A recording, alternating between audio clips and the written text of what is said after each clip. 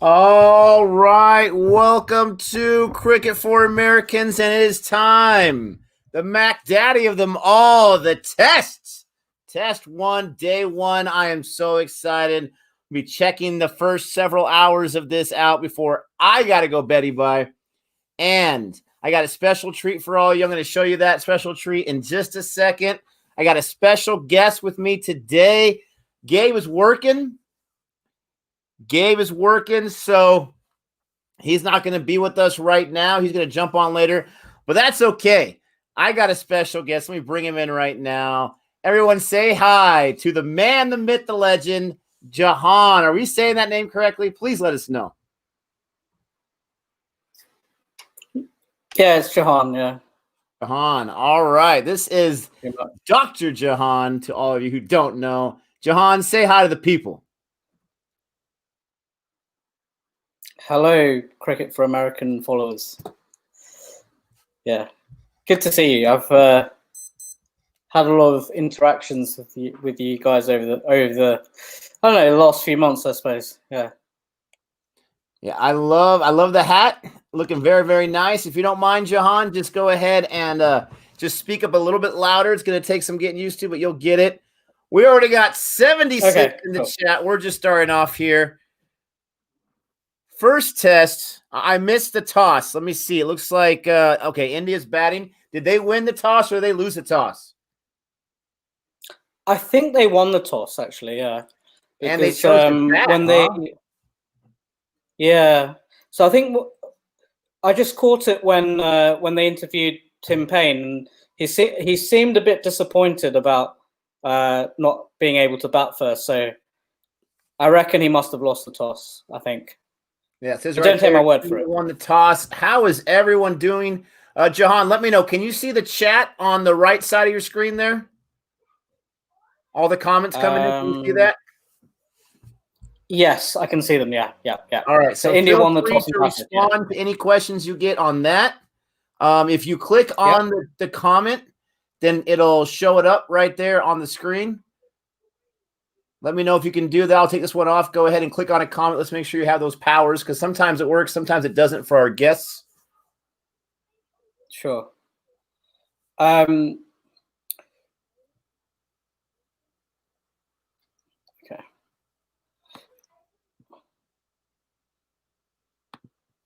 Okay.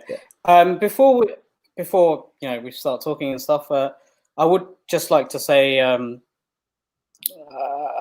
I'm really happy that you've given me this opportunity to do this. I never thought this would ever happen, and yeah, I'm very grateful that you've given me this opportunity. It's awesome.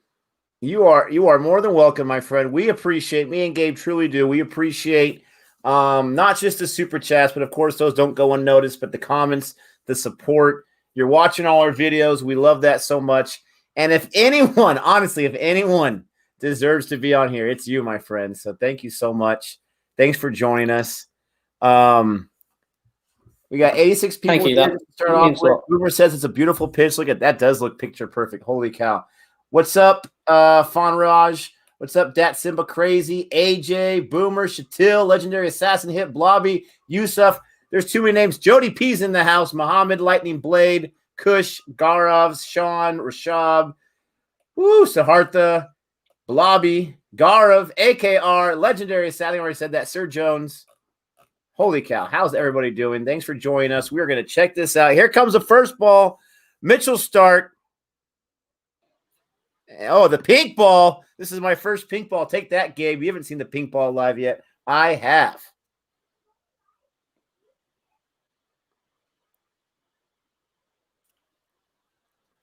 Wow, look at the jerseys are a little different.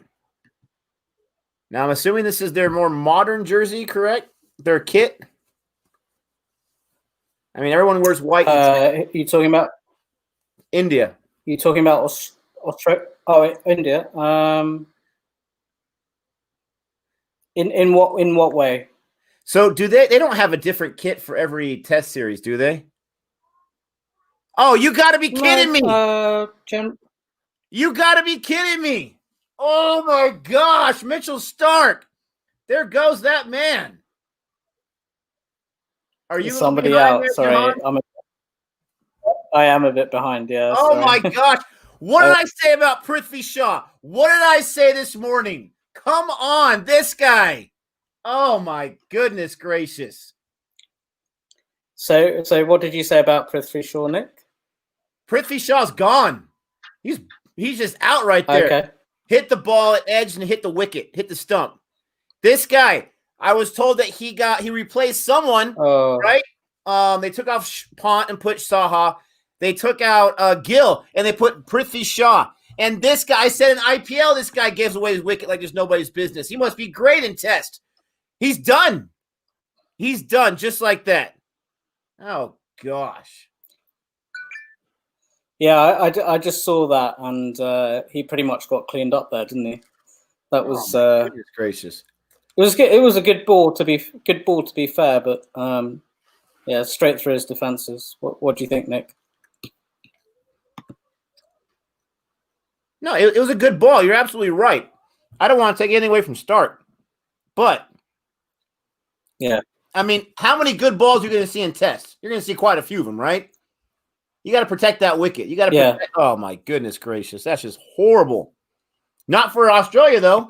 Good for you, my friend. You're already beating me down. Look at that. Yeah. So I mean, what I would say about Stark getting an early wicket is that's a really big boost for Australia, because he has a tendency to sort of randomly start spraying it around and going for a lot of runs. So if he gets it right early on, that's he'll get a good confidence boost. I would say so. The second ball, my son Abbott saying hi to me in the chat. What's up, Abbott? Oh, yes, of course. Look who shows up for an early wicket. Look who shows up. The other man, the myth, the legend, Gabe. How dare you? Get off of my stream. I can't stand this right now. Get out of here. Get Rennell. Bad footwork. Gosh. Prithvi Shaw. Wow, I'm so surprised. He goes down for a duck. Well, it's funny because I was watching some of the build up to this game, and a lot of the commentators were saying that Shubman Gill should have gone in ahead of him. But yeah, interesting. Yeah, they went for Prithvi Shaw. Look, I'm still a novice. I'm still a rookie. I'm still a Yahoo who knows nothing about this stuff.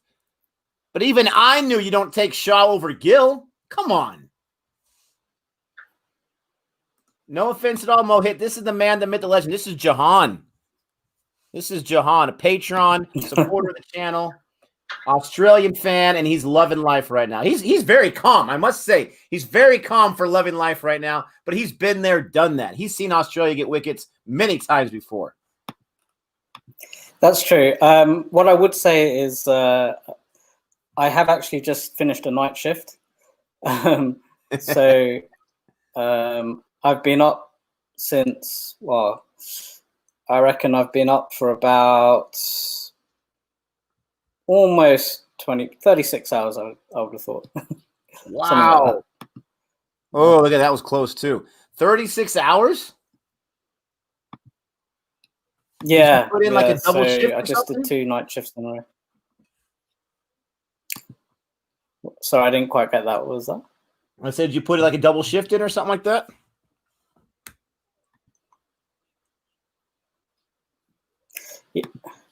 Yeah, I had a couple of night shifts in a row. Yeah, man, mad respect, my friend. All right, Arv, see you later, buddy. Thanks for joining us for a few minutes there. I know it's late where you're at. Get some sleep. Yeah, Jody says, my wife Jody says, so what'd she say? Wow, you amaze me with how long you stay up. Yeah, so that's why. When I emailed you, I said I'll probably be able to do the first session. Yeah, no problem. I mean, as long as you can stay on, you are more than welcome to stay. If you got to peace out, I understand. No problem. I just appreciate some company. It's almost the first over's done. We got 5 balls in. 1 run is all and 1 wicket. Just like that. India looks rattled. Yeah, but Pujara, he's the kind of guy you want in there to settle things down. I mean, this guy is like the wall reincarnate from what I hear. I'm excited to see what this guy can do. He's got to settle it down. He's got to say, hey, we got all day, baby. We got all day. Yeah, so I'll tell you what. In the last series, I think it was either 2 or 3 years. I think it was 2 years ago. That was the first series that India have ever won in Australia. That first day, and it was an Adelaide Test match again. Now, I don't think it was a day-night test that time. I think it was just a normal daytime test match. But I was as excited as I am now back then, 2 years ago, for that first session. And it was a similar situation. So India batting first, Australia bowling. I think India won the toss and batted first. And 3 wickets, I think, fell in the first session. And the first wicket was an amazing slip catch by Aaron Finch, a ball that just sort of flew to him. And then Virat, I think it was Pat Cummins got Virat Kohli out, and it was to an amazing catch in the gully by Usman Khawaja. So you had India 3 down in the first session, and it was you knew that it was going to be an exciting day. And then for the rest of the day, Pujara just ground them down, and he scored this amazing 100. Yeah, I remember them recapping that in the test. Oh, that was close. Oh, that was. And here's Hazelwood, my nightmare. This guy kills India so far in this whole tour. It's driving me nuts. Look at Australia bowling. I mean, they are coming. They're not afraid whatsoever. They are rocking and rolling. India's got to be careful here. Well, they've lost 1 wicket, haven't they? So, who came in at number 3? I haven't seen that. Pujara? Pujara's coming. Okay, yeah. Cool. So, where are you at right now on your stream? 2 balls after Prithvi Shaw got bowled. It's ironic that I'm actually behind you, even though I'm in Australia myself. Yeah, that is weird. We're always behind everybody. We'll hear like out in the chat, and then we're like, what are they talking about? What are they talking about? An hour later, the guy gets out. That's crazy. Yeah. I'm just gonna see if I can try and sync up our streams, because I'm actually I'm in Western Australia, which is 3 hours behind the rest of most of Australia. So I'm kind of in a different time zone here, if that makes any sense.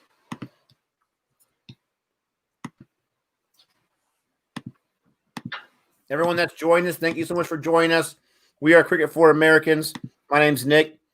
We got our guest Jehan here, loyal audience member, and we are watching day 1, match 1, the first several hours of this test. Jehan's watching from Australia. I'm watching from the States. Different time difference, but we're excited to check this out. Don't forget to like and subscribe if you have not done so already.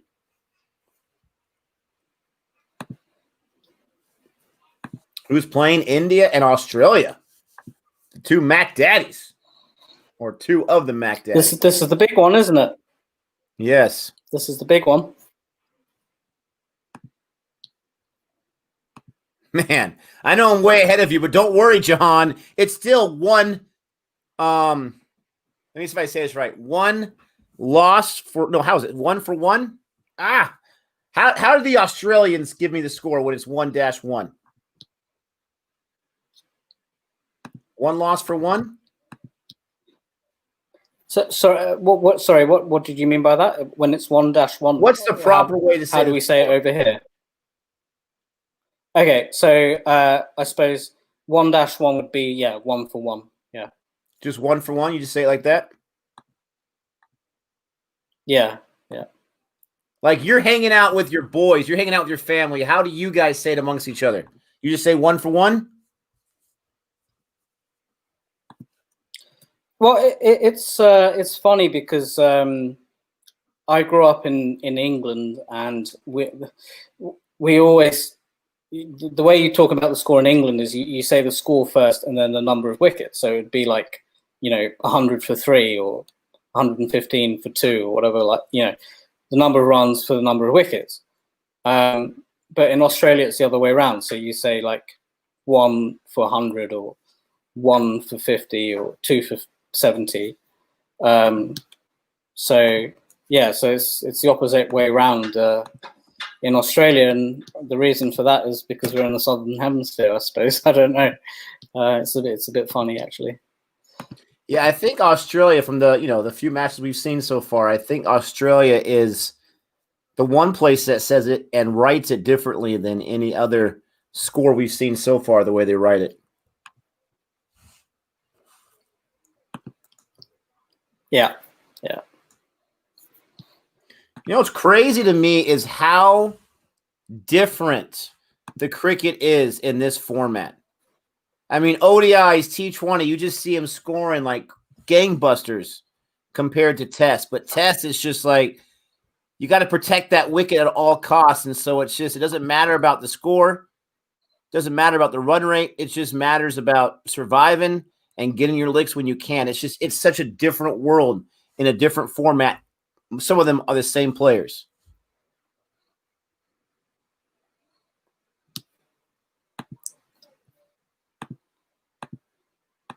Oh, my gosh. That was right there in the slip. Right in between two. Probably close to the gully there. Stark is on. Sorry, Nick. My internet connection is being so poor at the moment. I think it might be a good idea for me to sort of log out and come back on. Is that cool? I'll join straight. No worries. So while Jehan gets his internet figured out, I'm going to keep going here. There we go. There's a run finally. Broke through a little bit. You got Stark bowling near 143 kilometers per hour. 1 for 2 is the score here. 1 for 2. Man, yeah, they're good in Australia. I mean, it's early. I hear you, AJ. I love it. It's been way too long.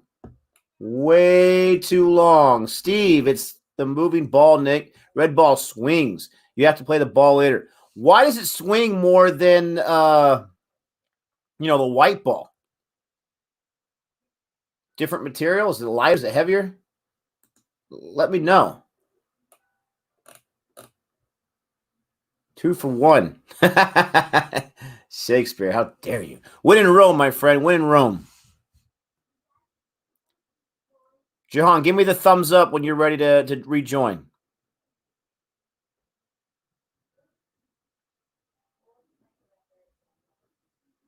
All right. So we got him back. Hopefully that helps him out a little bit. Great. Can you see me? Yes, sir. I can see and I can hear you. Cool. The crazy thing is we are literally on different sides of the world, and we're joining the same space to watch cricket. That is just a fantastic thing.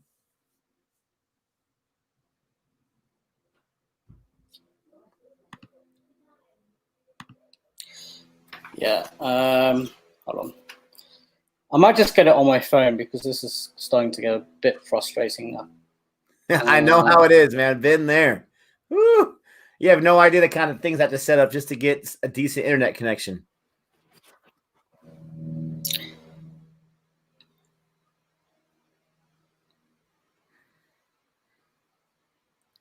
I mean, look at Pujara here. 1 run on 10 balls. That's a strike rate of 10, ladies and gentlemen. 10. Jeez. Nick, has he played any shots in anger or not really? I haven't seen him play any shots. He had one. I wasn't even paying attention to the shot he took on it. There is Pujara. He just pushed it barely to the opposite stump, kind of the cover area. I'm not sure what that's called, mid on, but not really. Yeah. So the thing about Yeah. So the thing about Pujara is that's kind of his game. I suppose the Indian fans would say that he's kind of like the modern day Wall, the modern day Rahul Dravid, who's a guy that's just going to try and stay there as long as possible, and then when he gets the bad ball, just hits that away and gets runs off the bad balls, as opposed to sort of going after any of the bowling sort of thing. But yeah, and that's exactly what he did when India won here in Australia 2 years ago or 3 years ago, whenever it was. Yeah, that's actually how I first heard about him, was watching the test and hearing about how the Australian players and, you know, the coaches were so frustrated with how good of a job he was doing. Yeah. So I tell you what, that was also the first test match was Adelaide. I think it was either 2 or 3 years ago. I can't remember. It was either 2018 or 2017. And so obviously, as there was today, huge build up to it. And India won the toss, batted first, and it was obviously a good wicket, a good batting wicket, and everyone thought that, you know, India might do pretty well. And then before you knew it, India were 3 down, and Pat Cummins got Virat Kohli out, caught by Usman Khawaja, took an amazing catch in the gully, one-handed catch, I think. And after that, Pujara just batted throughout the whole day, and he just wore them down. And I remember that day was like 40 degrees heat as well, so 105 Fahrenheit. So by the end of the day, all the Australians were just exhausted. And I think that's what Pujara does. He just wears the bowlers down. Yeah. Yeah, I mean, it's what you got to do, right? It's what you got to do. Well, exactly. I mean, that's Test cricket, isn't it? That's the thing. All right, we got a few people asking, who is this? Who is this guy? So I got our names right there so people know. Woo! Little bouncer there from Hazelwood. I think we're in the 4th over now, and the score is still 1 for 2. Already lost a wicket on Prithvi Shaw. Got a duck on the second ball from Stark. Ay caramba. It's a pretty good ball, though, wasn't it? Don't you think? Oh, it was beautiful. It was beautiful, Yeah. but I'm just mad that he didn't protect it a little more, or just not swing at it, because it was a little outside. I didn't see where he was positioned at the stumps. I want to say he was closer to the was it that? Is that outside stump, outside leg? And I'm not sure why he didn't go way out for it, but he kind of, I would think for Test. Ooh, woo! I'm not sure if you saw that, but there was a boundary save right there. I mean, it wasn't as cool as Nicholas Perron's in the IPL, but it was a grounder, and he dove for it and pushed it right back. Who was that? Wade that saved that? Yeah, that was Wade. And it was about, a few inches away from the boundary. Nice. Sacrificed life and limb. It looked like his foot almost tried to push it back. But then he got help there from, who's that? Nathan Lyon. Yeah. He didn't even get his full hand on that. Who was the guy on the back? Got enough fingers on it. Who was the guy on the boundary there? It was, that was Agarwal who pushed it. Oh, that was Wade. Okay. Yeah, Wade was the one that saved it. Yeah. Agarwal got 3 off it. Yeah. Oh. Tried to defend there and just missed the stumps. That's right. That's right. Vaibhav. Finally, Dr. John has arrived. Finally, the doctor has come back to cricket. I don't know how that's going to work, but that's my little rock impression. A little conversation there. Ooh, the other one was close. Oh no, when I was mentioning strike rate, ladies and gentlemen, I wasn't saying it was bad. I it's just crazy the differences. Like I was making that point earlier, crazy the differences with the formats. I've seen quite a bit of tests before the school year started. It's so wild how drastically different it is. Trust me, I'm not expecting it's a different pace, isn't it? Oh, way different. Way different. I'm not expecting 50 runs in the first 5 overs, not at all. Yeah. Crazy thing is when you look at the scorecards. Look at the scorecards afterwards and you see the bowlers and you see how many maidens they have in their innings. And you barely ever see maidens in T20. Probably a little more often in ODI, but I didn't see too much recently. But there's just a whole bunch of maidens in Test. Yeah. There's a little one run, a little single there off the bat of Mayank. So you guys have do you have any injuries on your starting roster here?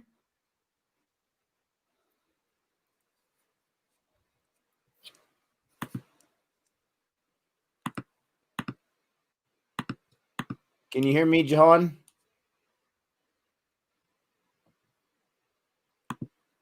Sorry, I think I completely lost you there for a second. Oh, yeah. David Warner, he's definitely injured. Any other surprises in the roster for you? Oh, dear. It's all right. When I talk to my wife, she ignores me. I'm used to talking to myself. You're good, my friend. Whatever you can hear, let me know.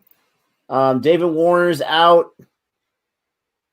Pukovsky, they say, is concussed. He would have played. I don't know Pukovsky.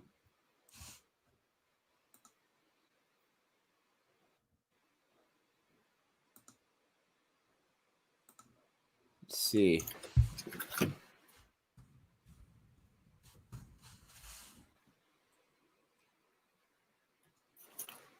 Okay, Nick, I'm going to see if I can just reset my internet connection because I'm not getting like any connections to you, unfortunately. But I'm just going to give that a go, okay?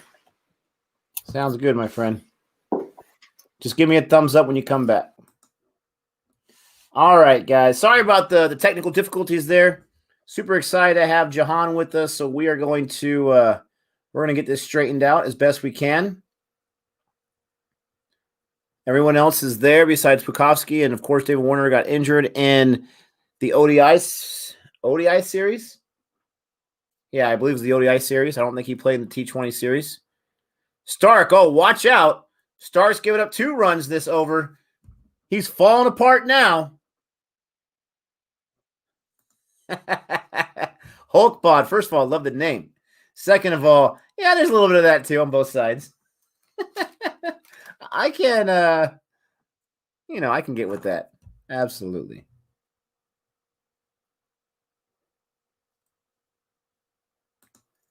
Seriosis says, everyone, there is a new TV series I watched, The Wilds in Prime. Nick, you check it too. Thanks for including me in that. Yeah, never heard of that, but I'll have to check it out. The Wilds. Is that a cricket show or is that just a TV show that you found that you enjoyed? Gabe is working right now. He'll be in the chat every once in a while, but he's working. He's dying that he's not part of this right now, but he will show up later on. More than likely, I'll hand off the baton to him depending on how late it is. So I'll be here for a few hours. Definitely got to survive until the first session is over. That first wicket being lost is killer. I can't imagine being Shaw right now. Because, you got chosen, you replace Gill. You're opening. Okay? You have the skill. And in the second ball, you go down, you lose your wicket.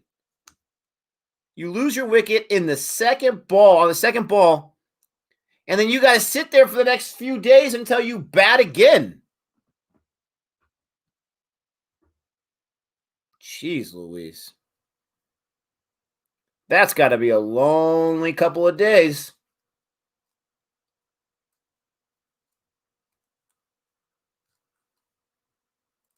Shaw can't even imagine being Shaw right now. Yeah, that's a good point right there. That is a good point right there. But, man, this is exciting, is it not? Test is back. CFA is back with Test. India, Australia. Beautiful pitch. Nice and clean. You got Pujara, who I've heard so much about up there. Mayank Agarwal playing Test as well. This guy, he can do it all. Agarwal can. Jeez Louise. Pink ball. What else could you ask for? Maybe a 6. That would be fantastic. Dr. Jehan. He's giving super chats even when he's in the stream. Absolutely. Just click on that same link that you clicked on, Jehan. Click on that same link, and then I'll see your little box pop up. And I'll let you in. Absolutely. Pujara, 2 on 17 balls. Agarwal, 5 on 14 balls.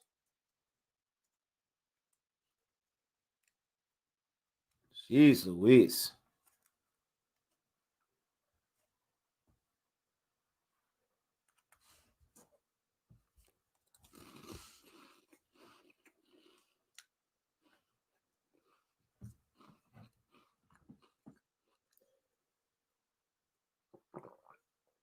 Yeah, that hit his back.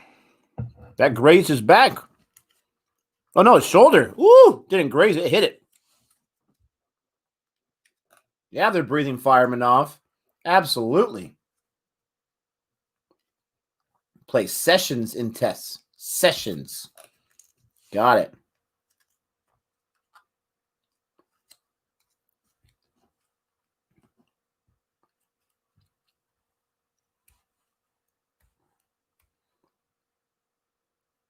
What was that? You got 3 slips and a goalie? The wicket keeper, he doesn't count as a slip, does he? It's his natural positioning. Nick, what do you think India should aim for? What do you mean, the first day? Let's hope they don't get all bowled out. What should they aim for? The first session? First session, can we get 50 or 60?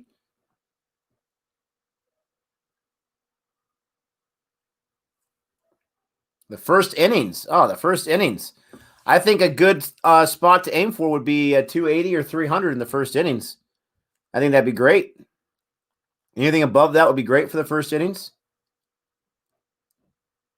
Jehan, I see your box. Let's see. I don't think you have connected yet with the picture.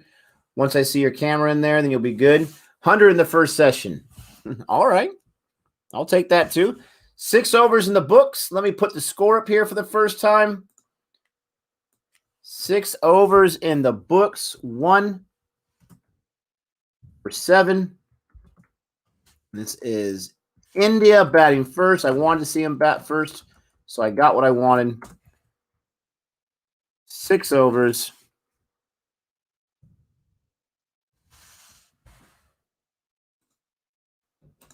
Jehan, just keep trying to connect. Keep trying to connect. No worries. Oh, he's not. What's that position that number 62 is at? That's not really silly. He's a little farther back. That's not one of the cow positionings, is it? Almost got caught in a trap. Yeah, he did. Short leg. Thank you. Tamar. Oh, he had a chance. I mean, it's quick reactioning. Had a chance. There we go. Now we got some video contact here. Short leg. Thank you. Testing, Jehan. How are you doing?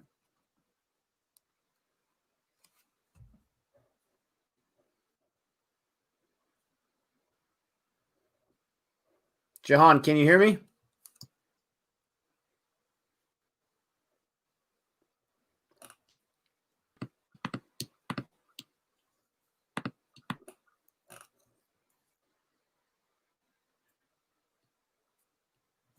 Can you hear me now, Nick? I can hear you. Can you hear me? Just about. Your video is frozen, but I can hear Jeez. Did you know that Prithvi Shaw was expected to be the next Sachin? Holy cow. That's tough to do that to anybody. I might just take this off.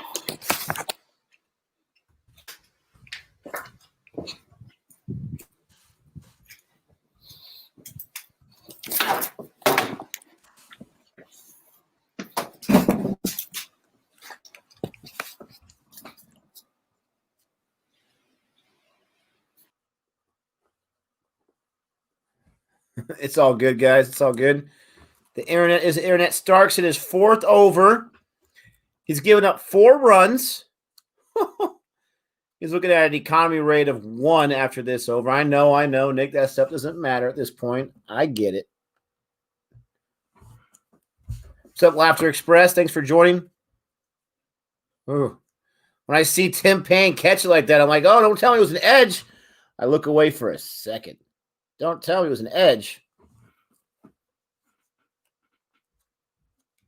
Yeah, I feel bad for Jehan, man. Just excited to have you on here. Keep trying. I'm willing to try as many times as you are. I'm a patient man. If you're frustrated with it, no big deal, but I'm willing to try as many times as we can. Always love having new guys, girls on the stream. Anderson or Stark? Jeez Louise. You're talking about, I mean, they're playing the same time, right? But you're talking about like almost 2 different generations there. I've always liked Stark. But in, the last 6 to 8 months that I've been watching, he's had some spells of inconsistency. And maybe that's normal for everybody. Maybe I have just too high expectations. I don't know. Look at the Kel. Definitely Anderson. I would lean towards Anderson in my short experience. But Stark is no joke. I mean, there's a reason why he's opening. And he's gone 4 overs already. He does another maiden over. What else is new? He got a wicket on the 2nd ball. What's up, Marshall Mathers? What's up? How you doing, my friend? Rahul Ray, how you doing? Jonathan Gray, how you doing? Gray, that's my mother's maiden name, so good on you. Pink ball swings better, Nick, so that's definitely going to suit Stark. We're going to get some reverse swing. We can get some reverse swing. Look out for the sandpaper if we do. Oh, I just did the drive-by. Nothing but love. Where's Steak? Stark going to go feel it out in the boonies? All right.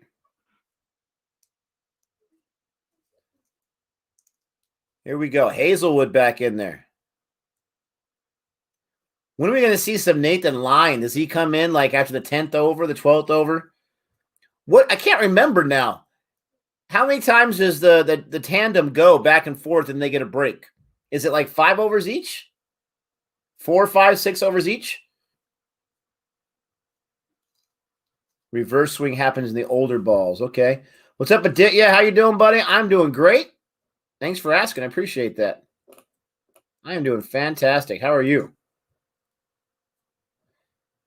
David, yes. I remember hearing that. I couldn't remember if it was him or Cummins. Very injury friendly. Yeah. Didn't he hasn't he lost like entire years in the past? Jeez. What's up, Suman? What's up, Blobby? Pujara. Look at this guy. This guy's a marvel. 2 runs on 22 balls. And guess what? Here in Test cricket, that's great. They're going to do 8 to 10 overs each before they switch it up. Oh, wow, Mark. Oh, that's a bigger drive-by than I had. I love it. We save the sandpaper for the good teams. Ooh, shots fired. Shots fired. What's up? Haberup. Gabe, he is doing his thing at his other job. He's working right now. But you'll see him in the chat with his government name from time to time. He showed up magically right after Stark got the first wicket. The punk.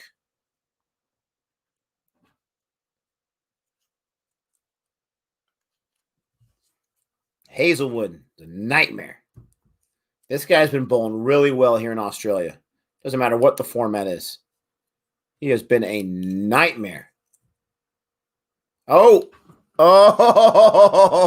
was that a drop in the slip? That was an edge. Was that dropped in the slip? If Joe Root was there. Oh, Labuschagne. Labuschagne, how dare you? Let me see this real quick. Oh, no, it bounced in front of him. Okay, it wasn't a drop. It bounced in front of him. All right. Jahan, what's up? Can you hear me? Hey. Yes, I can hear you, yeah.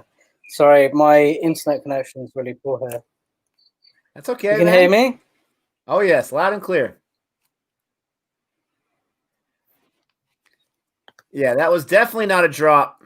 Any more wickets left fell since I left? No wickets have fallen since you left. And Pujara hasn't got any runs since you left either, pal. There was a close catch, was there? Yeah, so it was an edge in the slip. I think it was Labuschagne. I thought he dropped it, but it bounced short. Okay, that doesn't surprise me. But no, he didn't have a chance to drop it. It bounced short.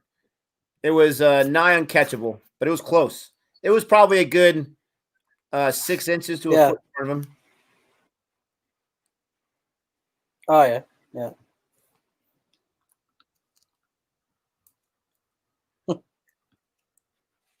Oh, look, I missed it. Pujara just got 2. He just doubled his productivity. A bit like Joe Root's catch in the Ashes, right? Say it again.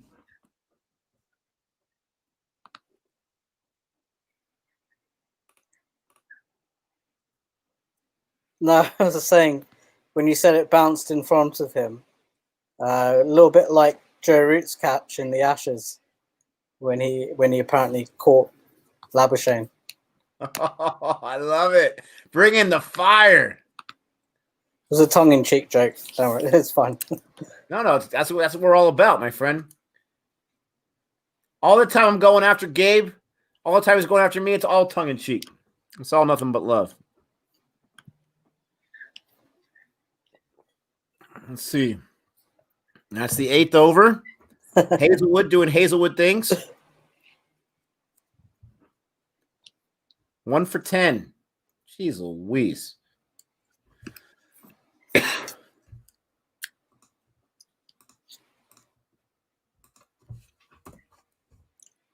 So, Johan, can you hear me? Yeah. What is your... All right, this might take I can tell you guys love each other. What is your favorite moment as a cricket fan watching? Your favorite moment. Can you think of one?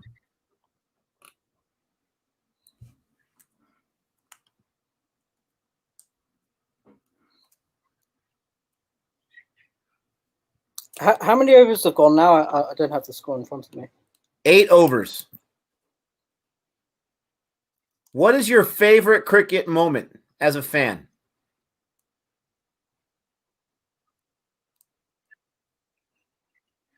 My favorite moment? Yeah, of all time.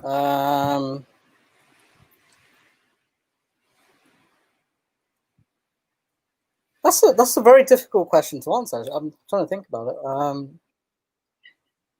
Favorite cricket moment?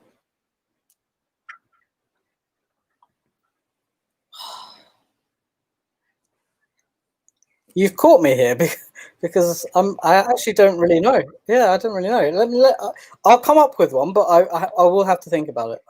Yeah, take your time, man. No worries. Boomer says his is Dhoni hitting a 6 to lift the World Cup.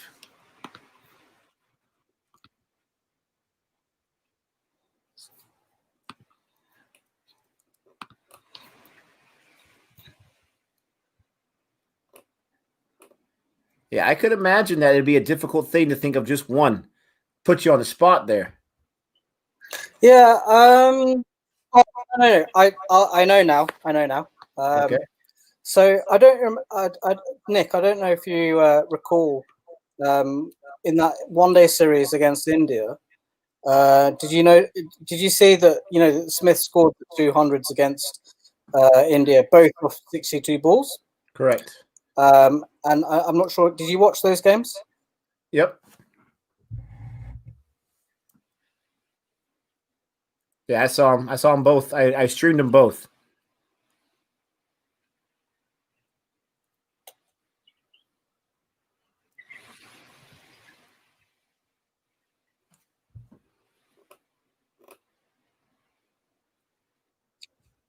Yeah, so I think both those hundreds were like second or third on the list. First on the list was Glenn Maxwell's 100 of 51 balls, I think it was, in the 20. Yeah, oh yeah. So that the Australia's fastest 100 in ODI cricket, the Glenn Maxwell's 100 off 51 balls. I was at that game. Wow. And it was the year that I moved to Australia, and the World Cup was going on like a few months after that. And I had the weekend off, and because I was based in Melbourne, and that game was in Sydney, and so myself and my brother, we all went up to Sydney. We flew up to Sydney for that game, and it was Australia, Sri Lanka, and if you have Sri Lanka, like there's such a huge Sri Lankan population in Australia, particularly in Melbourne and Sydney. So we went to that game, and it was just a massive crowd. Like I reckon it was probably about 40% Sri Lankan, 60% Australian support. And it was a game where it was a really good wicket, really good batting wicket. And, Australia was doing well. They were about 4 or 5 down. And then Glenn Maxwell came in at probably number 5 or whatever, wherever he comes in at. And he just scored this 100 or 51 balls. And that actually ended up being the difference between the two teams. And that's the greatest innings I've ever seen live when I think about it. Amazing innings. But unfortunately, after that, he never really he scored. He did okay occasionally, but he never really fulfilled that promise. I suppose I would say. Yeah, he was in good form in this last ODI series. That's for sure. We got a super chat here from Gaj Raj. Sehwag used to play with over 100 strike rate almost every time, even during test. It was a thing of beauty to watch him play. Thank you for that super chat. Sehwag, love watching the reaction we did on him. Want to learn more? Right now the score is 1 for 16. 9th over is done. Start gave up 6. Ouch. She gave up 6 that over. Look out.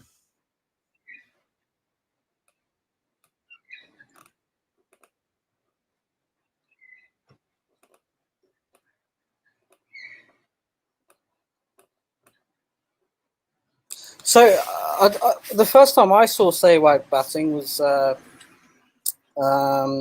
was a series that Australia, they went to India in 2001 with their greatest team of all time, basically, and they thought they were finally going to win in India, which they hadn't done for about, I think, 30 years or something like that, and they were getting there.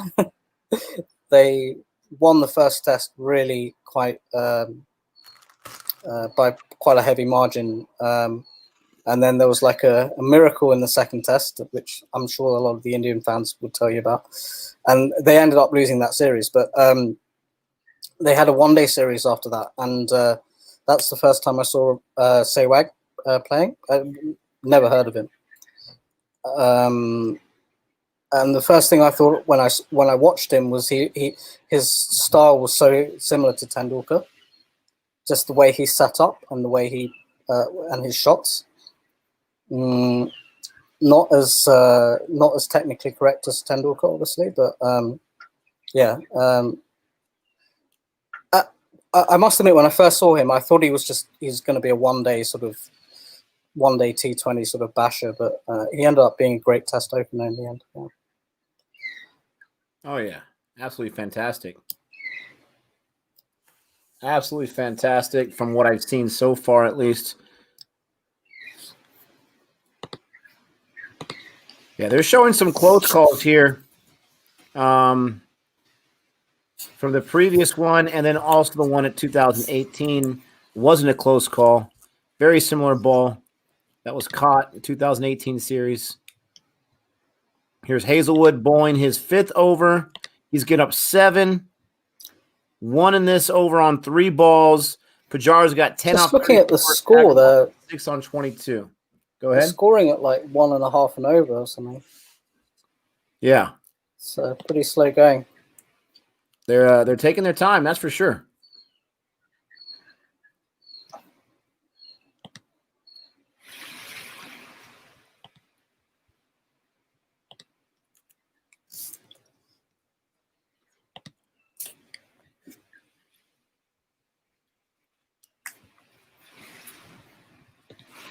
Ooh. Australia's bowling really well. These two guys right here, this partnership, they're doing a great job of just surviving. It's a tough attack.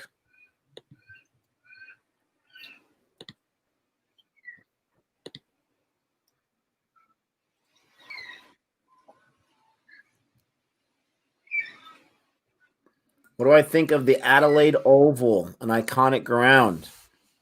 It's definitely a beautiful stadium. It's interesting how one side you have the stands and you have the roof and all that, and the other side it looks like it's pretty open.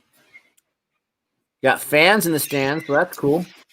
Wonder what capacity they're at in these stands.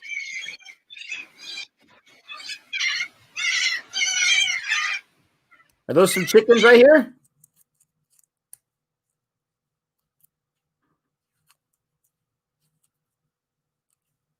Goats? Some type of wildlife.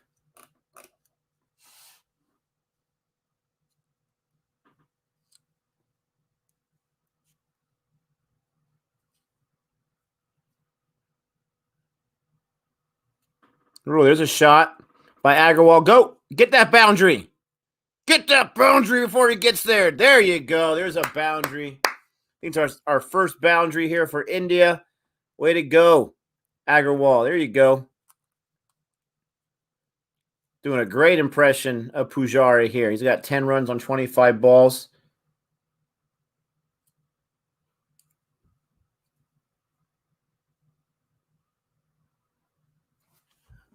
Jehan, I think I lost you. I'm going to take you out for a minute, my friend. I think I lost you. You froze there. Yeah, he just exited out, actually, right after I removed him. Kangaroos. How dare you? Nice shot. Was that the last ball of the over? Excellent. Excellent. We update the score. 1 for 21. We got 5 that over. So look at that. They got They got 11 in the last 2 overs. There we go. He's back. Hey, I'm so sorry I keep coming in and out. My internet connection here is a little bit too dodgy, unfortunately. You can't control it, my friend. Don't worry about it. I think I may, fingers crossed, I think I may have just about got it right now. Oh, you just jinxed it, man. You just jinxed it. I hope not. I hope not. Oh. You know, I was watching and I did a video on the interview with Smith and Coley. I posted earlier today. Yeah. What do you think about? Yeah, no, I saw that. Coley told the fans to calm down on Steve Smith. Yeah. So incidentally, I watched that interview when it came out live yesterday. That was live on Fox Sports. But yeah, I saw that, and no, I was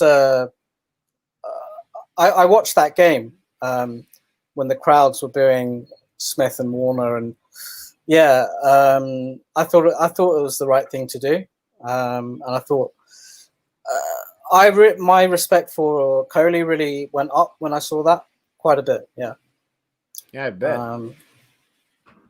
Yeah, because for me, Kohli, like, he's always been a great player to me, but I haven't always liked the way he's gone about things when it comes to his aggression and antics and all of that. Like it just seems that sometimes it just seems a little bit childish to me. Do you know what I mean? I agree. Yeah, but I agree. No, yeah, but no, that gesture was, yeah, that was my respect for him just went up completely after that. Yeah, for sure. Yeah. Yeah, absolutely.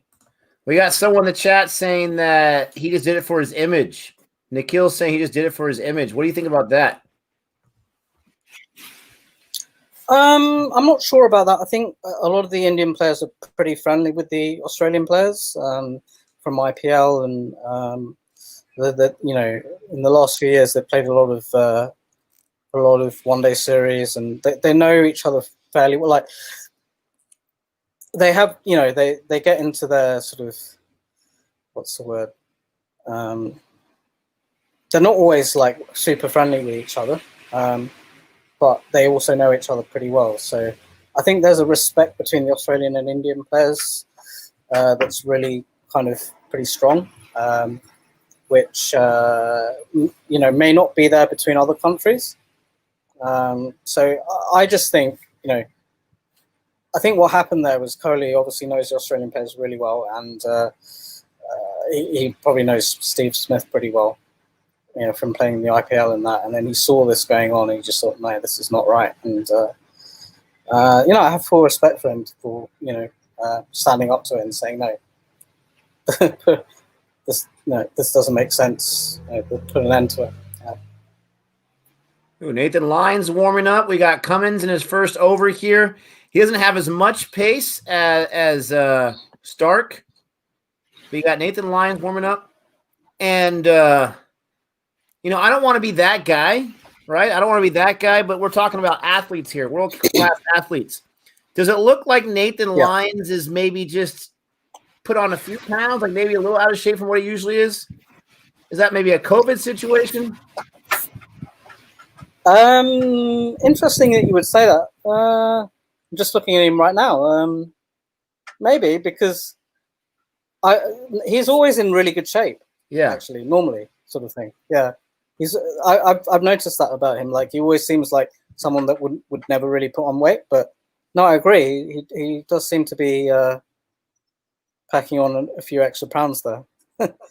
And the only reason I bring it up is because for athletes, they're so used to their body, and they're so used to using their body in the way they want to use it. There's a baseball player named Prince Fielder. He was always a very large man, always very large. But he hit the ball really well, a lot of power. And then he lost about 50 to 100 pounds, and he was never the same. Which, oddly enough, you think you release some tension and some weight off your knees and whatnot, but he was not as dangerous.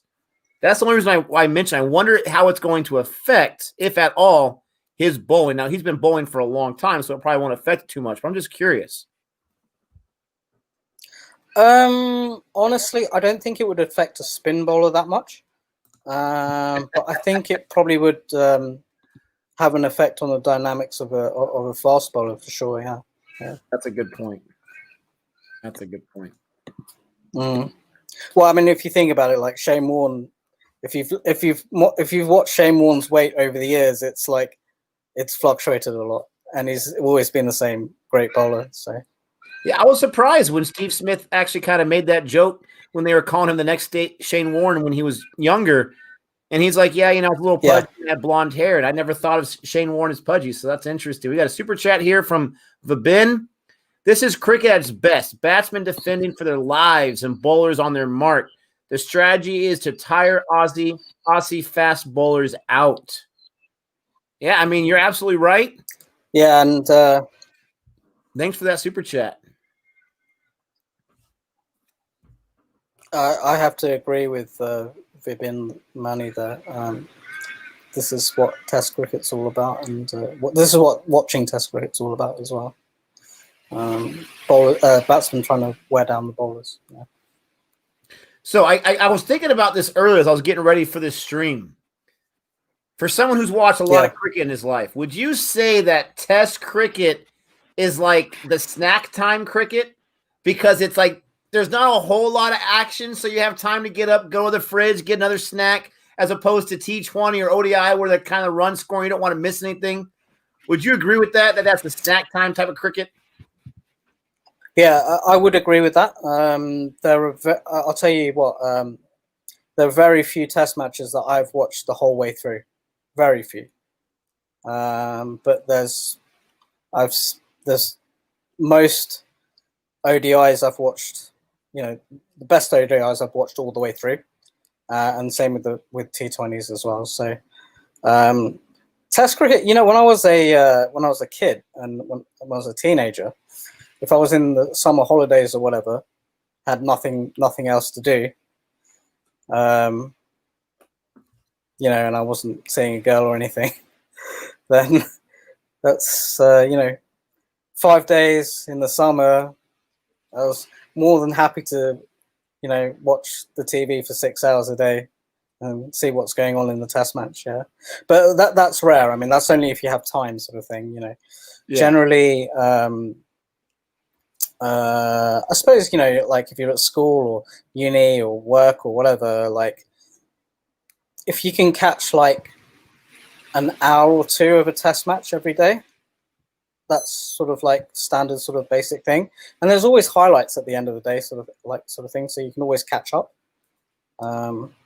And the highlights are generally like, you know, half an hour to an hour or something like that. So yeah. Got a comment here. This is interesting from Saganatia. Saganatia says, before Lyon was a staple in the Australian team, Nathan Lyon was actually a groundsman, taking care of the pitch and the field. That's crazy. Yeah, so Nathan Lyon was actually the groundsman of the Adelaide Oval, the where they're playing right now. Yeah. Wow. Yeah. So he played for New South Wales. So he must have moved from Adelaide to Sydney and then come up through the ranks after that. Yeah. That's crazy. Back where he started, literally. I mean, that is quite the journey right there. From groundsman to Test bowler. Wow. Yeah. And look, here's a groundsman right here taking care of the pitch. Is he going to be the next Test bowler for Australia? I don't think he was a main groundsman. He may have been one of the assistants. He maybe came in one day for an hour just to say that he was groundsman to bowler. He bowled a few off spinners every now and then. That was it. Like, and then suddenly someone saw him and thought, "Hold on a second, this guy can bowl a bit." Like, yeah, and I think that's what happened probably. You know, we have stories in American sports where that's actually happened, where someone went from, you know, literally nothing to being on the professional squad, but I don't think any of them are really that dramatic. You have Vince Papale. They had the movie Invincible about him that Disney made. I mean, he played for a few seasons. Yeah. He wasn't like an all-star or a Hall of Famer, but that's pretty rare. Yeah.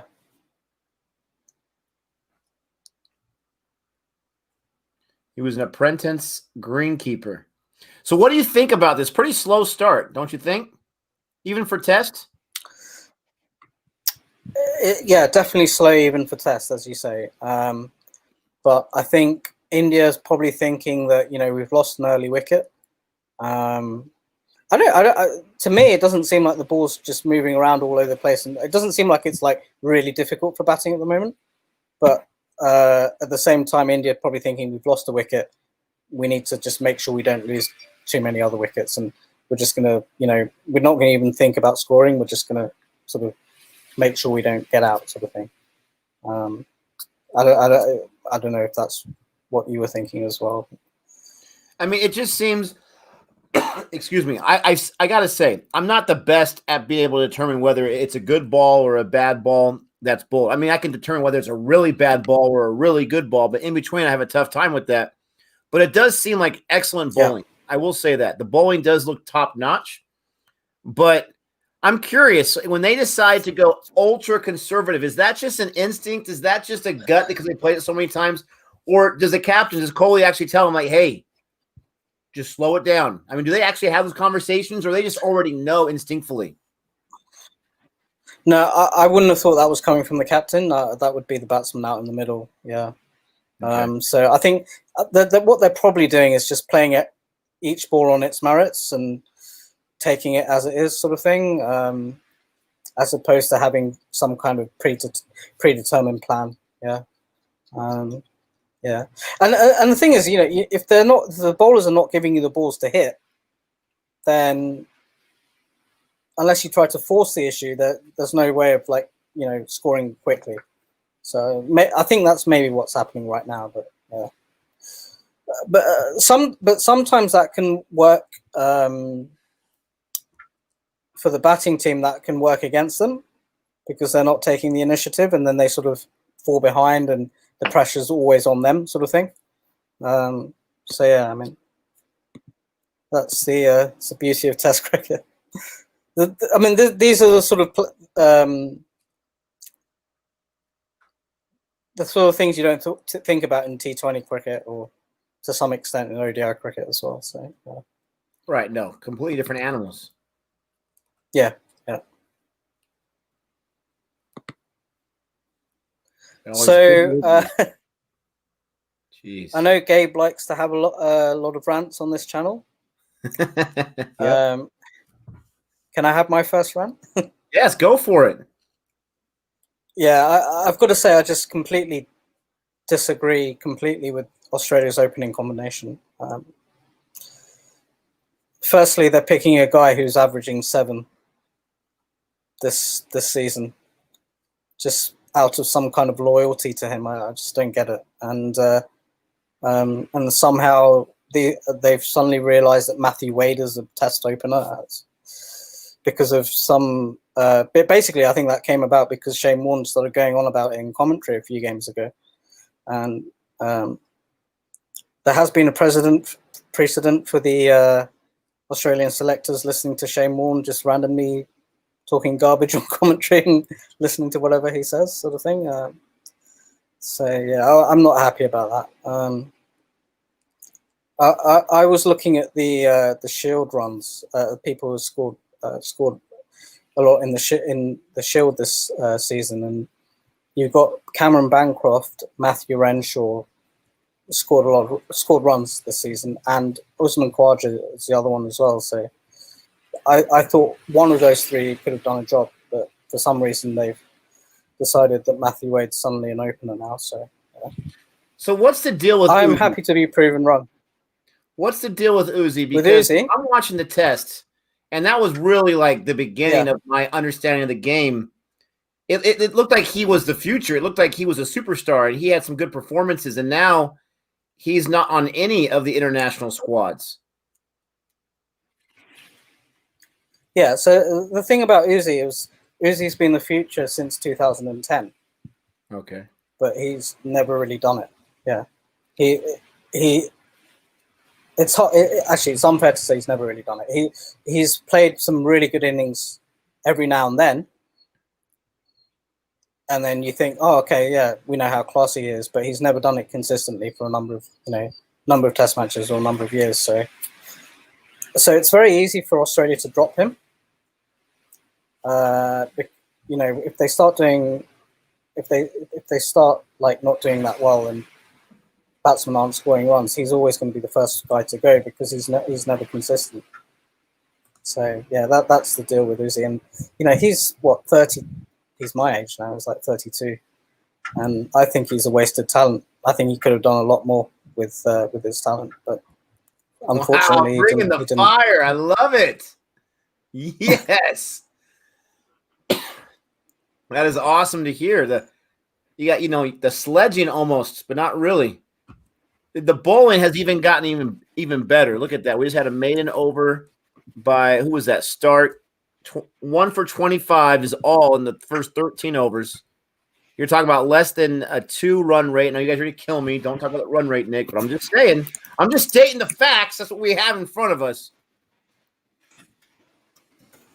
Something's going on with Agarwal where there's causing a delay right now. If you're just joining us right now, India won the toss and they chose to bat. We got Dr. Jehan here with us on the stream. Gabe is working. So is Gabe going to be back a bit later on, or? Yeah, so I don't know exactly when he gets off. It depends on how many calls he gets. He's a limo driver.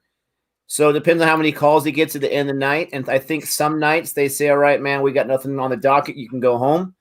So, he might be on as early as like 10 or 11.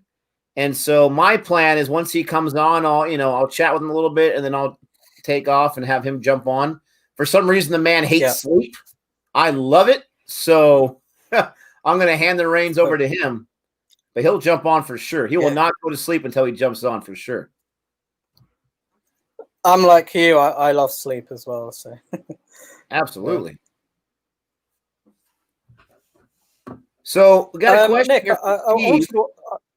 Question here from Steve. It says, were you a batter, a bowler, or an all-rounder? That's a very interesting question, actually, because when I was a kid, when I was a teenager, I was a scrawny little thing, about 55, 60 Ks, really sort of scrawny little arms with these randomly kind of little bit bulked shoulders. And I used to run in and bowl pretty quick and outswing. I used to bowl outswing. A little bit like, my action was a little bit like, actually. Who would I compare it to these days? Maybe like a James Anderson, but without the in-swing. I couldn't perfect the in-swing. I was an outswing bowler with a new ball. And I was always an all right batsman, but not, I never really developed my batting. But then later on, as I sort of, as I got a sort of bit older, before I went to uni and that, I actually, I was more of a batsman after that. Yeah. So I used to bat at 7 or 8, and then they pushed me up the order. And once they pushed me up the order, I started scoring 50s, and then I started scoring more. And then the bowling that sort of became a second thing after that. Yeah. Like Steve Smith. But he was a spinner. Yeah, a little bit like Steve Smith, but I obviously wasn't as great a batsman as Steve Smith. Well, obviously. Kind of the same story, where as you got older, you want to focus more on your... What did you like more when you initially got into it as a kid? Did you like bowling more than batting? Yeah. I think I liked batting more than bowling, but I never really got many opportunities as a batsman, because you go into these club sides and basically, if it's who you know sort of thing. So like if you're part of that club, if you're part of that, if you're in the in crowd of that club, then you get to bat up the order sort of thing. It was kind of like that. And then, the new people will sort of like make up the numbers and bowl a few overs. But then when they got me to bowl, I sort of suddenly like bowling everyone out. So I sort of improved my bowling quite a bit. So yeah, I was more of a bowler as a kid. Yeah. Ooh, that was a high one.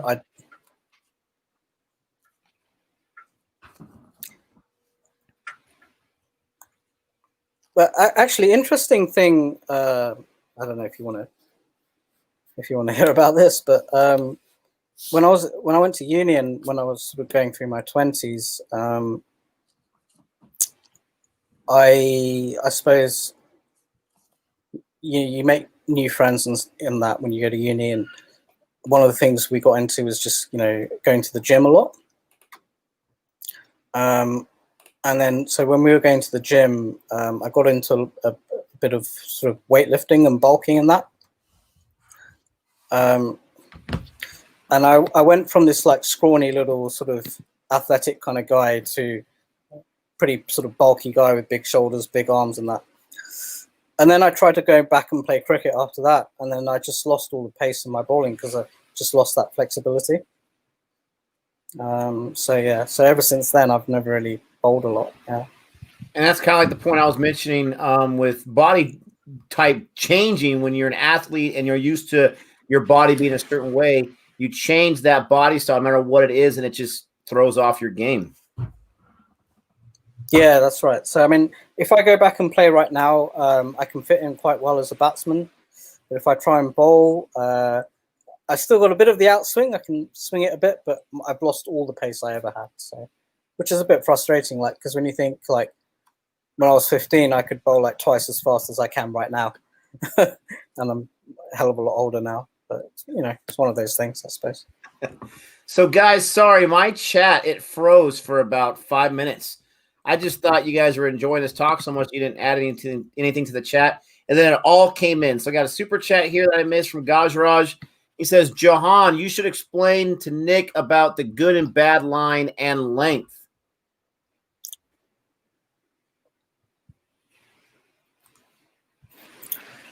Okay, I can explain about good line and length, yeah. Do you have any understanding about that, Nick? All I know is that you have, I even know the order, but you have good, you have short, you have different types of lengths when it bounces off, and I don't know a whole lot. So tell me the basics, my friend. Okay, so basically, I mean, it's actually pretty simple. It's sort of, and it's one of those things where, and this is something that Glenn McGraw always used to say, it's just like, you go around all the world, you play against all these different teams, all these different players in different conditions, and you have team meetings about how to get players out, right? And what your plans are. And Glenn McGraw always used to say, I had the same plan every single time. Which is basically, so it's a good line and length. So you're talking about just on and around off stump, on or just around outside off stump, and not too full, not too short in that in-between length. And Glenn McGraw used to say, if you bowl the majority of your balls in that area, you'll have the most success. Statistically, you'll have the most success. So, yeah, and it did help. For Glenn McGraw, it helped because he was so tall. He was like 6'6" or 6'7" or something. So he always got that extra bounce, particularly on Australian pitches. So, so yeah, he had a very simple method. I'm just going to bowl it in that area as consistently as I can, and he got people out. So, and he didn't go for many runs. Yeah, so that's what Gajraj means by good line and length. Yeah. We got a single on that one. Like there might have been a chance to run out for a second, but there wasn't. Thanks for that. I mean, it does make sense. I'm still not too sure why when they choose the length or when they bowl their length, I'm sure they have their target, but I'm not 100% clear on why they would choose one length as opposed to a different length on different batters, unless that's just how they scout them, or maybe it's just what they're comfortable with. That's what I'm not too sure. Like in baseball, as a pitcher, yeah, you're going to try to set the batter up. So you're going to throw some inside and then get them out on the outside, or vice versa. You're not just going to always pitch it right in the same spot. You're going to try to get location and try to get them to chase the things that they chase at, and try to get them to look at the things that you don't want them to hit, maybe some off speed. So there's all these different variations and different strategies with it. As far as length goes, I'm not exactly sure how they go about choosing what kind of length they're going for. Yeah, so I think Glenn McGraw's theory was generally if you bowl that awkward length all the time, it just increases your chances of getting the batsman out. But then you also have to look at the batsman's technique and see what they're comfortable with, what they're comfortable with playing, and what they're not comfortable with. So, I can give you an example. Have you heard of the Australian player Peter Hanscom? Yes. He plays for them. Yeah. So he's got a bit of a technical issue, and I'm not really sure he's corrected it, to be honest. He's been around for a few years now, where he doesn't really get out of the crease that much. So he bats deep in the crease. He's more of a back foot player. There's a shot by Agrawal. Sorry, there's a boundary right there. Go ahead. Yeah, no, sorry. So he's more of a back foot player, and he's not very keen to get onto the front foot. So for someone like that, that means you can bowl a lot fuller to him, because you're trying to test his front foot technique. You're pitching the ball up and saying, "Come on, get forward to me and see what you can do," sort of thing. But for a guy that's like hanging back all the time, it's a challenge for him, or it's a bit more difficult for him. Whereas if you've got someone who's always like pressing on the front foot, like a Kevin Peterson or Matthew Hayden or someone like that, then you wouldn't be as keen to pitch the ball up. You'd be trying to pitch it a little bit shorter, sort of thing. Does that make any sense? Or? Yeah, absolutely. It's still going to take me about 100 more times to really understand it, but yes, it does make sense. Another super chat here from Vabin. We got Pujara is a gem. He does not give his wicket away. Has oodles of patience to defend and defend. He holds up one end so other guys can play around him. And, I hear you on that. Look at that. 14 runs on 57 balls. Agarwal's got 14 on 34. They're both taking a slower approach. But, yeah, Pujara, he's in a whole different world right there. Ooh. Got a duck on that one.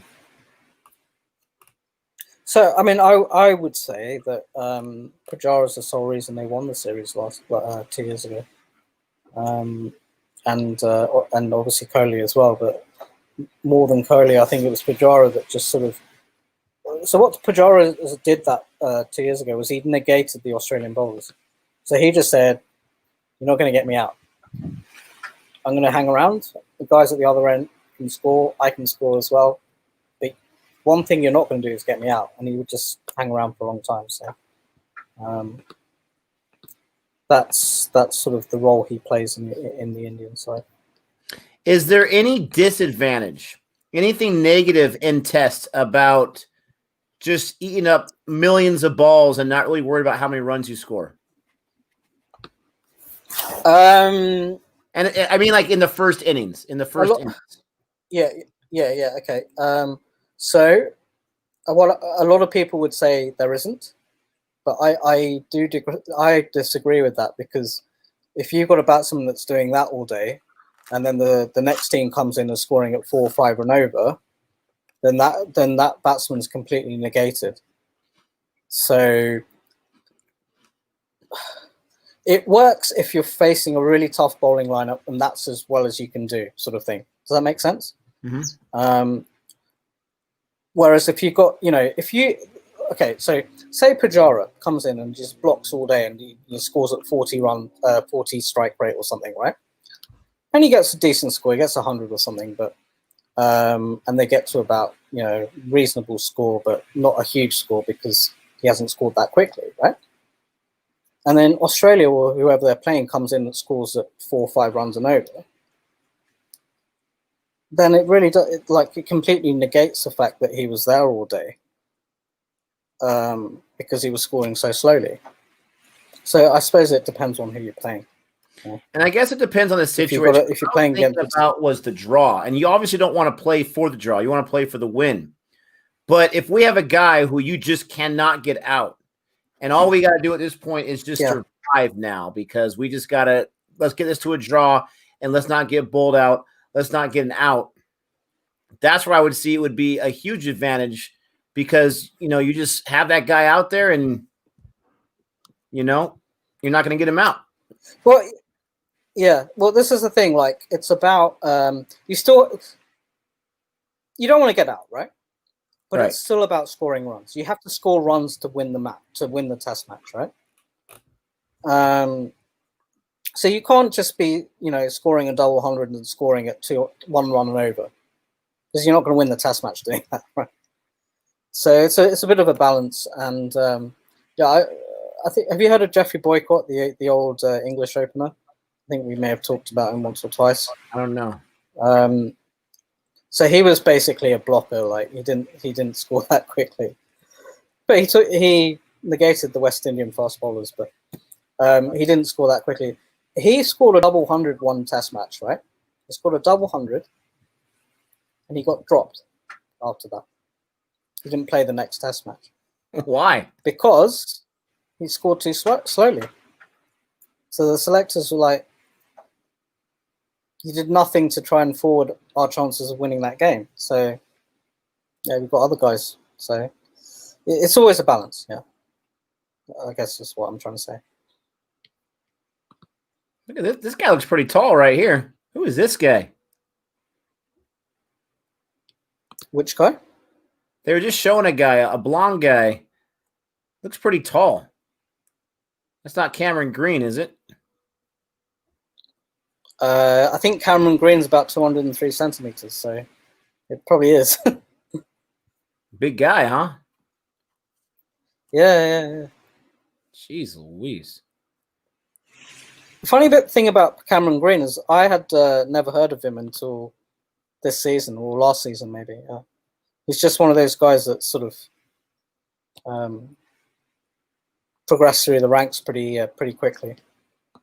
So he's brand new. They're saying debutant. So this is his debut. Wow. Yeah, this is first test match for Australia. Yeah. I don't know if you remember, he played a one-day game in that India series. Yeah, I was gonna say I've heard the name. I thought he'd been around for a lot longer than that. That's crazy. Debut for no, test. He's one of these guys that have just recently in this season and last season just scored a hell of a lot of runs, and he's quite a young guy as well. So he's kind of like the future. So yeah.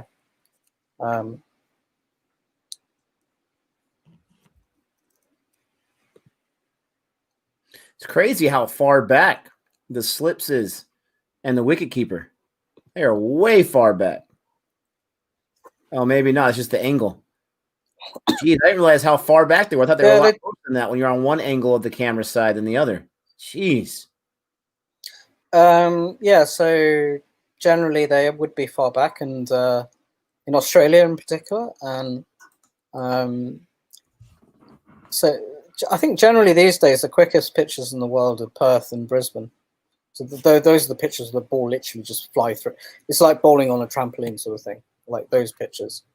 So if you're playing at Perth or Brisbane, then the wicket keeper's like well back, and the slips are well back as well. Ooh.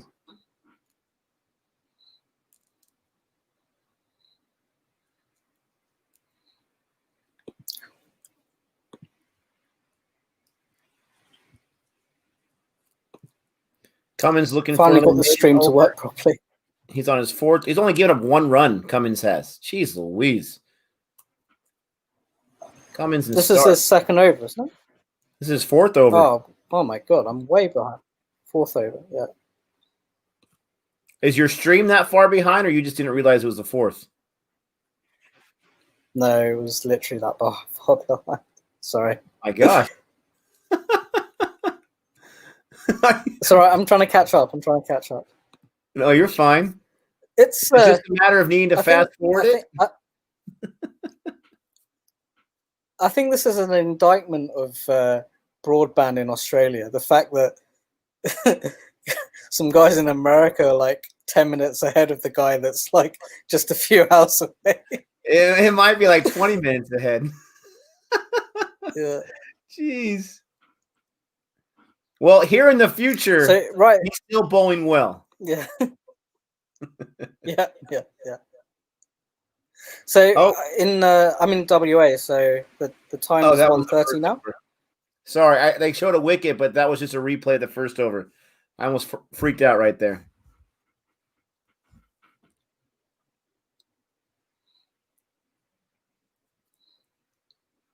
To answer Nietzsche's question here, No, not Nietzsche. Sorry. Where'd that go? Oh, Laughter Express. What's up, Laughter Express? He says, so you wanted Gill to open. Yeah, I did. I'm not an expert. I'm not a professional. I don't know the last several test matches of Prithvi Shaw. I just know what I saw, and you guys are going to kill me when I say this, but what I saw in T20, he was giving away his wicket left and right. You guys are going to tell me it's a completely different format, but look at the same exact result. I understand. It's a great bowler. Jehan's going to say great ball. But yeah, I definitely would like to see Gill. No, it's fact. Come on. No, I was watching the build up to this match, and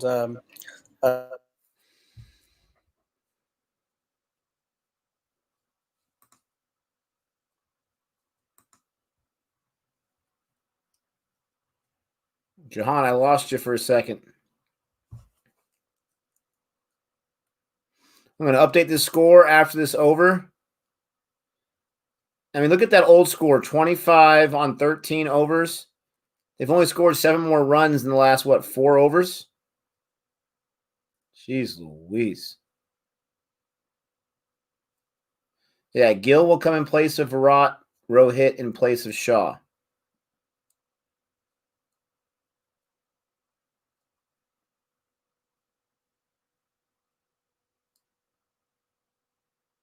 You know, this is Test cricket. This is cricket. You know, Shaw could have a great second innings. My internet speed? Oh, you would ask me that question. I pay for the Gigablast for 1,000. And I have just about one of the best routers money can buy, you know. But it's supposed to, it only brings in about 500, assuming nobody else is on it and assuming it's all great. So it's less than that, but you know, I paid for the fastest I could, partly for streaming, for the channel.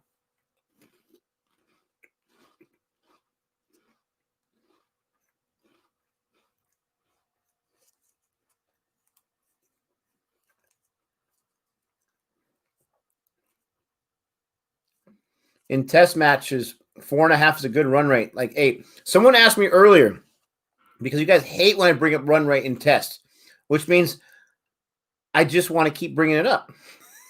I'm just naturally that annoying.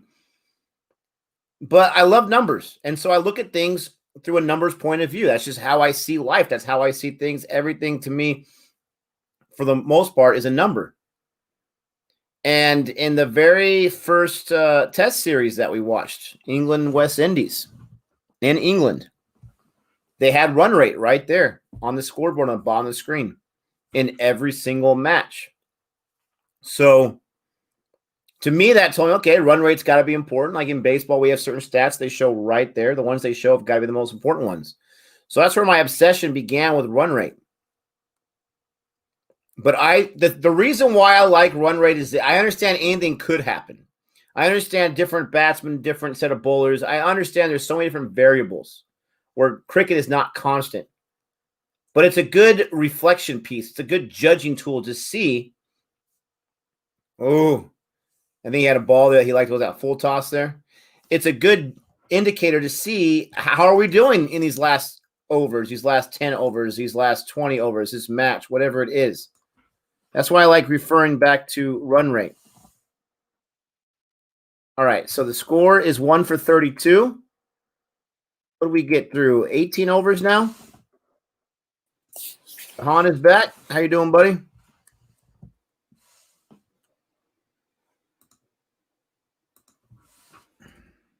Yeah, 1 for 32 in the 18th over. Han, can you hear me?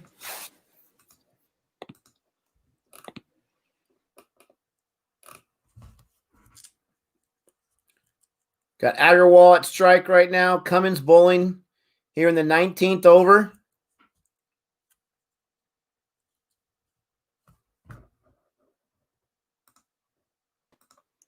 Got two Jahans here. What's up, Jahan? Oh, no. Hey, I'm. Oh, no. Cummins just bowled out Agarwal. See ya. Really? Just as I came on? Oh, yeah. He just broke the stumps on that one.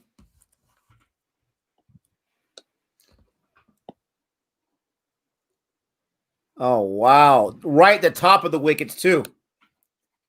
Right below the bails. Yeah, right below the bails.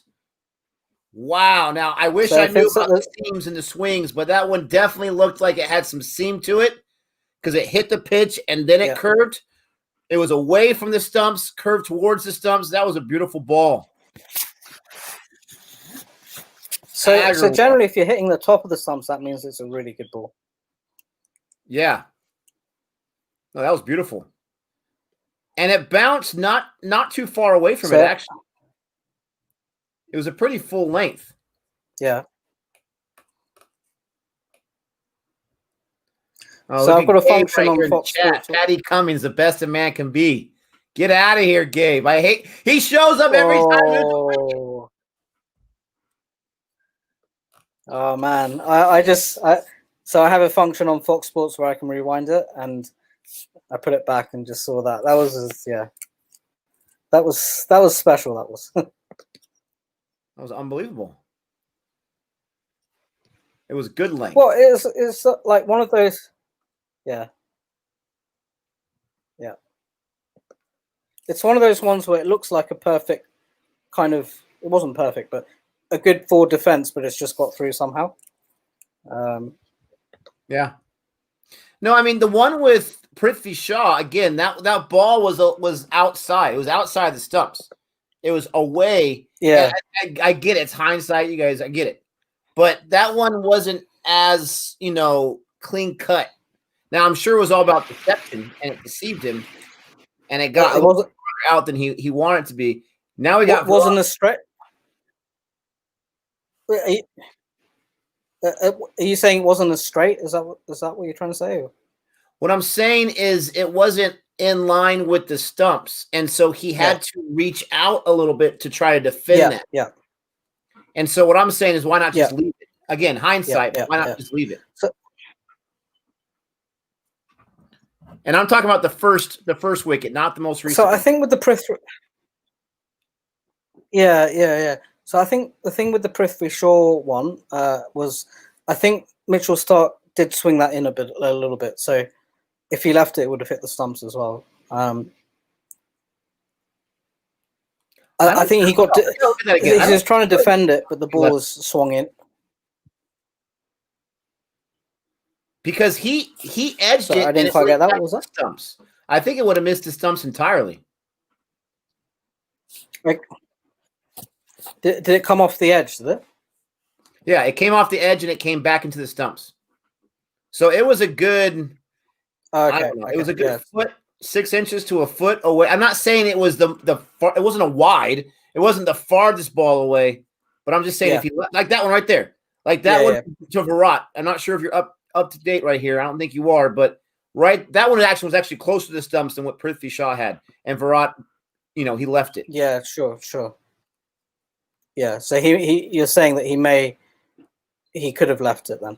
Yeah, I think he was just a little bit on the second ball too. I think he was a little too aggressive. Maybe he couldn't. Yeah. Maybe he just had too good of a seam off the pitch. I have no idea. Again, you put me up there, you're going to get me out on the first ball. But I'm not a Test cricket player for India, for crying out loud. Yeah, I mean, so one of the things I would say about opening the batting in Test cricket, and this is why I'm so annoyed about them suddenly making Matthew Wade an opener and picking a guy that's averaging 7 this season, is so the main thing about being an opener in Test cricket is knowing where your off stump is, which means that you need to know which balls to play and which balls to leave. And as an opener, when the new ball's coming through, you can leave a hell of a lot of balls, because you only need to play the ones that are going to hit the stumps. Right. There's no point going after the ones that are not really going to challenge your stumps, because you have more of a chance of getting out to those. Exactly, and that's the I guess that's the art of being an opening batsman in Test cricket.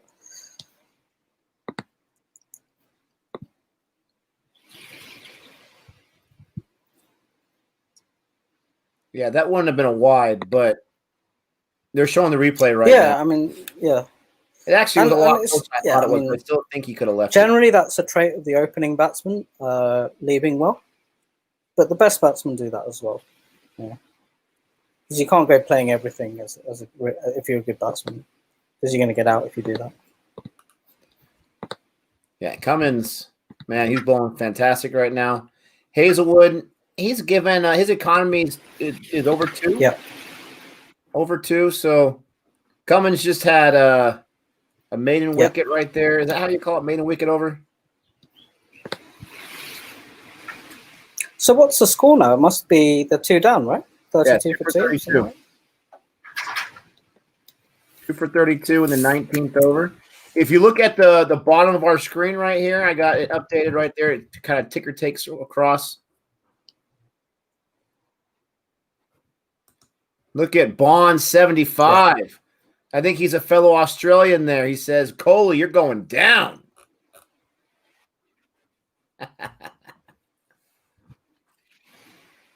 Wicket maiden over. You got the words the wrong way around. Wicket maiden over. Yeah. Wicket maiden over. Ay caramba. Yeah. It's a good leave right there by Pujara. Kajar just saw his 70th ball. Yep. 70th ball. Yeah. So how many overs are there in a day? I think for me, Kohli's. I don't know. Like for me, Kohli's the best Indian batsman I've seen since Tendulkar. I don't know what the Indian fans probably will agree with that as well.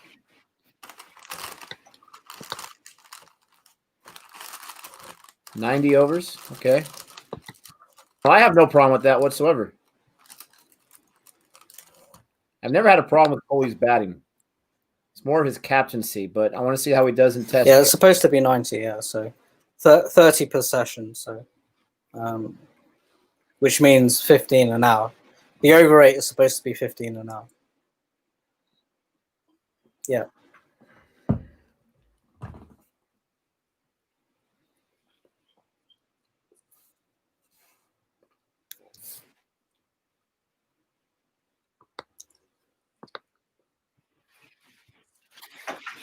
Now, I'm supposed to be the wicket keeper here.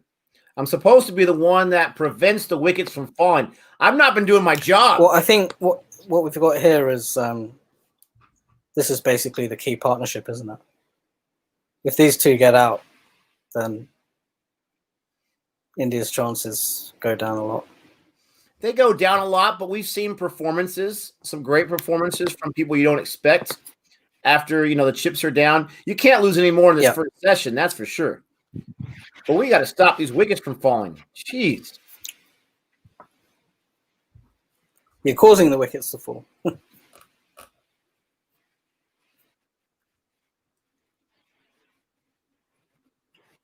Yeah. Got Hazelwood here looking at a maiden over. Yeah, yeah.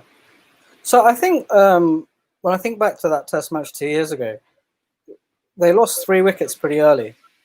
I'm not sure if they all went down in the first sessions, but definitely 2 went down in the first session.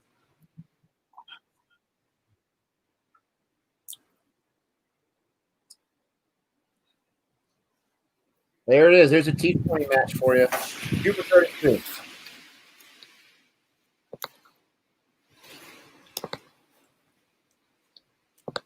Man alive. 32 runs in 20 overs. That is less than 2.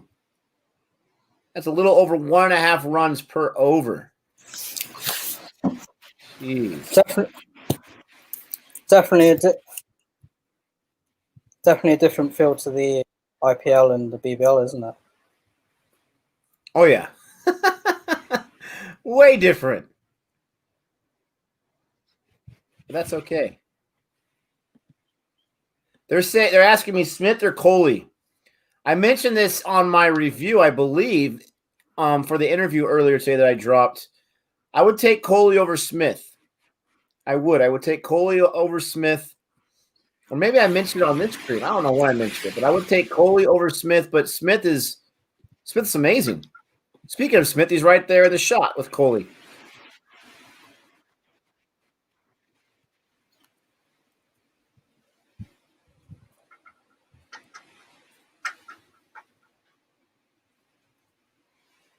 Look at all these votes. Yeah, I mean, so for me, if I had to choose the best players in the world, I would say Kohli, Smith, Kane Williamson. There's one player that that never gets mentioned in this lot. I don't really understand why, because whenever I watch him, he looks class and he scores a lot of runs. Is Ross Taylor from New Zealand. When I watch him and Kane Williamson batting together, I actually prefer it when he's on strike, because he's more of a strike maker. But for some reason he doesn't get seen in the same regard. I'm not sure why. Who else? And then people put Joe Root in that box as well. I'm not sure if Joe Root's really up there, to be honest. But, yeah. Don't get me started on that one.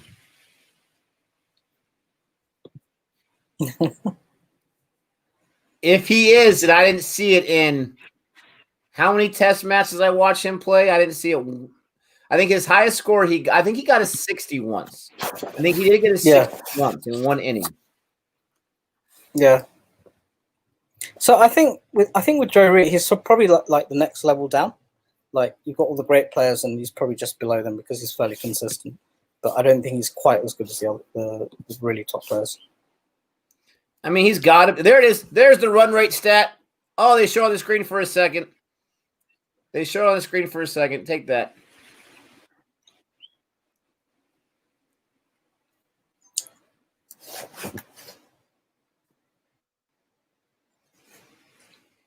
So, Nick, have you got Cummins bowling right now?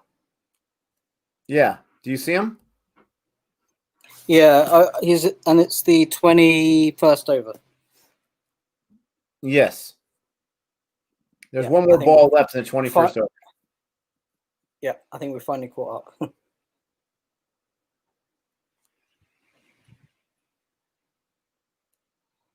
What do you think about Babar Azam? I don't ever say that name right. Yeah,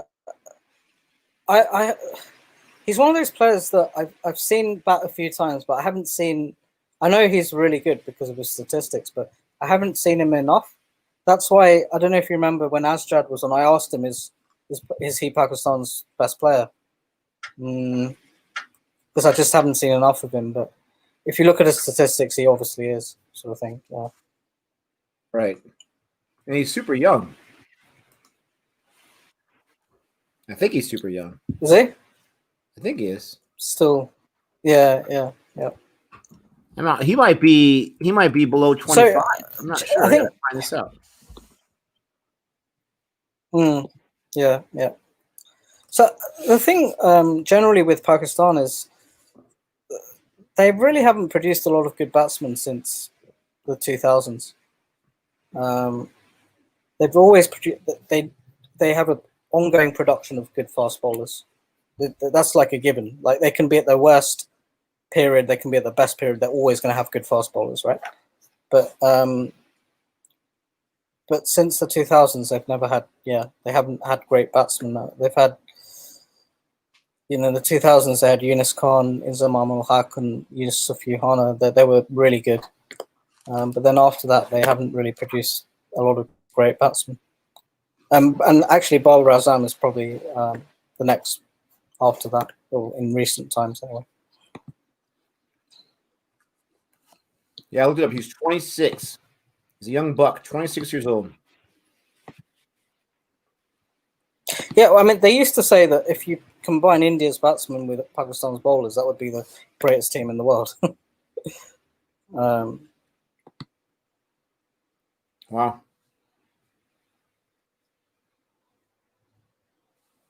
That was a close ball by Hazelwood. Woo, that was close. Pujara didn't even think about it. This guy, he's got such a great eye to know when to leave. I mean, he's got so many good techniques. You're talking about Pujara? How it lasts so long, but he's got such a fantastic eye. You're talking about Pujara? Yeah. Yeah, exactly. That's exactly why he's so good. Yeah. 76 balls, 14 runs. Oh, man. So this is exactly what he did 2 years ago as well. He just wore down the bowlers, and day one in Adelaide 2 years ago, it was 105 Fahrenheit. So the bowlers are tired by the end. I don't think it's nearly that warm today. Do you know what the temperature is out there? No, apparently it's like 23, 24, like so.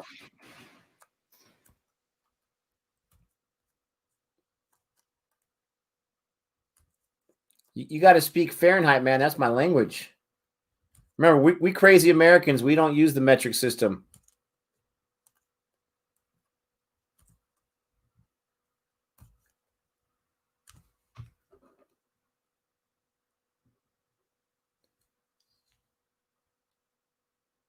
Lost Jehan there for a second.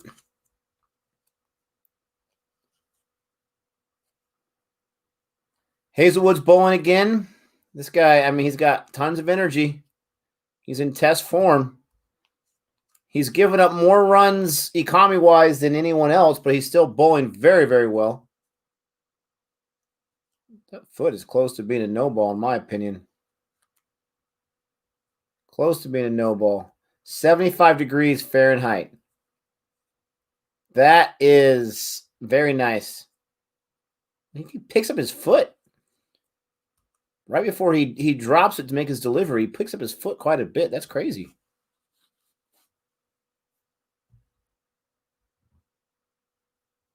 What's up, Vardan? Vardan. It's 11:20 a.m. in India. It's around 20 degrees Celsius in Bangalore. Got to run. Pujara got off 14. He got off 14. Oh, my goodness gracious. He was on 14 for what, 30 balls? Yeah, there you go, Manav, 30 balls. Saman, 100% agree with you, Nick. Coley and then Williamson across format. We need some runs to score. Absolutely. It's okay. And look, you just got Pujara off strike. You just got Pujara off strike, and now he's back on strike. Oh, my goodness gracious. Cameron Green time. Jehan, it's Cameron Green time.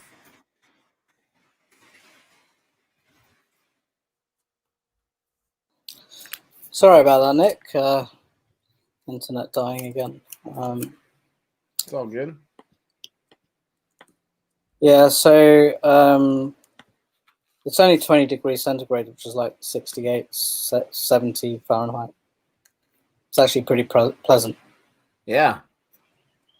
It's not hot at all. No, but some matches can get really hot in Australia, so yeah. Oh, that was close. That was a little edge to silly point. Dropped in front of him. But that was close.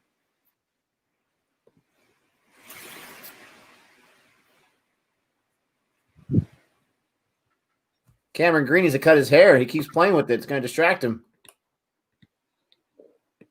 Needs to cut his hair. Did that hit no off ball. His hand?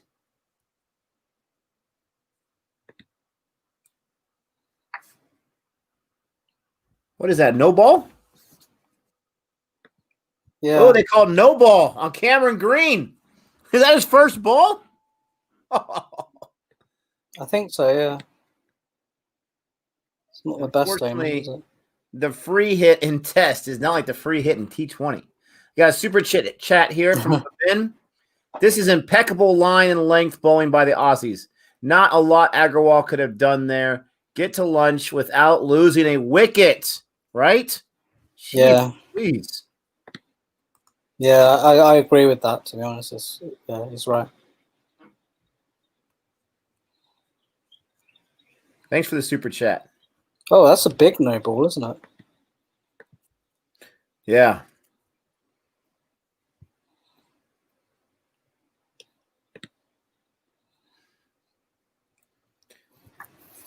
So what is the Shield? Is that a domestic league?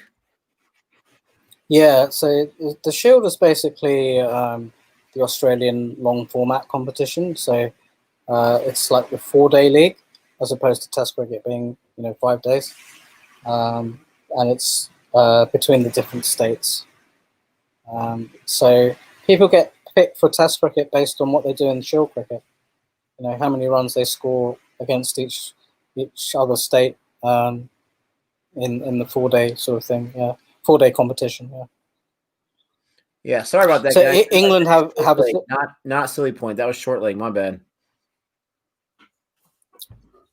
So England have a similar thing called the County Championship, and India have, I can't remember what the Indian one's called. I think it's called the Indian fans can probably confirm this. I think it's called the Ranji Trophy or something like that. The Indian one.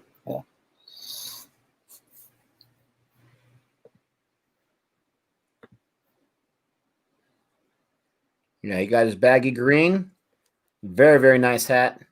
Yeah, you're right. The Ranji Trophy. Look at that. You got it correct. Cameron Green just gave up a 2. Pajara, wow, watch out. Calm down, Pajara. You're at 17 now. Calm down with your bad self. Coley has not been on strike for, I think, at least 12 balls. Yeah.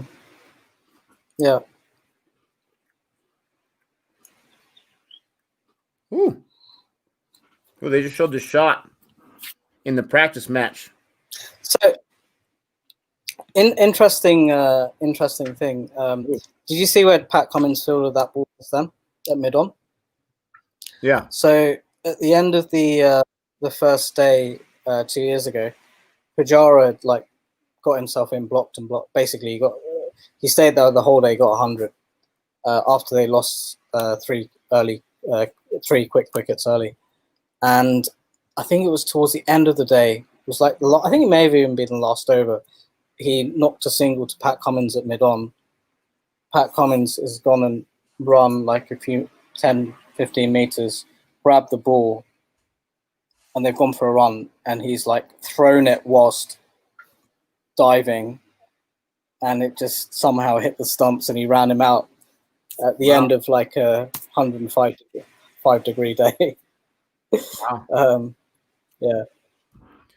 Yeah, those kind of throws are really impressive. I see that by infielders all the time in baseball where they're running and they have to dive just to get it because they want to get it out of their hands so quickly. They don't have time for the footing. It's impressive.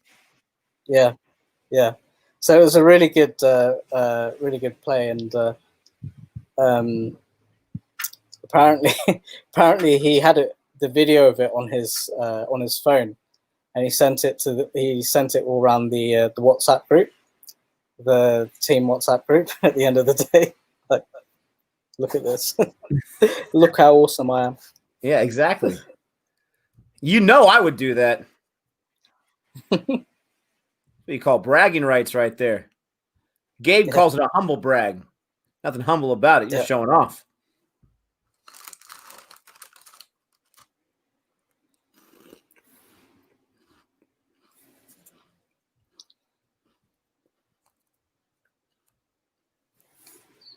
Kane Williamson became a father of a baby girl yesterday. Congratulations, Kane. Papa Kane. Congratulations on the new daughter.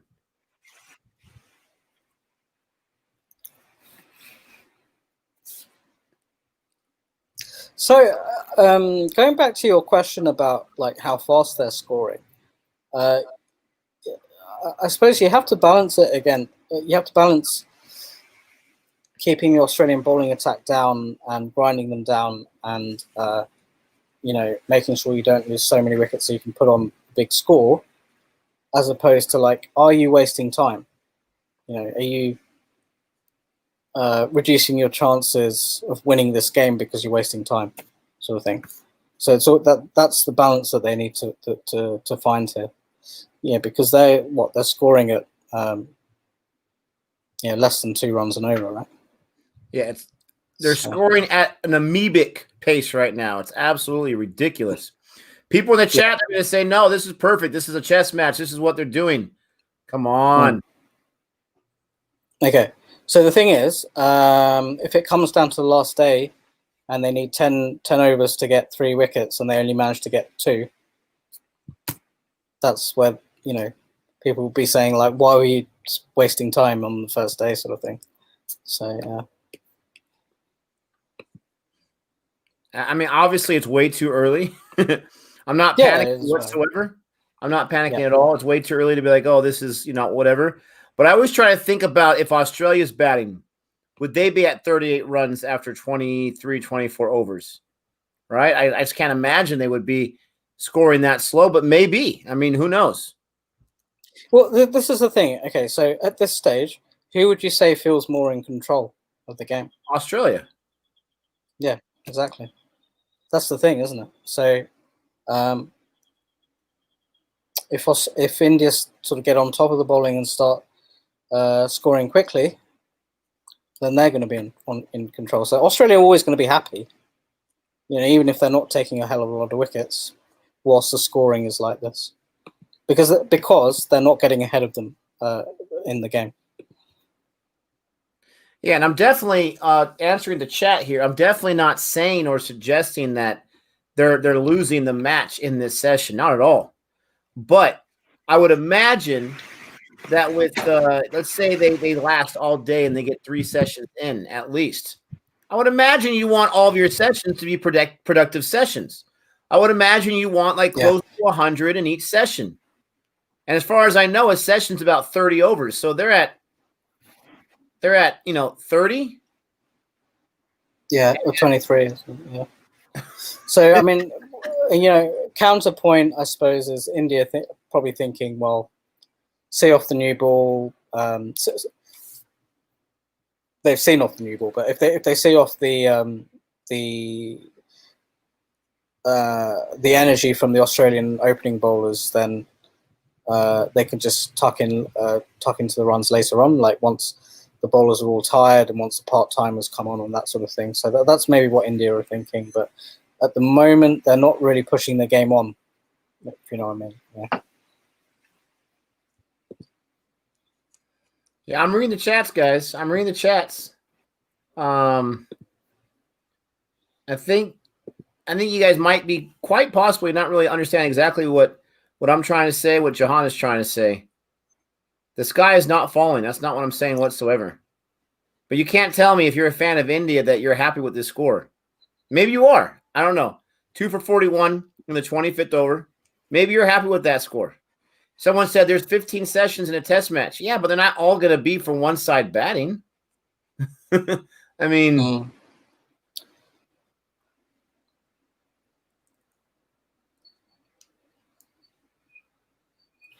I don't know. I mean, the other it's way too slow. The other thing to think. That's just my opinion. Yeah, I mean, the other thing. Yeah, no, I agree. And the other thing to think about is the middle session of this day-night test match is going to be the best time to bat, because once the floodlights come on, particularly if they've got a new ball, it's going to be difficult. Well, a lot of the time it will be difficult with the new ball under the lights, because it will start moving sideways, right? So when the pitch is the best to bat on, maybe that's probably the best time to try and score as many runs as possible. But yeah. Yeah, and Virat Kohli, he mentioned that in his interview with Steve Smith. He said that he likes to wait to get to lunch, and then that's when he likes to score his best runs is after lunch. He says usually he goes he can't wait for that time period to be over so that he can start putting some work. But I mean, because what more tests than I have, what would you say is about an average score for teams of this caliber in that first session? Okay, so if you're talking about average conditions, conditions where the ball's not moving all around all over the place, it's a reasonably good batting wicket. I would say 70 or 80. And if you're doing really well, then 90 to 120. But 70 or 80, generally. If the bowling's really good, then maybe 60 to 70. But yeah, you're looking to score 70 or 80 in that first session. And more than the runs, you're trying to make sure you don't lose more than 2 wickets, I think. Yeah. They're saying Green's gave up some runs. He only gave up 2 that over, but I guess the way India's playing, that's too much. 2 for 41, 25 overs. Looks like they've called drinks.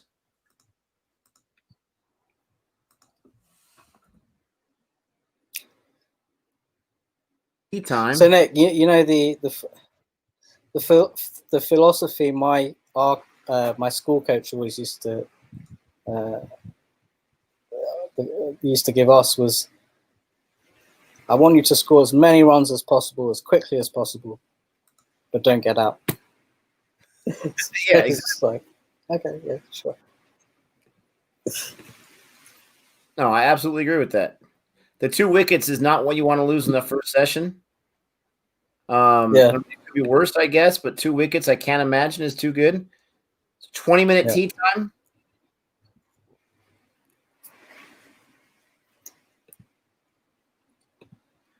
I am going to go ahead Ooh. and just take a short little bathroom break. I'm going to leave you guys with Jehan just for a few minutes. Sorry to do this to you, Jehan, but you have the No, cons. it's fine.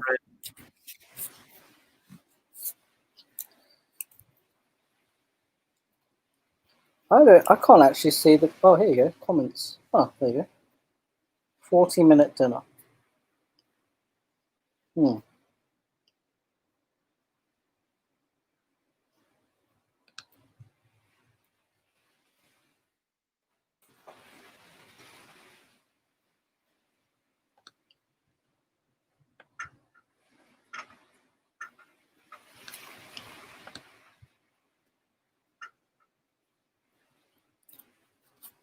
Where am I from? I am from southeast England. Hence why I have this really posh accent. Hello. Hello, people.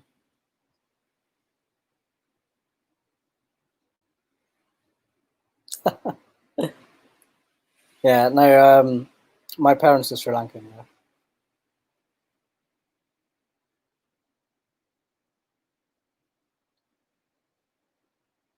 Yeah, Kohli plays for a win. Yeah.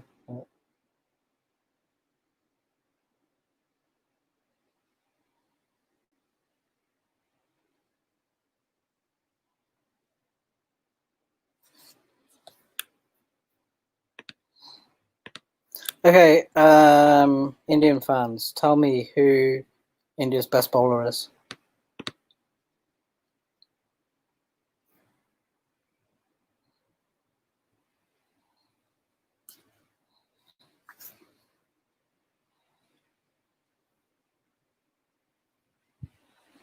Can you do some sit-down comedy?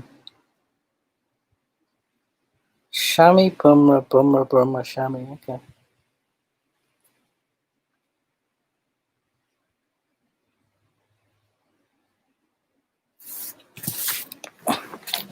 Yeah, I mean, I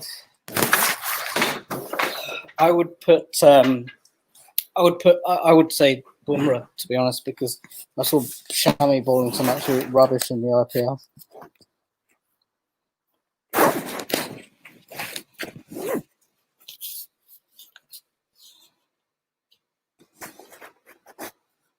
Can you explain the origin of the term Jaffa, as in that ball that was an absolute Jaffa? I'm not sure about that one, actually. Jaffa. Not sure.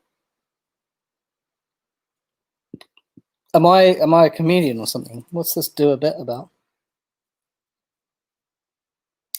Are you Sri Lankan or Tamil Muslim, bro? I am a Sri Lankan Tamil. Yeah. With a posh English accent for some reason. Give me 1 second. I'll be back in a second.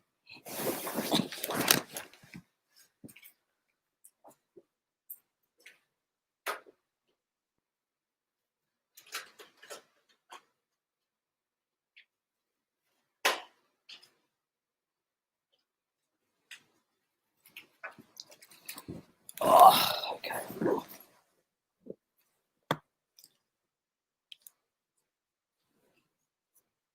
Why is the Sri Lankan cricket on a decline? I know there are many reasons, but tell us one major reason. Okay. Look, don't really follow Sri Lankan cricket because I grew up in England, but I sort of followed it when I was a kid, when Sri Lanka were really good. But I remember it was around 2010, 2011 when I was at uni, and my parents we went to Sri Lanka on a trip, and Australia were touring at the time. We went to the so the one thing I was looking forward to was going to watch the ODI at the Premadasa Stadium, and we went there for the game, and it was a game that it was a good game, but Australia won it. And got talking to some Sri Lankan guys, and he was saying the problem in Sri Lanka is there's that bridge between school cricket and first class cricket isn't there, so people go straight from school cricket to Test cricket. So there's some sort of infrastructure issues there. Yeah, from what he was telling me anyway.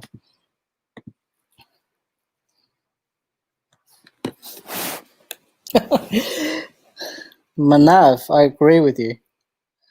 The internet in WA is terrible. WA being Western Australia. How can you be an Aussie fan being an Englishman? Because I grew up in England and I hated the English cricket team because they were all idiots. I hated people like Stuart Broad and Jimmy Anderson and who else? There were a lot of guys I didn't have respect for, shall we say. And also, they're generally not good cricketers, are they? They're not fun to watch or anything. I used to like Mark Butcher. I like Mark Butcher. Who else? Ian Bell was all right. Struggle to find an English cricketer that I really love watching. But Mark Butcher was good.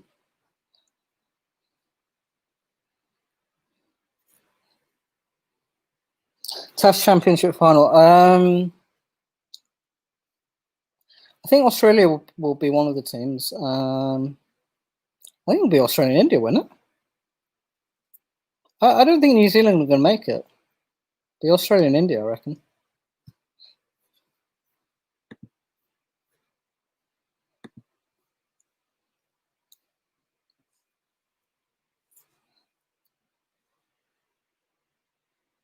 No, I hate them with a passion. Jimmy Anderson is your typical moody English guy, and Stuart Broad is your typical arrogant English guy. So.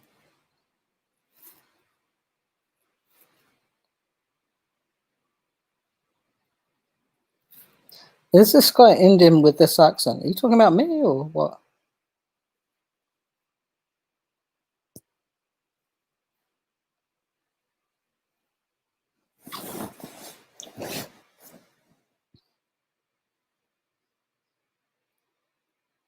Medicine or cricket? Yeah, that's a difficult question to answer because I would have thought maybe when I was younger, probably cricket. But these days, probably medicine because it's what gives me a living and gives me a purpose to life, I suppose. Yeah. Oh, yeah. So my parents are Sri Lankan Tamils that emigrated to England because of the Civil War, and I was born in southeast England and grew up there. Yeah.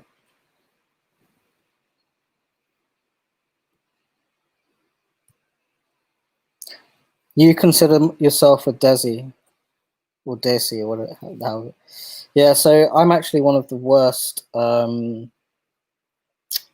people that don't recognize my background identity. Like I get destroyed for this all the time. I don't really care, but there's a term in the UK, it's probably used elsewhere, coconut, which means that you're brown on the outside and white on the inside. I grew up in basically a 98% white area, and I'm not ashamed of that. So yeah, causes me issues at times, but that's who I am. Yeah. At the same time, I don't disrespect any Indian culture or anything like that. So yeah.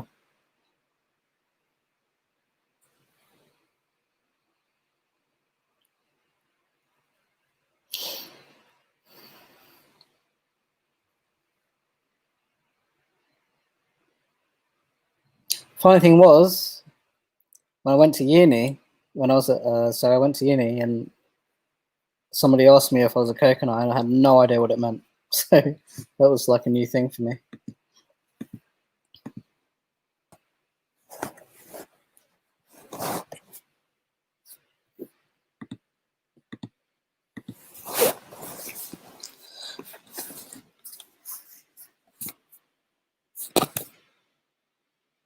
Long bathroom break. Okay, guys.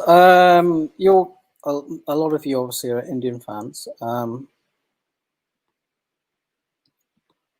How would you compare this Indian side to the Indian side of the 2000s? You know, when you had Tendulkar, Dravid, Ganguly, Laxman, Sehwag. Because to me, that was a lot better side. I suppose you have better bowlers now.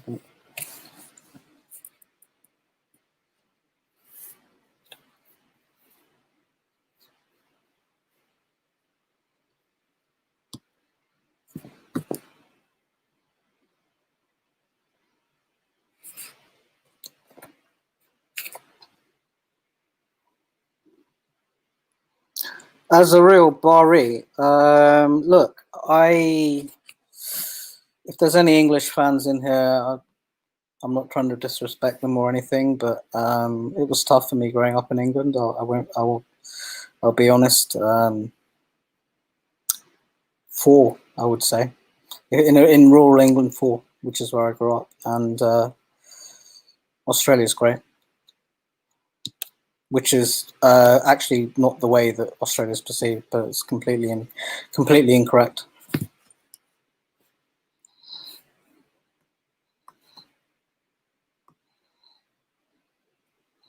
All right. Sorry about that, guys. I wanted to check on my family. Take a little break there. Appreciate Jehan holding down the fort while I was out and about. So, what is this like? Nick, I was entertaining your fans. Say it again. I was entertaining your followers. I appreciate it. I appreciate it. We got what, a 30-minute break?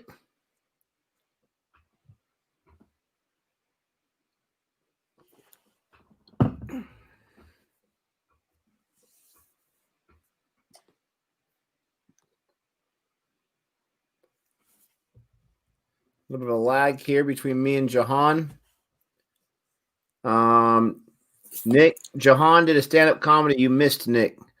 I missed your comedy. Your set.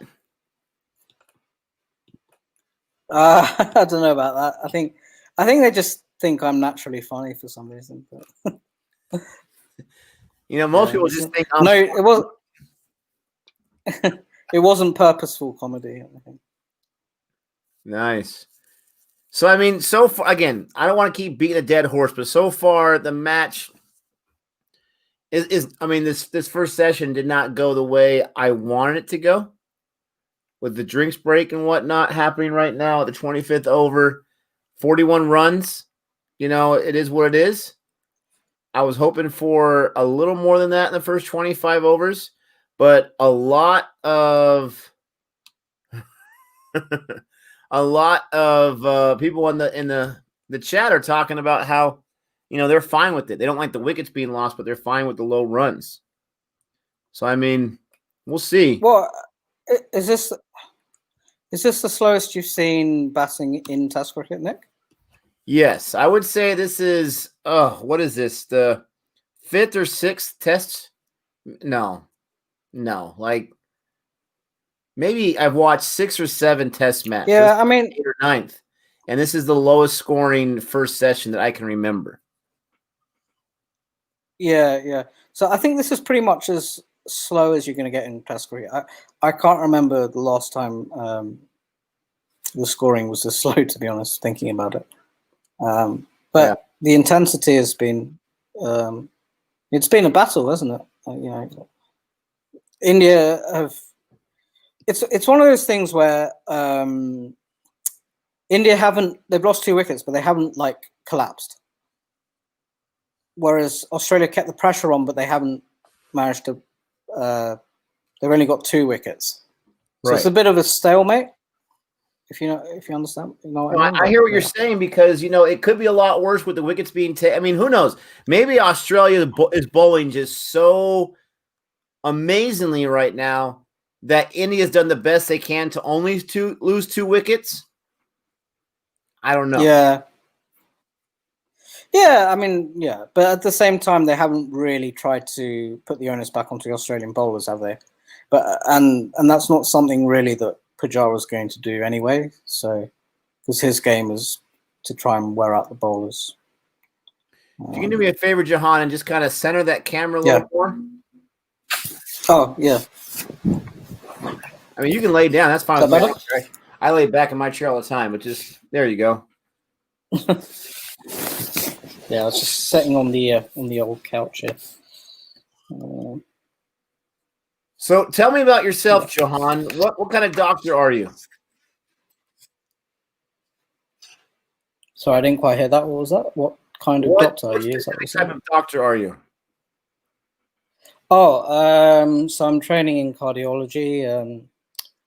So right now I'm training in doing angiograms. Okay. So looking into the the coronary vessels and putting stents in and preventing heart attacks and that sort of thing. Yeah. Wow. And so are you doing like a residency right now? Or are you finishing up medical school? So I've got to do this training for another, I think it's 3 years. I've got to do fellowship for another year after that, and then after that, it's all just about experience. Yeah. Gotcha. Yeah. I've actually, it's kind of personal information, but I've had an angioplasty before, so probably a little bit similar to what you'll be dealing with in your field. Really? Oh, okay. Yeah, I had a lot of chest pains, and they always thought it was heart related, and so they always gave me all these cardiology tests, and it ended up being ulcers in my esophagus. So right. I didn't find that out till decades later. So it was actually my wife's idea. Why don't you go check out a whatever they call it, stomach doctor, but they always thought it was a heart when I would complain about chest issues.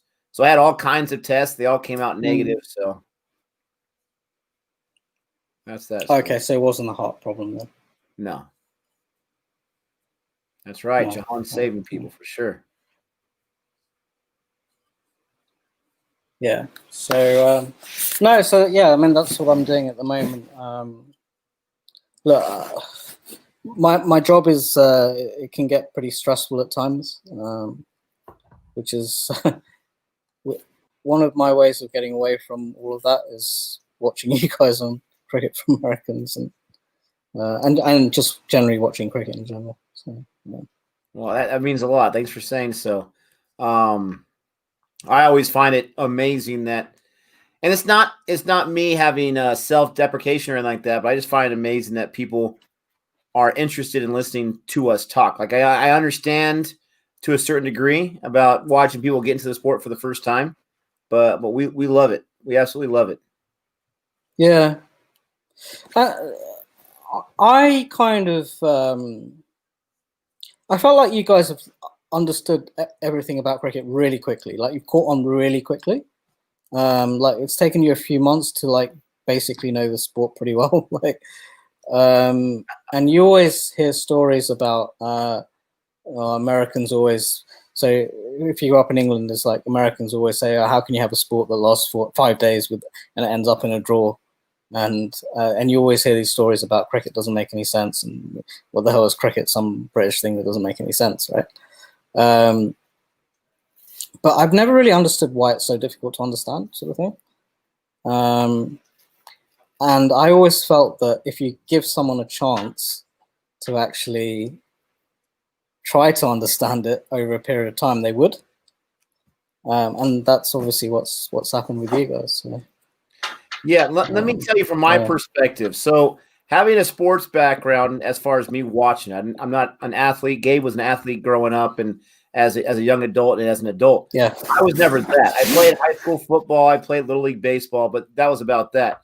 But I've watched sports, and I've enjoyed sports, and I've tried to learn the nuances of sports. And so having that background helped.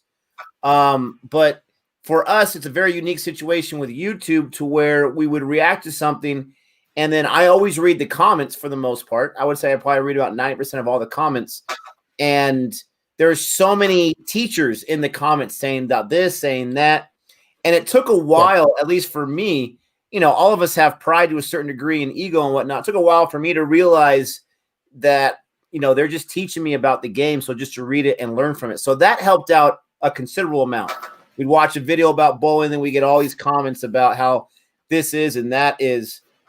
Some of it translates, but it is still quite a complex sport, I will say. And the biggest thing for me is the terminology.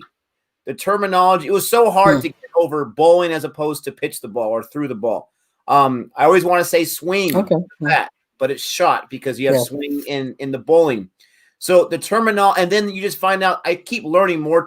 I still don't know the positionings, the fielding position. I've watched video after video. Yeah, man. I can't remember all the names. But the thing is, hardcore cricket fans don't know the fielding position. So yeah, that can be forgiven, I suppose.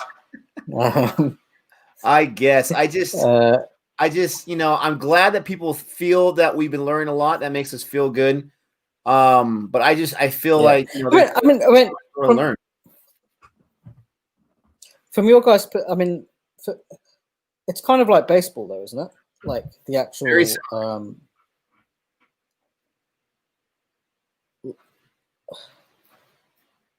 what's like what the sport sort of is like is kind of like baseball, isn't it? Yes, absolutely. And we've been saying that since like our first reaction, and we got killed by people early on, like, no, how dare you say that? How dare you say that? And again, I mentioned it in the interview with Virat Kohli. He was wearing a baseball hat. I'm just saying. But there's a lot of similarities and a whole lot of similarities. But the terminology is completely different. The strategy is a lot of ways different. But when we first would say that with our first 10 or 20 videos on Boring Reviews, I mean, it would tick off so many cricket fans. They didn't want to have that comparison. And we never compared it to say, you know, that it makes it lesser. Just from our perspective, we would see something like, oh, we see that in baseball. We see that in baseball. We see that in baseball. And me and Gabe will both attest that baseball knowledge has helped considerably. Now, my wife, she doesn't really watch baseball, but she's been watching baseball for the last 12, 13 years with me. And, you know, she doesn't care about the sport. Therefore, she still doesn't learn too much about the strategies and nuances. And that's the biggest thing, like you said. Do you care about it? If you care about it, if you have a reason to want to learn about it, then you're going to find yourself learning about it. But it's not something that you can learn just by watching or just by watching a few videos. There's a lot of reaction channels out there that dive into cricket videos, and I understand why. You know, it gets views and it gets subscribers or whatnot. But the thing that I'm proud about is I would say that as far as those reaction channels go, I would put our cricket knowledge up to anybody that reacts to cricket, right? So, I mean, and a lot of that is watching videos that we don't put on YouTube and reading articles and checking out the scores and whatnot. So, I mean, that's as much as I'll tune out, but sure. You're probably not going to like me saying this, but I watch a lot of your Three Wickets reviews and all of that, and a lot of the time I find myself agreeing with what Gabe says. Of course, like some of the things he says, I'm thinking myself, particularly his rants about umpires. Absolutely, but. One of the things I would say is Steve Buckner really was a very good umpire. He was renowned for being one of the best umpires, but I think what happened was he probably went on a little bit too long, and around 2005-06 onwards, he just sort of lost the plot and made a lot of really bad calls after that. And for some reason, a lot of those bad calls were against India, which is why a lot of the Indian fans don't like him. It's just one of those things. But he was a really good umpire up until the latter part of his career. Yeah, the thing with Gabe, and he had that reputation for agreeing with Gabe on the R3 wickets. That's why it's so great to have a guy like Gabe on the channel. Is he understands the sport and he focuses on things in the sport, on things I don't focus on. So when we're doing those things, I'm learning from him, and hopefully he's learning something from me. But we look at it with different perspectives. Where I would say that was a bad shot, he would say that's a great ball being bowled. And so it's a great yin and yang type situation. And I think it's just, just happened that way where it works out or whatever. Gabe, definitely, he has the passion, he has the excitement. I'm more of a quiet passion. But yeah, it's fun. So the other thing I found is we tend to support the same teams as well, me and Gabe. So Australia, West Indies, Melbourne Stars. I support KKR. I used to support CSK as well, but they let me down a bit too much. And I think they were in one of those seasons a few years ago. I think they were involved in match fixing, so I sort of let them go after that. Yeah, I think they got a 2-year ban. Yeah, they got a 2-year ban for that. Yeah, they did, didn't they? Yeah. So, yeah. Well, you know what? The way Gabe's track record has gone so far, you might want to change some of those teams, my friend. You're going to be in a whole world of pain. I think Melbourne Stars are going to win this BBL. I hope. I reckon, as Gabe was saying, I reckon this year is going to be the year. This year, hopefully. Well, that's the way you got it. Actually, I was wondering, you know, they're undefeated. They had that lame draw that was called after like what 2 overs or something the other night. But don't sleep on my Sixers, my friend. Don't sleep on them. So you're going for the Sixers, are you? Correct. Yeah, okay. Yeah, I mean, Sixers are a good team.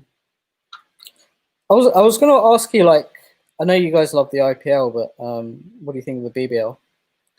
Love it. It's only been a few matches in. I don't like the awkward time. The great thing about the IPL would be it was early in the morning, so we can stream every match for at least an hour, hour and a half. And then in between our breaks as teaching online, we have these, you know, transition breaks, 5, 10, 15 minutes. So in between, I was able to, you know, get my work done and listen to what was happening in the match during that time. And so it felt like I was able to, you know, for the most part, watch the matches, and I would watch the parts I missed afterwards. And so that part was great. With the BBL to where it starts midnight our time and the whole match happens while I'm sleeping, that part of it sucks. Yeah. But I've enjoyed it quite a bit. So the timing's not great. Better competition than the other T20 leagues that we've seen. Yeah. No wonder it's been around the second longest period of time. But I've really enjoyed – the thing I've enjoyed the most about it, though, is just the new influx of players. I love learning about the players and learning about – that's where I feel like I learned the most about cricket is learning about the players on the teams, because then I start getting curious. Okay, well, everyone's saying this guy's good. Let me look up his history and figure out how good he is. Then I find out this guy's like a living legend. So that's the part that I really love. Yeah. So, I mean, what I would say about the BBL is it is.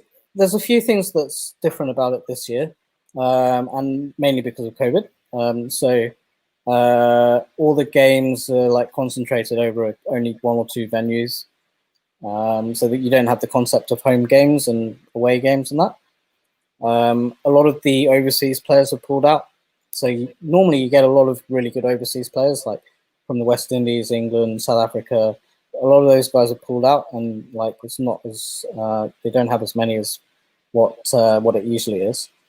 So it is slightly different this year, and the other thing is a lot of the regular players have, I don't know, they've just gotten old and retired. So you've got a lot of younger players. I suppose that's a good thing, because it's an opportunity to look at the younger talent.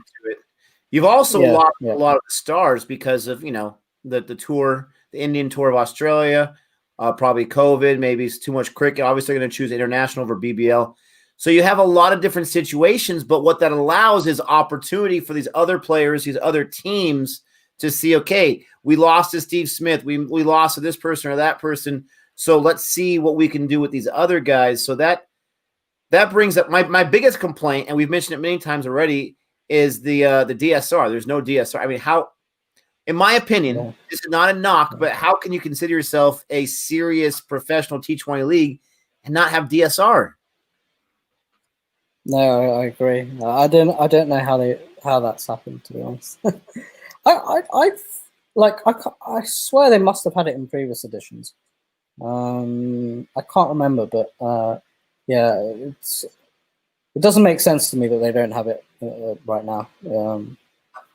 And as I said in one of those comments, like, when you know how bad umpiring is, and you know, like, you haven't got DRS, and how long has it taken for like some dodgy calls to come up, like the first game or something, right? The first couple of games.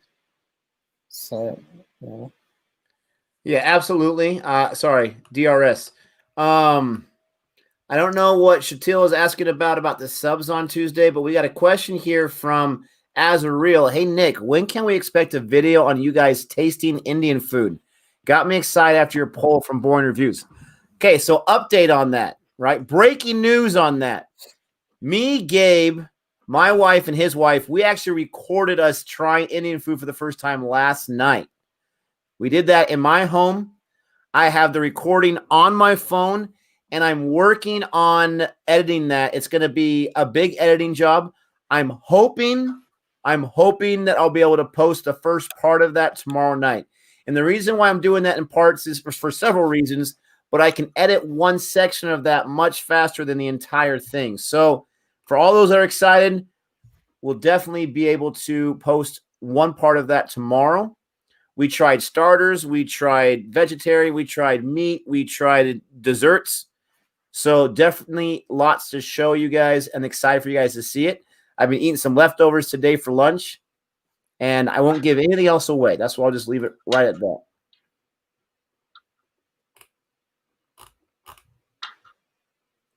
Can you get Indian food in Las Vegas? Or? Yeah, so maybe you don't know how it is, but here in America, you can get any country's food here, right? I mean, we have fast food restaurants that say Mexican food. Gabe will tell you that's not Mexican food. We have Chinese food like Panda Express. They'll say that's not Chinese food. Panda Express. I remember Panda Express, yeah. But I've never had any type of Indian food. There's no real fast food that's Indian food. So what we did is Gabe's got a good friend. I've actually met the guy at a Golden Knights hockey game, and this guy is Indian. And so he asked him, hey, what places here in Las Vegas do you feel are the most authentic? So he gave us two choices, and we went with one of them. So according to him, he said it's pretty authentic tasting. I go on the website. It talks about how the chef, it said it cooked in India for 12 years in the kitchens there. When I went to pick up the food, I didn't see the chef. So I'm not sure if the chef is Indian or he just spent time in India. But, I mean, they had a Bollywood movie on in the corner there for crying out loud with SRK and whatnot. So I think it's going to be not that makes any difference with it, but it definitely wasn't like Americans trying to pretend to be Indians, what I'm trying to say. There was an Indian owner there. There was an Indian server there and all that kind of stuff. So I'm hoping. Yeah. I have an uncle and aunt who live in LA, and I think I've visited them a couple of times, and there was this one time when they took me. He took me down the street, and he said, "This is the most diverse street in terms of cuisines from countries of all parts of the world." And he was like, "You can literally find a restaurant here from any part of the world." And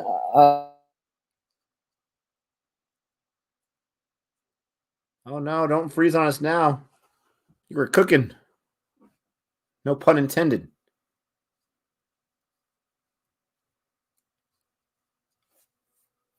So it looks like Jehan, we lost him. He'll come back in a second. Hopefully he'll come back in a second. I'm sure he will. What channel are you watching? I'm watching on Willow. It hasn't refreshed yet.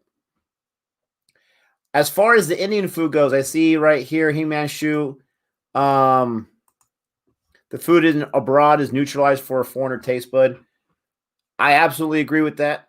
That's obviously a huge choice, but I did when I called the restaurant, I explained what we were doing. We were doing it for our YouTube channel. We were going to do a reaction, first time Indian food, the whole works. And so he asked with each dish, he's like, do you want that mild or spicy? And I said, listen, you make it as normally spicy as you normally do. Don't go crazy if it's not usually that crazy spicy, but just from the items we offered him, some of them weren't naturally too spicy, but that's what we told him. So hopefully it's as authentic as possible. Like I said, the first part of that, first several dishes we tried, post that tomorrow. Hopefully you guys like it. And post the subsequent parts going up. I'm going to refresh my stream on Willow just in case it might be back, and I'm just waiting for it to come back, and it kind of froze on me. Looks like Jehan is coming back. I'll let you know. There he is. There you are, Jehan. Sorry about that. All right, my technology is just dying for me today. Laptop ran out of battery. Would you believe? That happens to Gabe all the time. Don't worry about it. Okay. But yeah, I was saying my uncle took me to this street in LA that he said that you could get food from any part of the world. And yeah, I thought that was pretty cool. And I think from remembering when I'm thinking about it, he took me to like this Israeli place. Okay. And we had these like Israeli meat kebabs or whatever. But it was pretty good food. Yeah, I remember that. Yeah. I do have some Bundaberg. I have it in the fridge right there. But for me, it's almost 11 o'clock. A little too late for me to have a soda, but I have some always ready to go right there. I got to say, I want to try different flavors of Bundaberg. I love the ginger beer. I do not like the root beer that much. Got to be honest. Mm.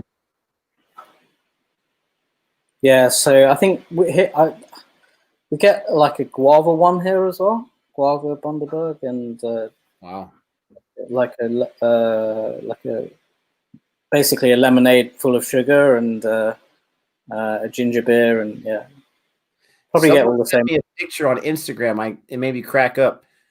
They just took a picture of the store they were at, and there was the whole Bundaberg line right there on that shelf, and there was probably like 8 or 9 different flavors. It was awesome that they sent that to me. Yeah, so before I start a night shift, I because I'm not particularly great at organization. I have to have an energy drink for my night shift.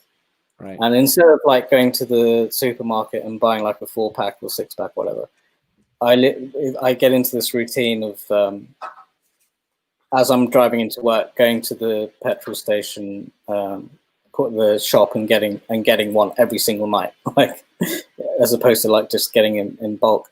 And so you go to the fridge and you get they have all the different types of Bundaberg just all there, as you were saying. And yeah, they have the ginger beer. I think there's a passion fruit one, guava, and there's so much sugar in each of those. And you have that little thing that you sort of pull off, and it's like interesting fact. My mate was actually my uni friend, and then he moved to Australia as well. He lived and worked in Bundaberg for a year. Oh, cool. Yeah. So, and they're famous for rum, Bundaberg rum. Yeah. I think someone had said that before, and I had joked that, well, I'll never try it because I don't drink myself. Someone else in the chat said try Jack Daniels. Yeah. That's an option too. Not for me, but that's an option. So we're back here. We're back after tea, after breaks. Man, that was a long break. The match is starting right now. Someone just asked it in the chat. Yeah. Now, I'm curious. Again, there wasn't a lot of runs being scored in that first session, but I'm curious how many balls it takes to kind of get back into the feel of things, or after the break, they feel even more rejuvenated and they're ready to rock and roll right away. Not that they're going to score boundaries and triples and doubles, but I'm just curious, like the mindset. Like, does it take a few balls? It's got to, at least. Yeah, a couple overs, or a few balls, a couple overs, maybe. I mean, what I would say is, what's the run rate? Like 1.5 was pretty low, isn't it? But is it really a wicket where the ball's just been moving all around the place and, ball beating bat all the time, and it's literally impossible to get the bat on ball? I don't think so. Right. So it's been more about making sure they don't get out, as opposed to like, this is, really tough conditions that we need to get through, sort of thing.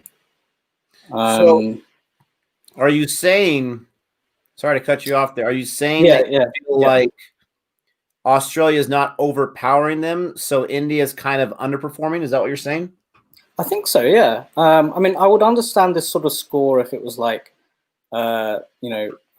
Manchester in May, when it's like really cloudy and the ball's moving all over the place and you're struggling to get the bat on ball. Like, you're struggling to even get the bat onto the ball because it's moving all around the place. And if we got to this score, you'd be like, okay, yeah, we've survived that.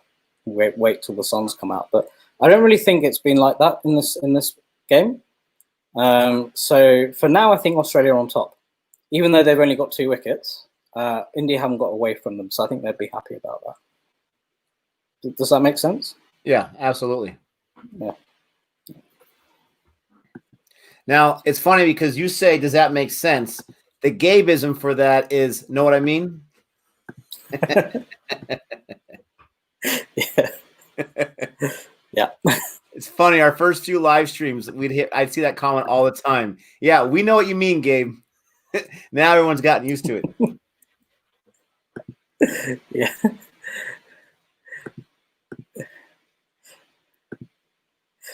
There was one our 3 wickets that really made me laugh. I think it was during the IPL. And I think it was a Sunrisers game. And Gabe was going on and on about some bowler getting smashed towards the end. And he was saying like the 19th over and the 20th over, but he got it wrong, like because he was thinking of the 19th over as like 19 point something. 18.2 would be the 18th over instead of it being the 19th over. Yeah. Yeah. I don't know. For some reason, that really made me laugh because he was just going off on one, and you were just like, "Hey, like, calm down." There was a video, I think I posted it yesterday for Boring Reviews, a reaction where, I think it was yesterday because it was like a 2-minute trailer, but it's a 20-minute video, and he just had a lot to say, and so he goes on for like 10 minutes after the video, and I'm like, I want to jump in there and give my thoughts here and there. And he just kept going and going. So I had to edit out a little bit, but I'm like, hey, Gabe, can a guy get a chance to get a word in here? I mean, once he gets going, I mean, sometimes there's no stopping him. But I guess it works out because, sometimes I don't have a lot to say. So it's a good partnership. There's a maiden over right after drinks. Jeez Louise.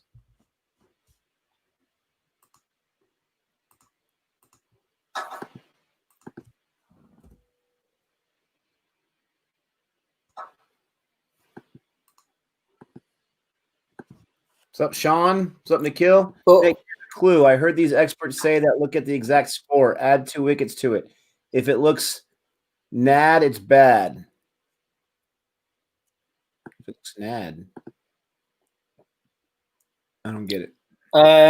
So, Nick, I think somebody asked me about, I think it was Manav, maybe, about an incident that happened in the 2013 Ashes. Yes. Where basically, have you heard of that one? Where no, I just remember seeing Broad literally hit a few times. Yeah. So Stuart Broad literally hit the ball to slip, and the umpire was so incompetent, didn't give it out. And Stuart Broad realised that he wasn't going to give it out, so he just stood there, even though it was like so obvious that he hit it to the hit, even though he was out. Somebody's asked me if I've told you about that. No, I didn't know about that one. I mean, obviously, we just did the Justin Langer refusing to walk, but even I thought that maybe and then Gabe's like, "But don't you hear that sound?" I'm like, "Oh yeah, I guess so." So I think it's hilarious. We were cracking up when Justin Langer said, like 10 years later, that was definitely a knock.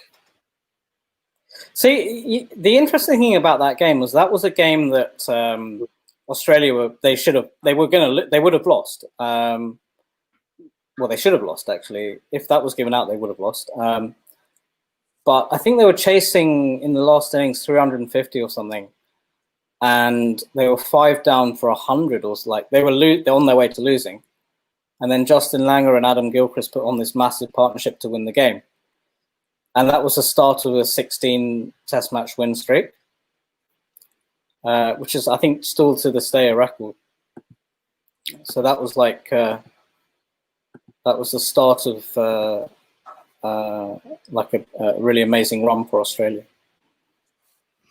So then that bad call by the umpire, in a lot of ways, was huge. Yeah.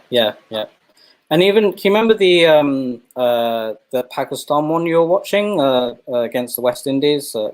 Wasam Akram took 5 wickets, and it was just full of umpiring errors. Yeah. Yeah. So that one. What happened there? Oh. That one, West Indies won by 1 wicket, and Jimmy Adams he nicked it behind. It was out. So again, another match that West Indies won because of the umpiring errors ended up with the wrong result. So, yeah. You know what I was surprised the most about that video in the comments was how so many people said, no, most of those were not out. They weren't really 2 bad calls besides maybe this one, maybe that one. Now, again, from my naked eye, I don't agree with that. That were close. But if you just had one of those go against them, just one, then the match is over. Yeah. I I actually watched that game live, and I was actually it's 2000. I was 12 years old at the time, and I remember that being a game that the West Indies like shouldn't have won. They won because the umpires made so many bad calls.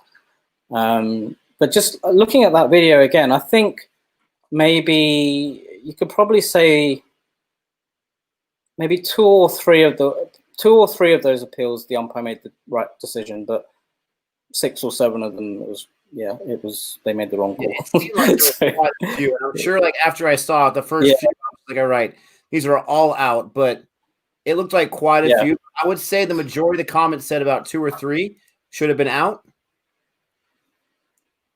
Yeah, so I think most of those LBWs were out. Most of the LBWs were out. Do you remember the one where like they appeal for LBW and the court as well? Yeah. Where the slip catcher court. Yeah, so I think that one wasn't out. That one wasn't out, but it wasn't out court and it wasn't out LBW. But most of the LBWs are out. But in those days, I'm sure that was out either one way or the other way. Jeez. Yeah. So yeah. And, look who it is, John. I'll tell you what. Look who it is. Your fellow mate here. Uh-oh. Gabe's in the house. Finally. Look at Tapper. What's up, Gabe? The Rock has come back to Australia. Oh, man. What's up, Jehan? Oh, look at this score. Hey. My gosh. This is at a Sibley pace. Look at 2 for 41. It couldn't go any better. You know what? Oh, my gosh. What's the run rate, Nick? You know Nick's favorite thing is run rate. What's the run rate? I'm curious. It's like 1.5. We're on top of them, Gabe. We're on top of them, I think, for now. Anyway. It's looking ugly. Gabe, just so you know, maybe it's me because you're lagging quite a bit as well. Maybe it's, I don't know. I think I have pretty good internet connection, but I'm causing Jehan to lag, and now you're lagging a little bit. Maybe we'll give it a second for it to catch up, but just giving you a heads up. No doubt, no doubt. Ooh, my boy Hazelwood up there already with a dot city. Hey, it's been dot Nick, city, my friend. Don't get excited about one dot. I'm not trying to wind you up or anything, Nick, but you know that period where you were away for like 10 minutes? I didn't have any internet issues that whole time. There you go. You know what? I don't know. Let me reset myself. How about that, guys? Let me reset myself.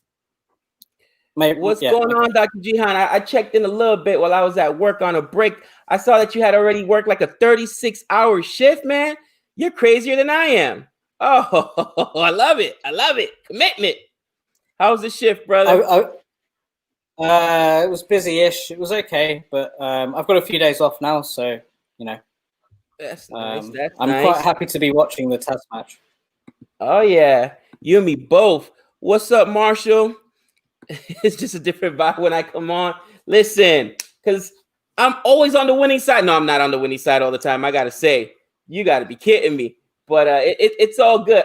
I can't even mess Australia up. That's how good they are. Even my bad luck can't mess up their juju. Holy cow. Did Pujara really see 97 balls? 18 for 97? Yeah. Dude, he went like 30 balls without a single run. That's impressive. Yeah, and actually, this is exactly what he did in the previous series 2 years. And they put him back out there. I'm saying, listen, I'm here. I'm here. I'm rooting for Australia. I'm Team Australia. But I gotta question some of the decisions India's captaincy and the board made. What did Shubman Gill do? I want to know. Gabe, you're barking the wrong tree if you're going out to Pujara, man. You're barking you're gonna get killed in the chat right there. I could do math. Guys like Pujara in Test cricket, brother. You need it. 18 for 97. Even Don Sibley can't do that. Yeah. So Nick, there was something I was going to say earlier, but that the internet froze and all of that. So there's an Australian commentator for Fox called Kerry O'Keefe, and like he's basically he was this old spin bowler that he's like the comedian of the commentary box. He's a really funny guy, but at the same time he knows his cricket inside out. And one of the things he was saying was before it started today was he couldn't understand why they picked Prithvi Shaw over Shubman Gill. Yeah, and he was sort of making a point about that. It was like, yeah, I think Shubman Gill should have been in ahead of Prithvi Shaw. But, yeah. Yeah, I mean, if not Gill, then I just don't understand. Maybe the last test series that Prithvi Shaw was in, he was amazing. But I don't understand. I don't understand what he did to get that spot over. There's some talented batsmen in India right now. And Prithvi Shaw, correct me if I'm wrong, he's still pretty young. He's still pretty raw. We got a super chat here. I want to get to Marshall Mathers. Thank you so much for that. If you remember when you were complaining about Sibley being slow, and I said, wait until you see Pujara bat, he demotivates the bowlers. Yeah, I mean, I think that's his basic strategy. And the concurrent game 2 years ago was played in 40-degree heat in 105 Fahrenheit. So he just wore the bowlers out all day. By the end, like, they didn't have enough fuel in the tank, sort of thing, and he just knocked himself to 100. And he's probably thinking he can do the same thing today. It's a dangerous strategy, you know what I mean, to eat that many deliveries. But I see there's a method to the madness. I see what you're saying, but still, I mean, here's the thing too. I don't think Saha's that bad, but KL Rahul can keep. So they bring in Rahul. They drop Rahul. They drop Pant. They drop Gill, and they bring in Saha and Prithvi Shaw. I'm like, really? Okay, we'll take it. Hey, Jehan, get him going. Tell him about who you got opening for Australia. Who's opening for Australia? So I went on a bit of a rant about this earlier. I completely disagree. I can't believe that Matthew Wade is suddenly a test opener. Like, that's literally come out of nowhere. Actually, where it's come from was Shane Warne just randomly having a brainstorm in the commentary box a few games ago, and then the selectors have heard that and thought, oh yeah, that's a great idea. But yeah, I can't understand, one, why he's suddenly a test opener, and two, Joe Burns, who has literally not scored a run all season, is also still playing. I don't understand. And I was looking at the Shield scores, and Matthew Renshaw, Cameron Bancroft, and Usman Khawaja have all scored runs. So I think they could have easily slotted one of those guys in there. But yeah, I can't understand their thinking here. Gabe, we got a blasphemer here in the comments. A blasphemer comparing Saha to Rahul is blasphemy. Saha, best wicketkeeper. Maybe keeping, but not raking. We need runs, obviously. But Saha hasn't even batted yet. You don't know what Saha can do. I'm just saying. I've seen Saha in the IPL, and I've seen KL Rahul in the IPL. I know who can rake. Hey, Gabe, what about the pink ball? You like that? I love the pink ball. Guess what? I got to see it before you. So Sean has said that Renshaw's no longer opening. Where is he batting right now?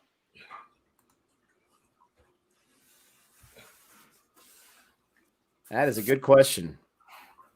My question is, why do they hate Philippe? You're a bigger Australia fan. You've been there longer than me. What did Philippe do? You're out of control. He's come cocks locked and ready to rock, everybody. I'm just saying, did he also mention the Warner wife thing? Is that what happened? You know what I'm saying? He was talking smack. What happened? What did Philippe do? You think he helped out the cock in that argument? You think he went up to Warner and said, hey, he's got a point, man. He's got a point. Like, listen, bro, you know, she was ripping and running. I don't know what to tell you. You know what I'm saying? Like, come on. Now, someone did say that whole incident happened before she met Warner. So, you know. Still, why do they hate Philippe?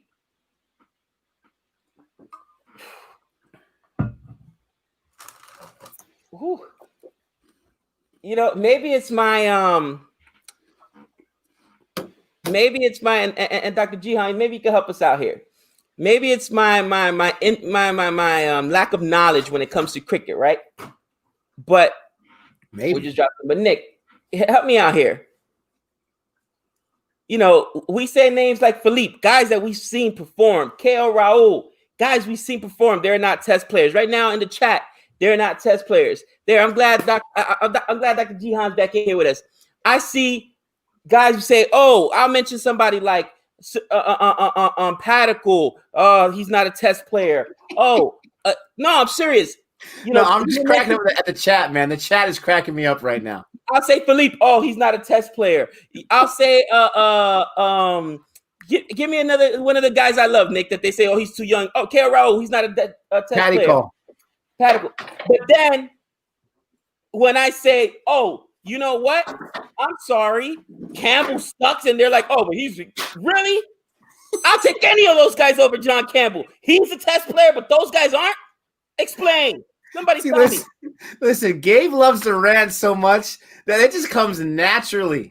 It comes naturally. Look at this comment. This is what had me cracking up. Stephen Richards, my man, said if Gabe picked a test team, they would be all out on the first day before tea. Nick, listen to what I'm saying. They want to tell me who's a test player. Do you have more faith that Campbell goes out on 2 or that Padicle goes out on 2? I'll wait.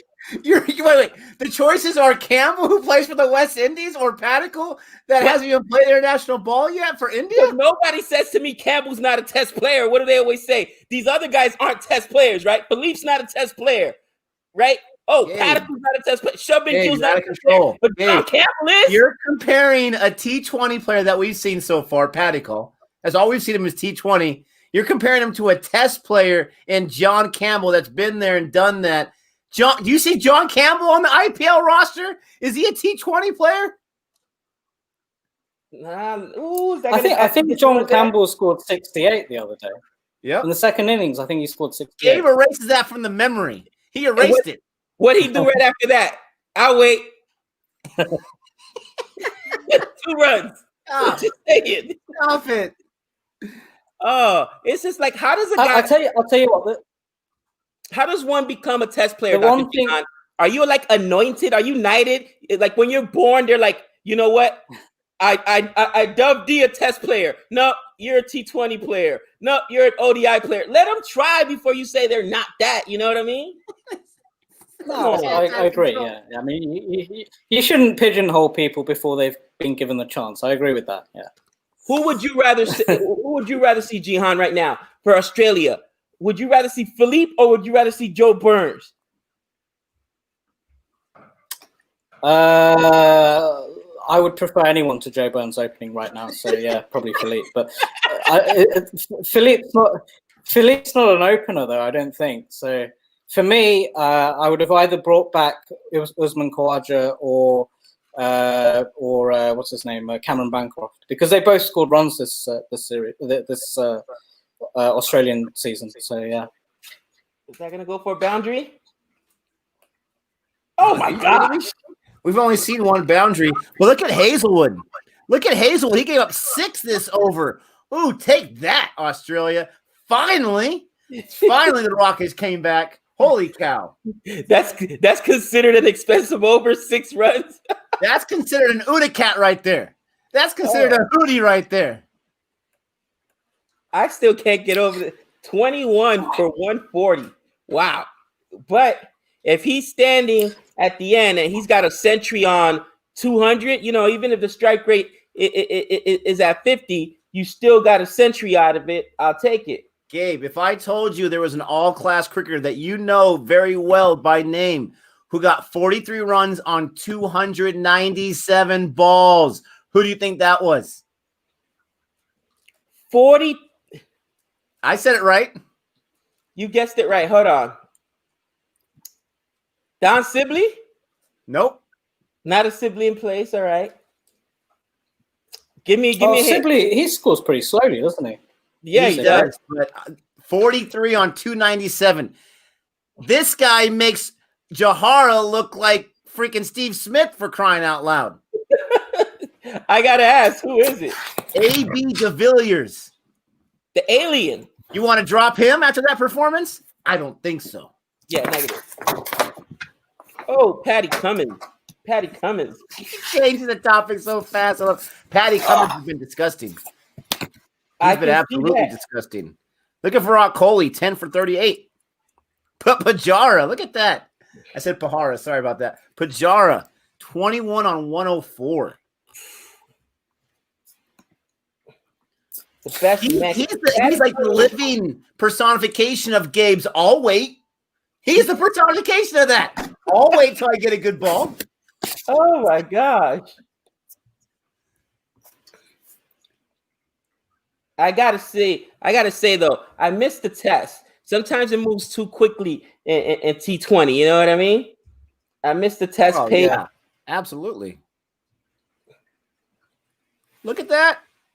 Go for 3, you little. Never mind.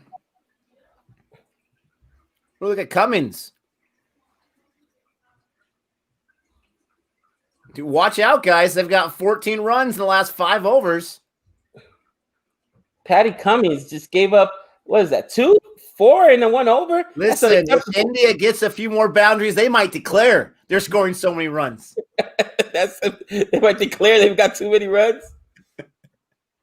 Hey, Gabe, I was going to say the most fluent I've ever seen Steve Smith batting, and the most like where he's literally scored ridiculously quickly and been in the best form I've ever seen and looked like he could destroy any attack, was those first 2 ODIs against India, which you apparently missed both of. Yeah, both we missed them both. He hates me, and I love Steve Smith. Gabe, what did Steve Smith do when you watched the match? He go out for like 15. No, he hit 15. He went out on 15. 15 for 20. That's what he did. 15 for 20. He had seen 20 deliveries. He was out on 15 runs. And I got a big poster on my wall that says, "I heart Smudge. He don't love me back. I don't know why." It does not. Yeah, I think for me, in short form cricket, that's the best I've ever seen him bat. In short form cricket. What do you think about Test cricket's different, but yeah. Everybody, I've just read this article that says Cameron Green's supposed to be Australia's next superstar. What do you think about him? Yeah. Yeah, that's everything that I've read as well. So I'll be honest, I hadn't heard of him until this season or towards the end of last season, maybe. And my dad's a massive Australia fan, and he was the one that told me about him. He was like, "Oh, this guy's going to be the next star." But it's funny, when we were kids, we were growing up in England, and my dad used to still follow Australian cricket from England. And he told us that Adam Gilchrist was going to be the next big star, Damien Martin, who else? I think he said Justin Langer, Matthew Hayden. These guys are all going to be huge. And my brother used to laugh and say, "Yeah, he used to think that he was just making these names up," and just like, "Yeah, whatever." They all ended up being huge stars. That's funny. We got a comment here they want us to read. It says, "That's the thing about Pujara. You will only know his value if he's not there.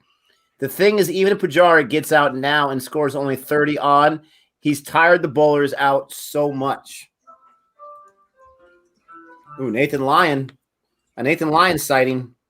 He's 10 short away from 400 wickets, bro. Wow. Who's 10 short from 400 wickets? 10 short. Nathan Lyons. I did not do that. He just cut out real quick.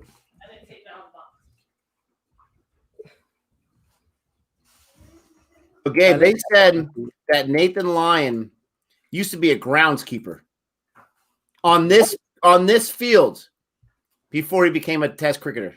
How about that? Wow. What a story. Oh, get through there. Keep going. Beat up Nathan Lyon. As much as I love Nathan Lyon. Beat him up. So, interesting fact, I actually went to the very first day-night Test match. And it was the first year I'd moved to Australia. And it was in Adelaide as well. Again, it was Australia, New Zealand. Literally this time 5 years ago. Really? And it was a really good game, actually. Because the pitch had a lot of grass on it, because they weren't sure how long the pink ball was going to last for, because it was the first time they were going to use the pink ball. So the pitch had a lot of grass on it, which gave the fast bowlers a lot of assistance. So it became sort of like a lowish scoring game. And I think Australia won in the last innings by about I think they were 7 down when they won. So it was a pretty good game. And yeah, that was the first floodlit test match. They're right there. I mean, they were right there hoping to get that edge, and that one was really close. Oh, that was super close. You know, I would have thought that pink ball cricket would lend itself to higher scores because the ball's a lot more visible, easier to see. Yeah, so I think the oh my problem gosh, keeps hitting it towards these guys.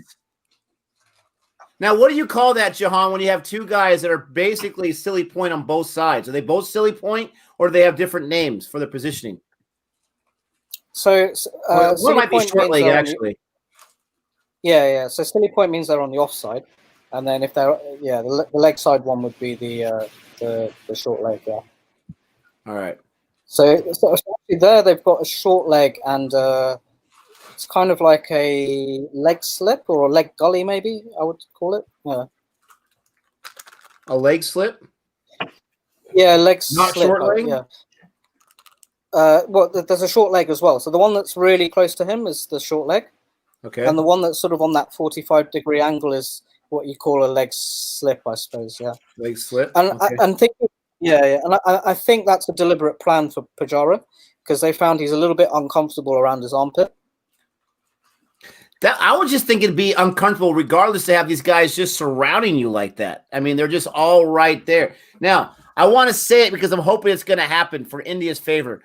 But I want to say it was this series 2 years ago in 2018 when Nathan Lyon fumbled that possible run out, right? Well, that was the Ashes in 2019, yeah. Yeah, that was 2019. He's right. Let's hope. Yeah, last year, yeah. I remember everything went wrong then during that Ashes, and somebody else dropped the ball. I think wasn't it Burns? And he's like, "Oh, I've just dropped the Ashes." No. That was Marcus Harris. Oh, Marcus Harris. Remember, yeah, because you remember Justin Langer. They had the video on him. He was like, "Catch it, Harry! Catch it, Harry!" And he was like, "Oh my gosh, the pressure! Oh my gosh!" Was that the one that caused JL to kick the trash can? What happened there? I think so. Oh man, Jehan, what did you think of the test? That fielder is the leg gully. Yeah, and he's right. Yeah, it's more of a leg gully than a leg slip. Jehan, what did you think of the test on Amazon? Did you enjoy that? Sorry, I didn't quite get that. Think of the what? Sorry. The test, the documentary series on Amazon. Yeah.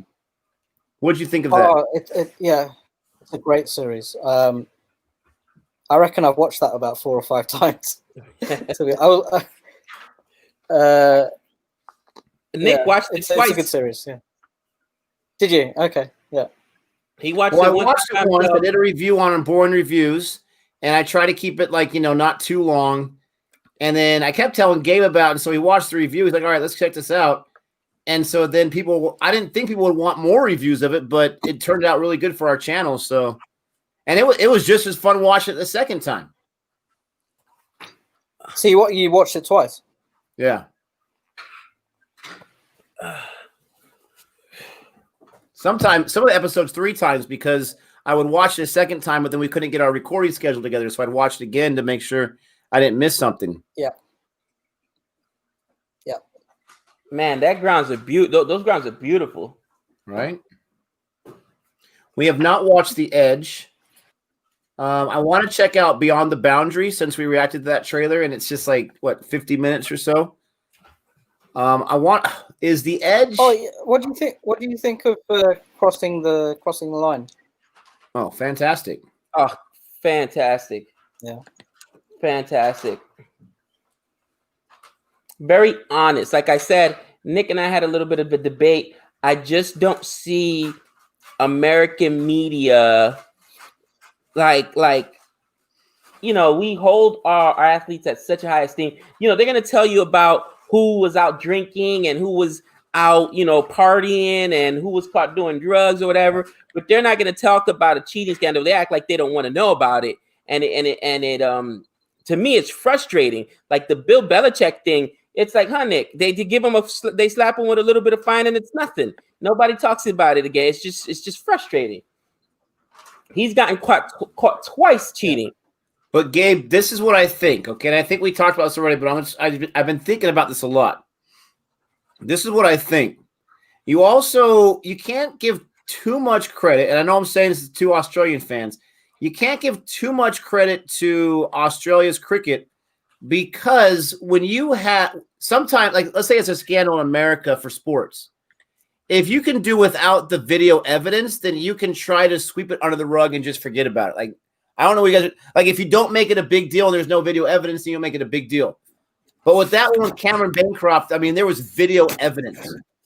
You know, like, and I'm not sure what the ICC was doing, but Australian cricket they had no other choice. Now, I want to hear Jehan's perspective on that, because you follow Australia cricket. How do you feel about now? Obviously, I'm glad they did the steep punishments, but do you feel like they were kind of almost forced to with the video evidence? So the thing is, when it came to that whole the ball tampering thing, the ICC have in place certain sanctions for various ways of misconduct, and one of them is obviously ball tampering, right? So, and it's very standard. Like, if you get caught ball tampering, you get this many points, or this many. You get banned for this many test matches, and it's very sort of. It's just the same thing for every person, right? Whoever gets caught ball tampering, it's the same punishment for everyone, right? Okay. But the difference with this incident was this was some team members that got caught deliberately planning to cheat, and they got caught there's a shot doing that, right? Woo! Sorry, there's a that was the thing that was different compared to the other ball tampering scandals that had happened before that. So the other ones were sort of like they were caught at the time, and they may or may not have been deliberate. May have been a sort of spur of the moment sort of thing. Whereas this one it literally looked like they'd planned to come out and do that. So that was the difference. The thing is, the ICC don't have any sanctions for deliberate cheating or conspiring to cheat, I suppose is the phrase you'd use. And the ICC didn't have any rules for that, so or any sanctions for doing that. So in this case, Cricket Australia had to put the sanctions down. So there was. What would have happened, and this was to Gabe's point, what would have happened if Cricket Australia just said, the ICC is a governing board. They gave him 2 games. That's what we're going to stick with, 2 games. What would have happened if they would not have added a steeper punishment?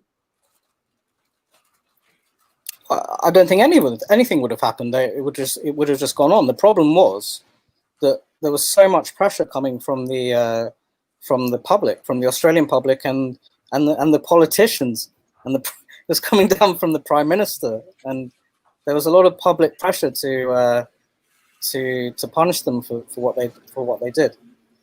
And that so that was exactly they my could have point. easily. That was exactly my point. The politicians, the Prime Minister, the public, the media, everybody's putting pressure on it, right? So we had a huge scandal here about, I want to say maybe 15 years ago, maybe even though I can't remember, but it was in the NBA. I don't know if you know about this, Dr. Jehan, but a referee got caught shaving points in a basketball game. It was the Lakers versus the Sacramento Kings, and FBI set up a sting or whatever. Come to find out, the guy is working for like the Gambino crime family. So to make a long story short, he's caught cold. They got audio on him. He comes clean. Yeah, I shave points or whatever. I'll testify. I don't want to do 1,000 years jail. Whatever. It is what it is, right? The guy offered a deal. Like, look, I'm not the only one. There's a lot of referees and umpires in this particular mob family's pockets that shave points. And we've all heard the rumors of point shaving, but this was the first guy to actually come forward. This was the first time we had evidence, and he's willing to name names and give evidence, and they never cut a deal. and then the media just forgot about it. And I'm like, what? How do you not want to investigate that? That to me was probably where my biggest, I hate umpires. And I think that right there was probably one of the biggest things for me that really said, all my life I've been saying, oh yeah, the umpires screwed this team or screwed that time, this team or that team. This actually happened. And their whole thing, justification was, oh, we're not going to cut a deal with him, the FBI or whatever. And I'm like, you cut deal with drug dealers. You cut deal with Sammy the Bull Gravano to put away John Gotti, who, by the way, Sammy the Bull Gravano had 50 bodies on him. But yet you guys wouldn't cut a deal to find out if there's more, you know what I mean? Like fixing of games. Like, I don't understand that, man. That's why I hate, and yeah, you're right, Sean. That's why I hate umpires. And the media said nothing about it. If I'm a pilot, if I'm in the media, I am blowing that story up until something comes out of it, because it's a huge story, not just one guy. Obviously, the fact that one guy actually got caught by the feds, but they didn't want to know. Like, come on now. But that's just me. I don't think our media would have done it. But to your point, I think crossing the line was amazing. And you know, I think it's good that they put it out there, because now, you know, it's in the back burner, so to speak. Yeah, I mean, so the other thing about I think I mentioned this in one of the comments I made, but so there's a very sort of kind of punitive culture here in Australia, where sports stars and people at the top, the general public hate it when they sort of think that they're above everybody else. So there's this sort of this willingness to, as soon as they go too far, just to make sure that they get punished and make sure that they get put in their place, I suppose.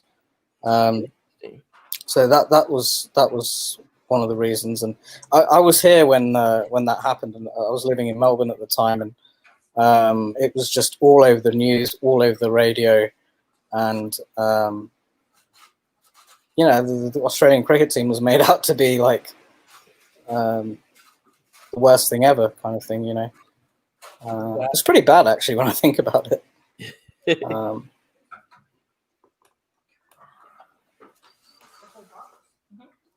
Now, as I'm watching this right now, you got to go 80 overs. What's a good score? And I mean, it's been a while since we watched tests, but correct me if I'm wrong. You want to be in the 200s, right? That'd be nice. Late 200s, close to 300 would be great. Yeah, it's like 250. That's usually a good score. And it's 80 overs a day. So 90 overs. About, oh, it's 90 overs. Okay. Then 90. Well, I mean, this is the thing. I would say, even though Australia have only taken 2 wickets, they would still be the happier of the 2 camps, because they would feel that India haven't gotten away from them.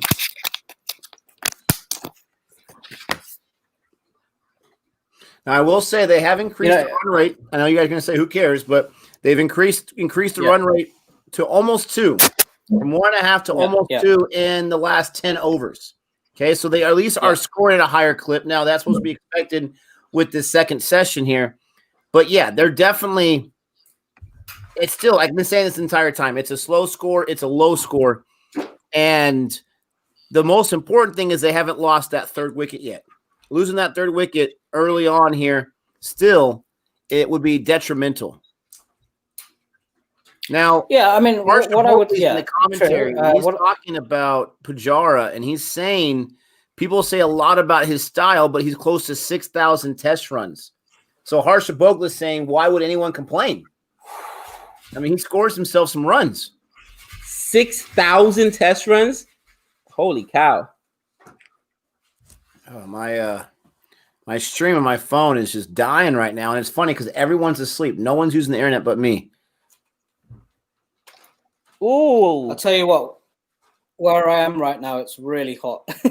Which is why really? I'm sweating a hell of. Yeah, it's like 95 degrees here, Fahrenheit. Ooh. Now, and that ball before this one, on that first ball, the over, it looked like it hit his glove. Did it not? When they caught that edge off the glove, it did, but they didn't. They didn't review it. No. Now, if it's off the glove, then it still counts as an out, correct? Or glove means it's not. No. It counts as an out as long as the glove is still holding the bat. Does that make sense? So if they let go of the bat and it hits, so the glove counts as the bat if it's holding the bat. Okay. You learn something new every day. I've learned like 50 out. I thought it was out. So you remember the Ashes series that you were reviewing, weighing them 1 by 2 runs, and they got the guy out at the end off the glove. So that one, he actually wasn't holding the bat. So it was an umpiring mistake. But they didn't review it. But that was in the days before reviews. Okay. What else is new? Umpiring reviews. So Australia got screwed.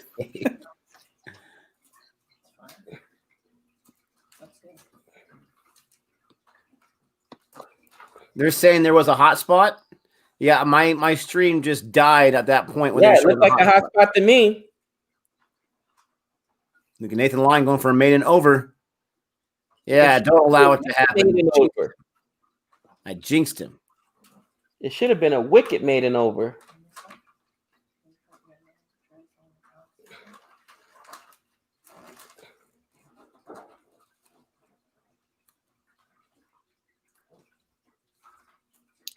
You know it's not that hot because all the Australian players are wearing sweaters. Right. You can notice that. And you can see the wind blowing there too. Yeah. You know what? You want to know if Americans can play cricket? I guarantee you. Give me of my 11 major leaguers, I could get them to play cricket. They could play Test, maybe even not Test. I'm sorry. They could play ODI. They could play T20 for sure. Guarantee you, I'll have them boys up there smashing. But Test, baseball players do not have the patience to do with these guys because it's actually an art form to be up there that long and have that kind of patience. You know what I mean? It's impressive what Pujara's doing right now. It honestly is. You know who used to? I thought you were clowning him. I'm watching this guy right now. He's frustrated me. Exactly. That's why I said don't bark up the wrong tree, bro. It's like, man. Yeah, what I would say is with this kind of batting, he's not he's not getting out, but he's not he's not pushing the game forward for India. Like they're sort of like, they're not getting ahead of Australia at this point. Nick, there was a guy that played for the Padres, not Tony Gwynn, that used to do that all the time. He would foul 1 million balls off, and God, he would drive me crazy, bro. It was impossible to get this dude out. Well, they had David Eckstein for a few years. I'm not sure oh my God. That's what he played Test baseball, if there's such a thing. This guy would either walk or get a hit, but he would be up there forever. You couldn't strike him out. Yeah, I think he might have hit 8 career home runs. That's it, because the guy had no power, but he had the ability to be up there all day long. And he got 2 championships. Oh, gosh. Hey, Gabe, I have a baseball question for you. Yes. David Ortiz, is he from the Caribbean? Big Papi, he's from the Dominican Republic. Yes, sir. Yeah, I thought so. Yeah. David Ortiz, Big Papi. Yeah. One of the nicest human beings you'll ever meet. And I'm a Yankees fan, so it hurts to say that, but because he's a Red Sox, and he's one of the nicest human beings you'll ever meet. He opened up his own hospital in Dominican Republic and his own baseball academy for kids, you know what I mean, where it's free of charge, free of tuition or whatever. He's a real good dude, man. And it's hard for me it's hard for me to say that about anybody from Boston. Yeah. But he's a real good dude.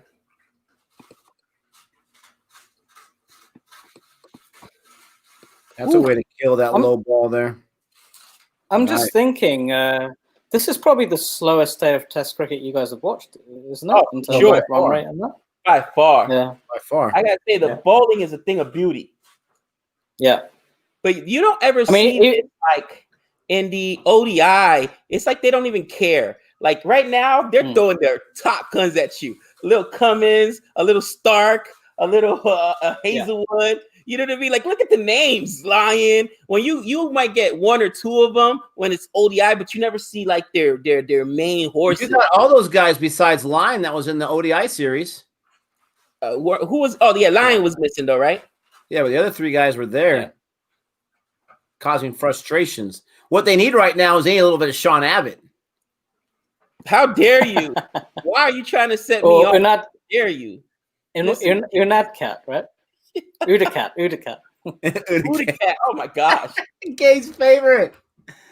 Listen, Udacat almost got himself on the Sinister Six right along with Jason Campbell. Okay. Oh gosh, Udacat. I will say something good about him. He was in an article for some of the cricketers from the IPL that got married this year. So congratulations. He got married this year along with some other cricketers. So there you go, Gabe. There's some positivity for the man. Yeah, so just responding to a comment there, Asia said that Pujara will wear down the bowlers and the other batsmen can bat around him. No, I completely agree. That's exactly what he's trying to do, and that's the strategy, I suppose. Yeah. Yeah, but it doesn't really help. I don't disagree with you, Adrian. It doesn't really help that, is Kohli's 21 on 61? Is that a good score for Pujara to wear down the bowlers, or is he talking about the batsmen that come after in the order? So Pujara is basically playing. He's scoring slower than Jeff Boycott right now, which is not good. And I think Kohli's scoring pretty slowly himself, isn't he? So that way, yeah. What you don't want to happen right now is for India, is for them to get completely bogged down and then lose 2 or 3 wickets, and then Australia will be all over them. That's the thing. This is an interesting comment right here from where'd it go? From Shatil. He says Tim Payne can't review anything. He can't even review his own book. I remember that in the test he had some struggles with when to review and when not to. What do you think about that no review, Jehan? Do you think that was a killer? I missed that one actually. The one off the glove. Yeah, I didn't see that actually. Yeah, it was a hot spot right on there. I mean, it was a clear wicket. He blew it. Come on, Tim Payne. Who was that? Kohli or Pujara? I think that was Pujara. Pujara, yeah.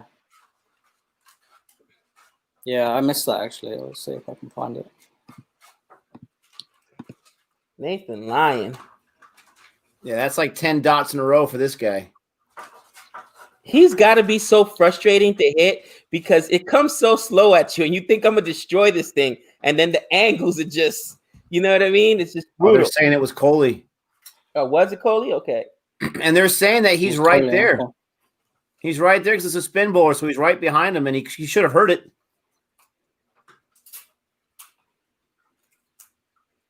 How many reviews do you get in an innings? Just 1 or 2?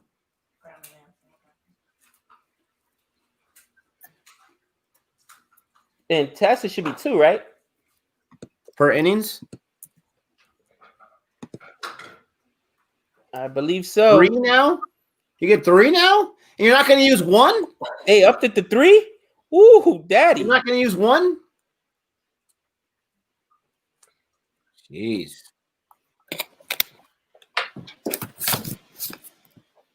Yeah, there he is. He's got 390 wickets, 10 away from 400. His best is an 8 for 50. Look at those dots. Jeez. This dot city. I wonder how many dots he's had in his career. Not as much as Pujara has. Oh, I see what you did there. Good work, my friend.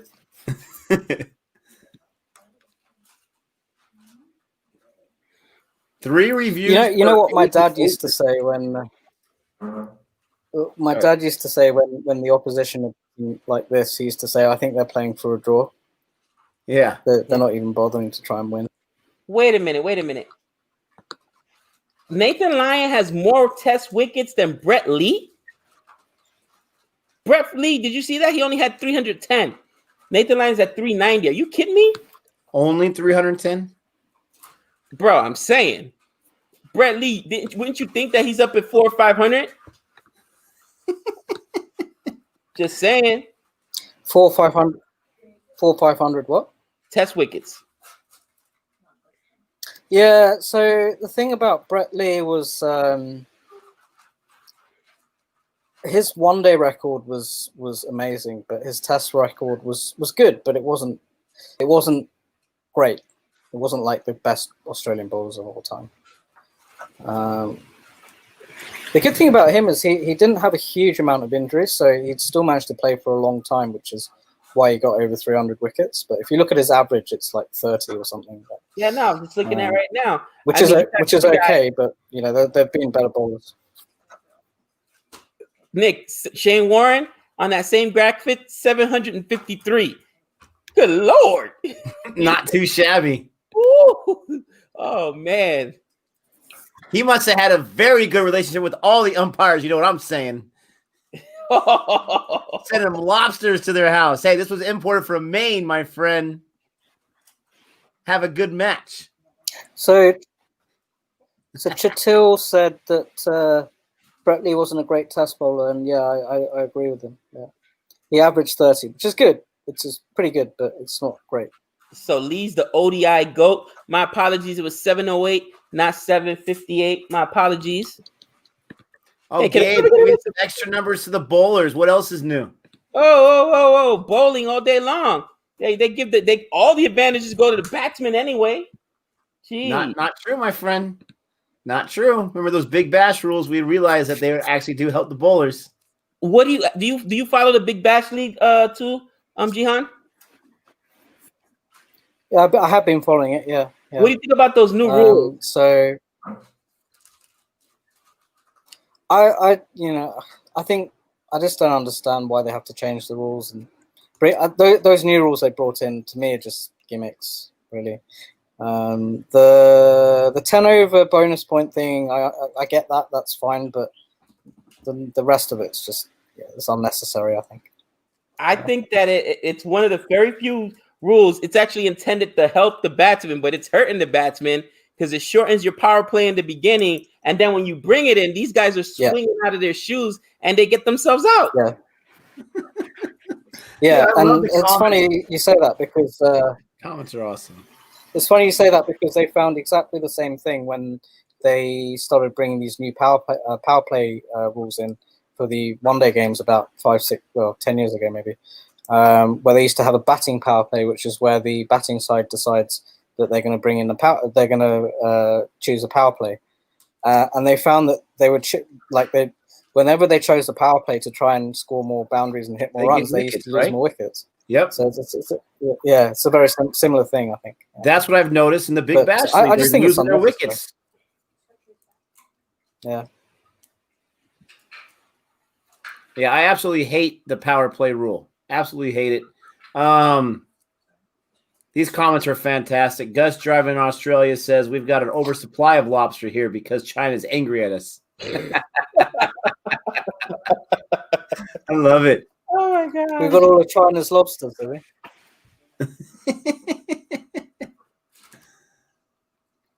Oh, the slow pace is killer. There you go, Harshit. He says, I'm loving the new rules. Every time they say catch, catch, and they're not catching it. Stop jinxing your own team. Stop saying catch. Say drop. Drop. Oh, we never talk about that. They got to stop saying catch every time. Gonna get in someone's head. Guys, do you think I should renew? Do you think I should renew my 4-0 prediction again? At I this think you pace, should hold strong to it, my friend. Jehan, at this Well, pace, the I don't reason I even know went if back you're on gonna it get was there. because I went back on it because David Warner was injured, and then who else? There's a few injuries, wasn't there? Warner, and then Joe Burns was out of form, and yeah, that's why I went back on it. Someone says India has to get 300 at least. You think there's a chance they can still get 300? Well, I mean, they've only lost 2 wickets, so there's still a chance, I suppose. Well, I guess maybe like in 2 days, in 3 days or 4 days, they'll get to 300. I was gonna say, yeah, bro. Yeah. I don't know. As the way that Pujara's batting, bro, whoo, he's like, let me pitch a 10th I mean, out the here. bowlers will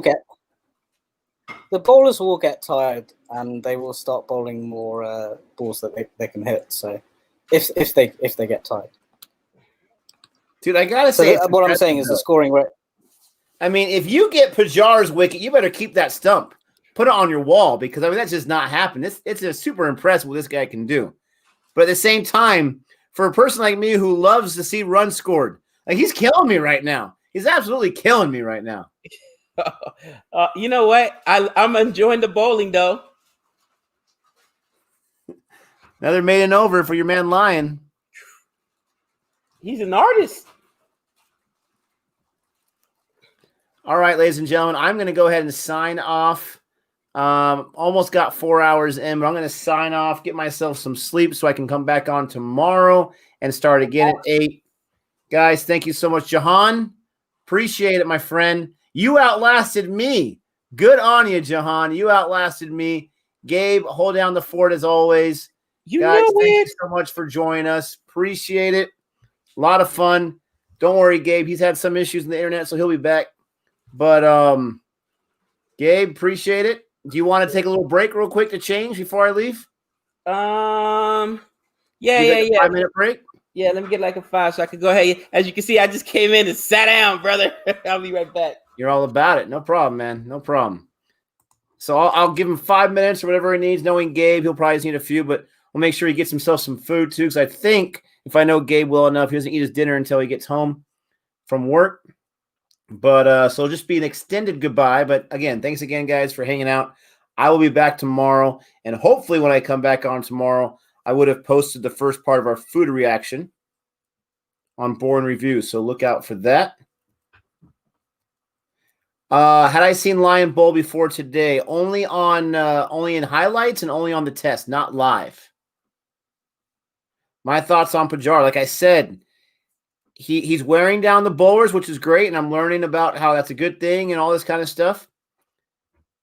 But I mean, I gotta be honest. Like I'm a little concerned at how slowly the rate is that he's scoring these runs. Is that going to bite them in the butt? So, for example, let's say they lose their wickets sometime in the day 2. But they only have, say, 160, 170 runs because Pujara just doesn't give up his wicket. And then Australia bats and they get something like 350 or 360 in a day and a half. If they get to 360, then they can do the follow. No, it won't be a follow-on because they went there. So India's got a bat. I'm just concerned. If you're playing for the draw, then great strategy. But it just seems like he's batting a little too slow. But you'd rather bat slower than lose your wicket. So it's a big conundrum. I'm very impressed, though. Absolutely impressed. Because protecting your wicket on 130-plus balls is no easy feat.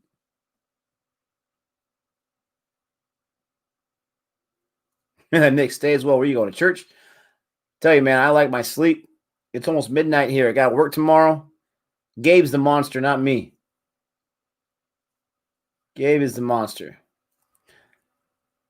Been watching tests for 20 years. Wow. It's only the second session. India has good. Yeah, I know they have good bowlers. But it doesn't mean that they're going to bowl good, right? You never know. I'm not trying to be negative. That's just my honest opinion about Pujara. Very impressed. 28 and 133, but holy cow. Got Stark bowling now. He's got 10 overs in under his belt. He's going for his 11th over. I'm hoping that when I wake up in the morning, I'm going to look at the score and I'm going to see India still not all out. That's what I'm hoping for. At this point, I'm hoping for something like when I wake up and the 90 overs are done, I'm hoping to see something like India only lost 5 or 6 wickets, and they got over the 200 mark. That's what I'm hoping for at this point. Now, we're not even halfway through yet, so there's still plenty of cricket to play. So that prediction could still happen. Yeah, 4th and 5th day will be great. Someone else asked me what I thought about Pujara. I just said that one, so I won't bore you guys by repeating myself. 2,560 for 5. I think you meant 200. Yeah, 260 for 5. 250 for 4 would be good.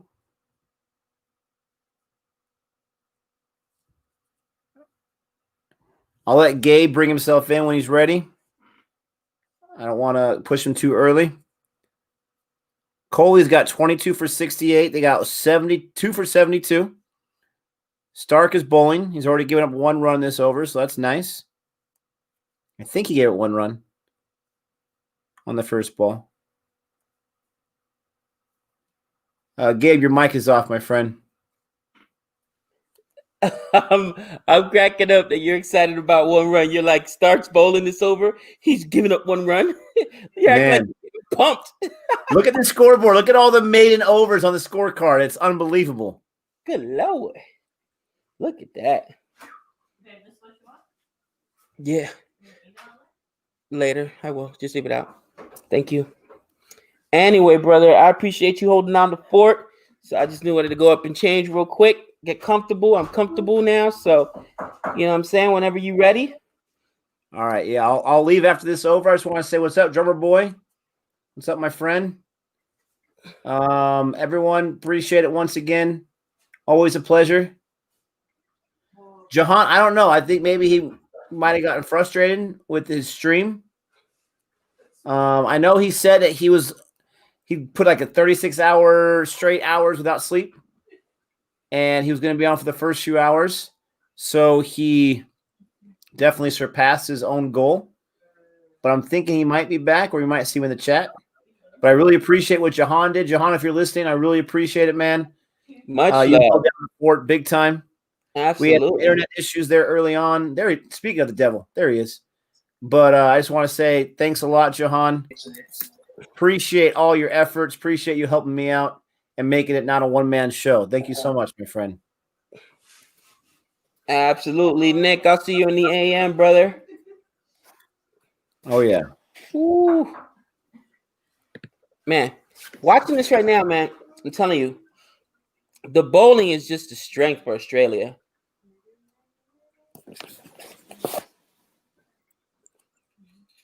Yep. Look at that partnership numbers, 40 for 136. Whew. Oh, my gosh. Yeah, I've got to say that it is one of the slowest partnerships I've seen for a long time. And I'm surprised Kohli hasn't tried to step it up as well. But yeah. Makes a mistake or one does a bit more to the seamers than the other deliveries. He's got no backwoods and he's got not many shots, so he doesn't create on the TV there. not many opportunities to create against the seamers. Oh, so you can hear that, can you? Yeah. See if I can turn it off. Tomorrow makes a good chance against Pujara.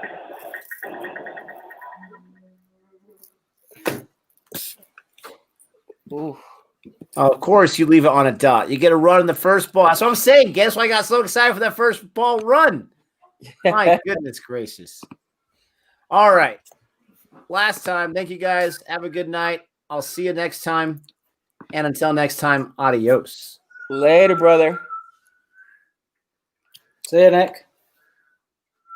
Yeah. So, Gabe, you're sticking on for a little bit longer? Or? What happened? Repeat that. Are you sticking around for a bit longer? Or Yeah. I'm gonna hang out for till at least 1 o'clock. So probably like another hour and 20 minutes, hour and 15 minutes or whatnot.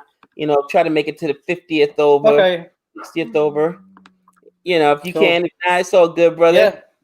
But let's talk some Australian cricket while you're here. You obviously been watching and following a lot longer. Who else should I be looking out for? Young up-and-comers. I know about Cameron, and as you mentioned. Who do you think deserves a shot at this test team? So for Australia, let's think. So Cameron Green is sort of like, I hadn't heard of him until this season, really. So he's shot up pretty quick. Then who else? I mean, you've got a few people that have been around for a while but never really have never really established themselves. So guys like I suppose Nick Maddinson, Cameron Bancroft, Matthew Renshaw. A lot of people are talking about Josh Phillippe. I know you like him, right? I love Phillippe. So yeah, so he could be a star player. Who else? Let's think. Jason Sanger apparently is a really good player. He's a young guy. He's like 19 or 20. Yeah, I was gonna say I've never heard of him. Yeah, so he's playing in the Big Bash, I think. Jason Sanger. Who I've else? not seen him play yet. Yeah, bowling wise, Billy Stanlake. He's 6'8" and bowls pretty quick. Yeah, Stanley. Is he in the Big Bash? Where have I seen him bowl before, or did I see him on ODIs? I saw him bowl. Yeah, he's in the Big Bash. He used to play for the Adelaide Strikers. I think he might still be playing for them. Yeah, so fast bowling wise, it would be him. Who else? Yeah, those guys. And then obviously, you've heard of Will Pucovski, right? Yeah, Pucovski, right. I'm just curious though, because for this test match again, to put Wade and Burns in there, you know what I mean? It just is a rather odd move. Do they have no one else to go to? You know what I mean? So Gabe, I had a massive rant about this at the start of the stream. It's like, yeah, I just cannot understand either of those guys opening. Like, you got a guy who's like barely able to get he's averaging 7 this season. 7 runs. And not only that, apparently he's actually looking like he doesn't know how to bat. And for some reason, out of loyalty, they're wanting to keep him. And then Matthew Wade, the only reason they've made him open is because I think one commentary stint, Shane Warne started going on about Matthew Wade being an opener. And that's happened before as well. Shane Warne's just randomly gone on about something on commentary, and the selectors have listened to it. So I'm dumbfounded. Nah, and I get it. They've got Lobashin, they've got Smudge. Is Warner fit for this one? I haven't seen him on the field. Is he not playing? No. So the problem is Warner's got this groin injury, right? So that's why they're he's still not fit. Warner's injured with the groin injury, and then Pucovski was going to play, and then he got concussion he got hit on the head. So the two openers they wanted to play are both out. That's the problem. Yeah. So 6 times. He's got 6 concussions this season. They're saying in the chat that Pucovski's got 6 times this season. That's insane. Thank you, my love. He's apparently had 9 concussions for being hit on the head. And, he's got some mental health issues as well. And when you get concussion, you got mental health issues, it's going to make things worse, right? Yeah, that's not a good thing, man. You feel what I was saying to Nick was, opening wise, I thought they should have. I was looking at who scored runs in the Shield, and Cameron Bancroft, Matthew Renshaw, and Khawaja scored runs. So I thought one of those they could have picked one of those, but they've gone for a left field selection with Matthew Wade. Apparently now apparently he's never even opened in first class cricket before. Jeez. So, yeah. I don't understand that. I'm with you. I'm with you. And I get it. The bowling is good enough that it should carry you, but you still got to put guys up there that can score runs. You know what I mean? And I don't get it. Well, you might find yourself in a situation where both of them are opening and they're both out in the first over. And they're like 0 for 2. Here's another one. What about my boy Uzi? You know what I'm saying? Uzi looks good in the Big Bash League. I know he's been off the test squad now for a few test matches, but they could have gone to Uzi, right? Yeah, well, that's what I thought as well, because he's actually opened a couple of times, when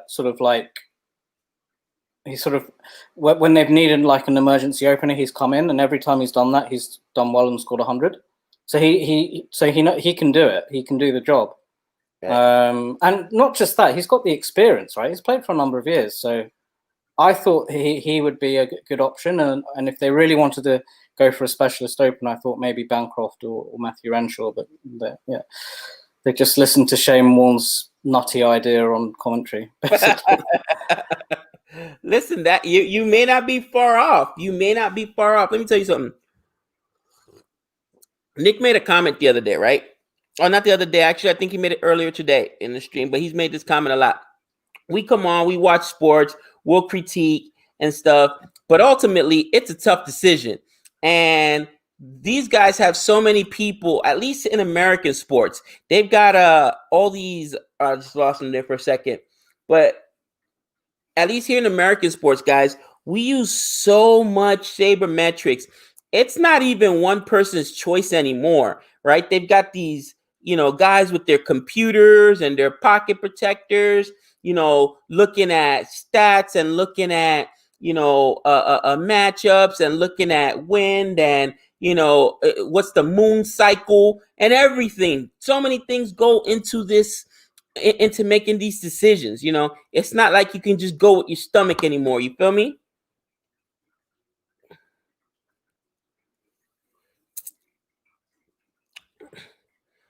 Or do you guys think that people just go off their gut? Is it like that in cricket where it's just like, yeah, we're just going to put a team out there?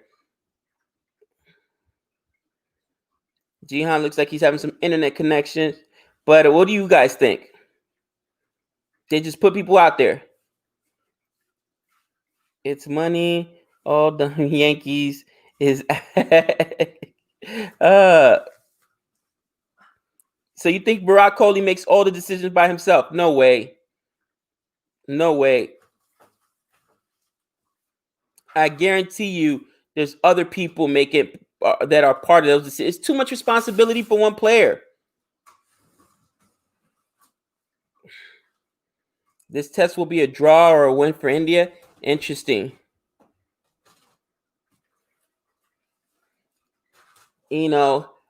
That's still different. That's the way to look at it.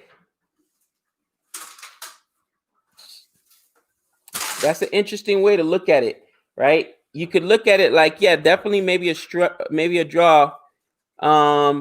But I look at the score and look at where we're at, and I think that it's either going to be a draw or a win for Australia. But that's interesting.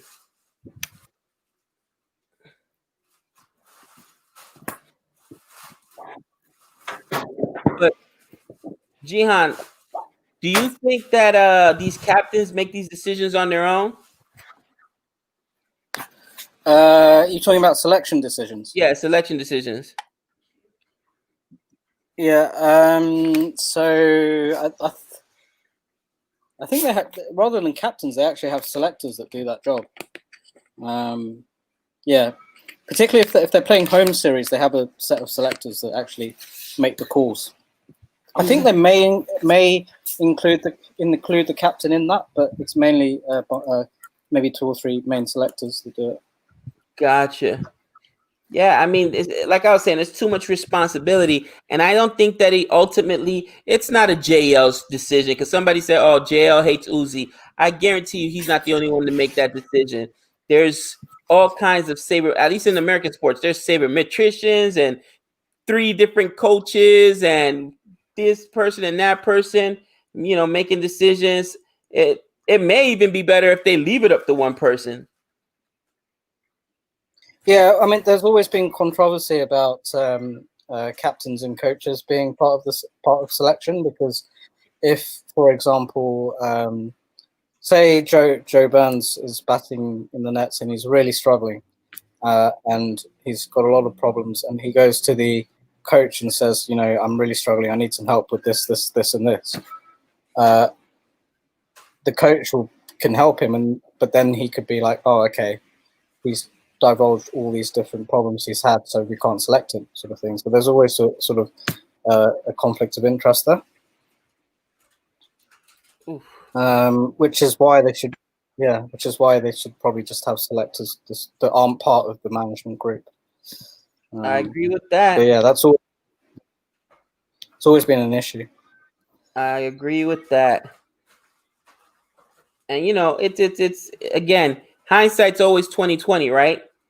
And it's easy for us to sit back and Monday morning quarterback and say, oh, you know, especially when things don't go well, you know what I'm saying? Like, oh, Shaw shouldn't have been in there. But somebody made that decision for some reason. Yeah. Yeah, I mean, the thing is, like, if I was going to be really cynical, I could say, like, picking those two as openers is asking to be 0 for 2 in the first over. I was shocked, man. I was shocked. I honestly was. And I was like, when Nick saw it, he was upset. And we're like, what? And I'm like, okay, looks like another win for Australia. We'll take it. But, yeah, you know, you'd like to say there's a method to the madness, but there's way better. Yeah, I mean, in the lead up to the match, there was a couple of people that kept saying, oh, you've got to stick with Burns. And I just thought, okay, you know, there'll be one or two people saying that, but realistically, there's just no way he can play. But I was wrong about that.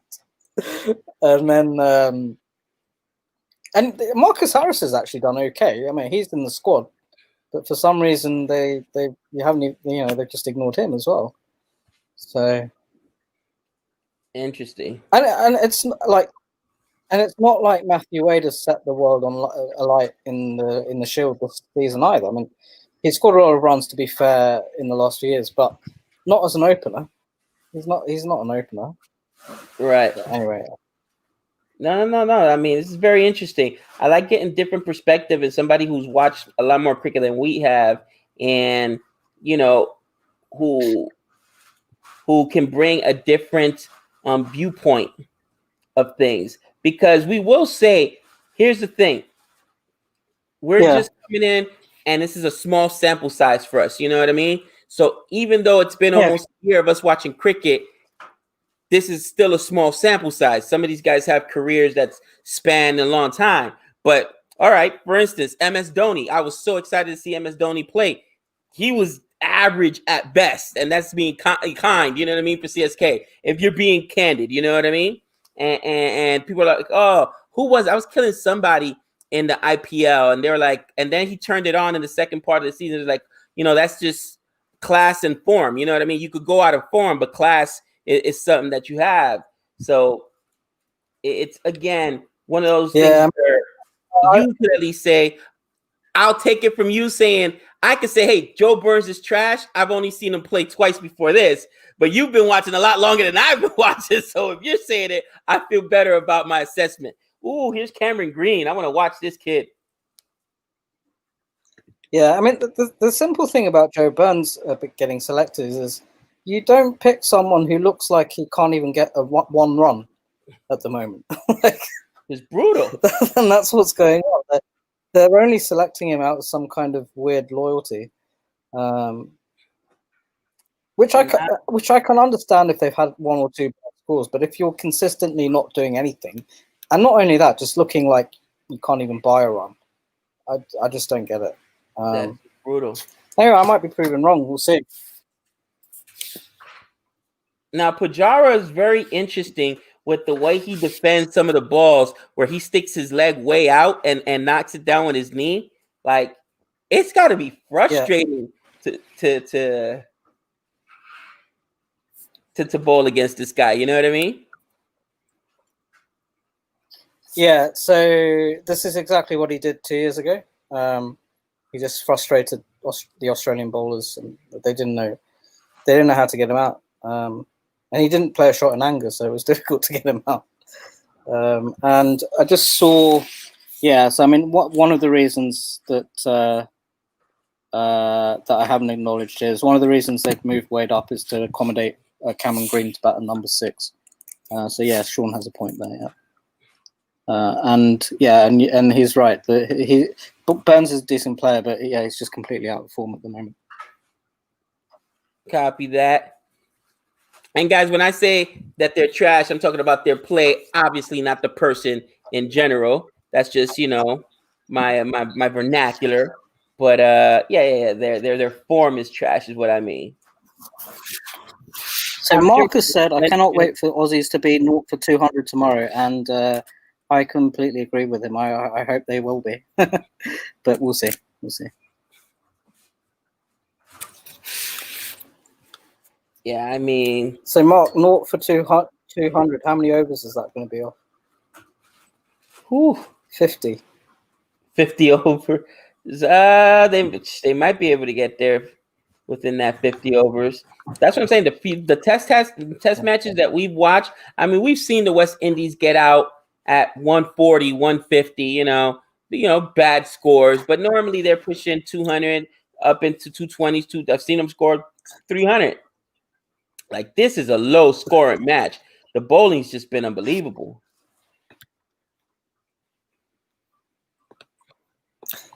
Yeah. And it's partly Pujara's strategy as well.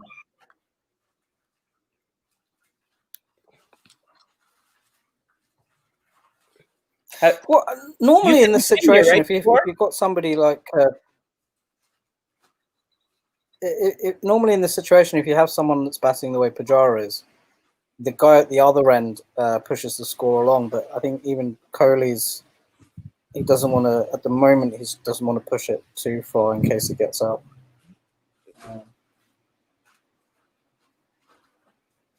Gotcha. Well, let me update this score. 2 for 81. They've scored 10 runs in 5 overs. Woo! I love it. I'm telling you. So actually, if you think about it, the worst thing that could happen for India right now is if they push the score along, don't really lose that many wickets, but score at 1 or 2 and over, and like barely get any runs on the board, and then lose a few wickets just before the new ball, and say they're like 5-6 down. New ball comes at 80 overs under lights, and then they might just get completely bowled out. So that would be the worst thing for India. Because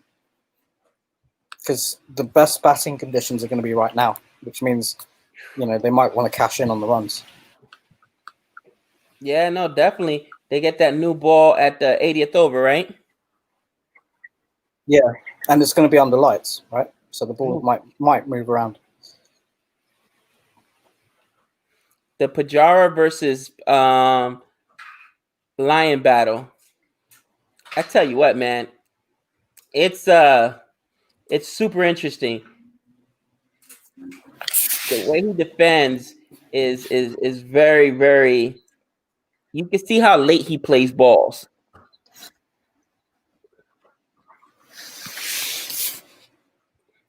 Laughter Express says, "Why is Pujara giving heart attack to me?" Yeah. Second session needs to cash in. I would say he's doing the opposite of that.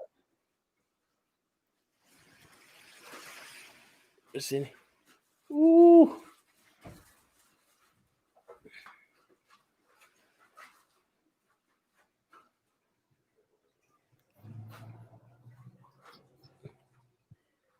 $50 partnership at the moment. 50 partnership at the moment. 167 balls. Holy cow. I think in that Australia A game, the Indian bowlers bowled really well, and they looked pretty threatening. I didn't actually watch the match, but apparently they looked pretty threatening in that game. Yeah, Boomer's been good. Yeah, so I mean that bodes well for them in the series. And Jehan, you say you've actually been to Adelaide before. You've been to the stadium, yeah? Yeah, so I went to the very first day-night test match in 2015 between Australia and New Zealand. And that was at Adelaide. And then the following year, I went to the Australia-South Africa match, which was also a day-night match. So yeah, it's a pretty nice stadium actually. Yeah, it looks beautiful.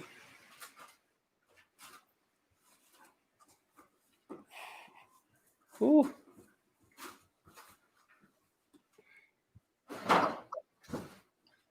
Yeah, Sean, I just saw that about Boycott getting a test double 100 and getting dropped. I think I mentioned that a little bit earlier in the stream.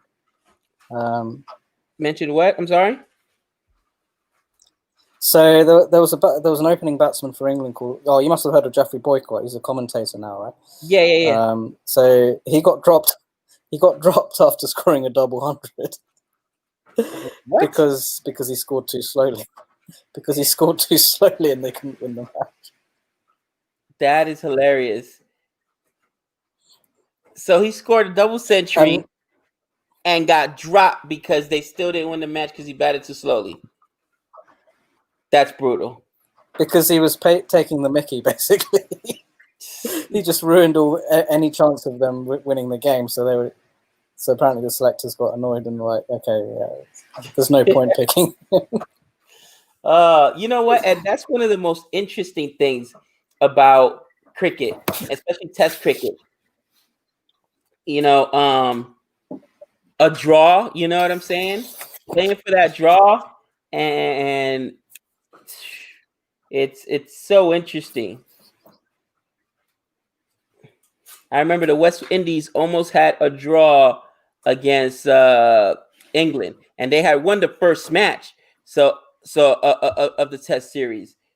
And dude, Stuart Broad got 3 wickets in 14 balls. I was sick to my stomach, bro. Oh, so pissed. And yeah, I was watching that at the time on your stream. Oh yeah, did you remember? Yeah. And then the batting collapsed for then it was the batting ended up collapsing. Campbell was part of that collapse. He gave away his wicket. I think he got 1 run or 0 runs, went out on the duck. And then when he comes in the next inning, he drops Ben Stokes, and Ben Stokes proceeds to pump us for like 80-something runs. I'm like, oh my gosh. Yeah. Hence my hate for Campbell. I remember one of the wickets was, I think it may have been part of that 3 for 14 or whatever, the Stuart Broad spell. Was a ball that bowled, I think is it Jerome Blackwell, is that his name? Yeah. Number 5 or number 6. Uh-huh. Yeah, and the ball just didn't bounce. It crept along the ground. And he just couldn't get back on it because it just didn't bounce. It stayed down. It was. And I was thinking, like, yeah, it stayed down. Yeah, and I was thinking that's the sort of dismissal that that happens when you have to bat last. Like, and I think that was one of the matches that Jason Holder won the toss and wanted to bowl again, which he seems to be quite fond of. Which annoys me a lot. He does it all the time. You should see the flack I get. And I'm like, I love my West Indies squad, but I want them to make different decisions. I cannot believe that they didn't drop Campbell or a Shy Hope. I'm serious. Like, at least one of them. Come on. And now, I mean, how do we go from almost beating England at home to almost tying them because Womi's got that draw to now we're getting smacked by New Zealand? Like, come on. It's just gone downhill, man. Yeah. I just think, particularly when you go overseas, you have to give yourself a chance. Like, they're not an amazing side. They don't have a bowling attack that's gonna knock a team over under 150 on the first day. So you just got to give them if you win the toss, you've got to bat. Like, take the positive option. I agree. That's what I agree. Bat first, make the other chase. Yeah, because if you get runs on the board, then the other team are always under pressure, right? Right. There's always a little bit of pressure, and after that rant, there's a thing on Cricinfo, ESPN Cricinfo, where you can actually look up stats and stuff. And I wanted to see how many Test matches West Indies had won, winning the toss and bowling. Probably 0. And so you can, yeah, in overseas tests in the last 10 years, they'd won 0 out of 12 bowling first. And you would think that somebody would tell them, we're not bowling first, bro. I don't care. You win the toss and we're batting, okay? I don't get it. I don't get it. It's brutal. Yeah. And, you know, we talked about the same thing in the IPL, right? These captains kept winning the toss and deferring, you know, deciding to chase. And in the beginning, they were lose. At one point, bro, it was like 12-2 or something crazy. Towards the end of the year, it started evening out more. But they get this mentality, and it's just frustrating. Oh, there goes the boundary. Yeah. There goes a boundary by Pujara. 39 for 149. Oh, nice. Holy cow. Whoa. I think the one thing I'd say about the IPL was when it came to batting and bowling first is I agree. Generally, you know, if you bat first, you get bronze on the board. You can score with pressure is very valuable. But I think Sharjah was a little bit different because it's such a small ground. It's harder to defend. Right. Yeah. So I mean, I think Sharjah was probably the anomaly in that. But the other grounds, yeah. Bat first, get your runs on the board. I think that's the way to go. Listen, Sharjah is a nightmare, man. If I was a bowler, I would bowl there under protest. I don't want those numbers associated with my record. Yeah. That place is a bandbox, man.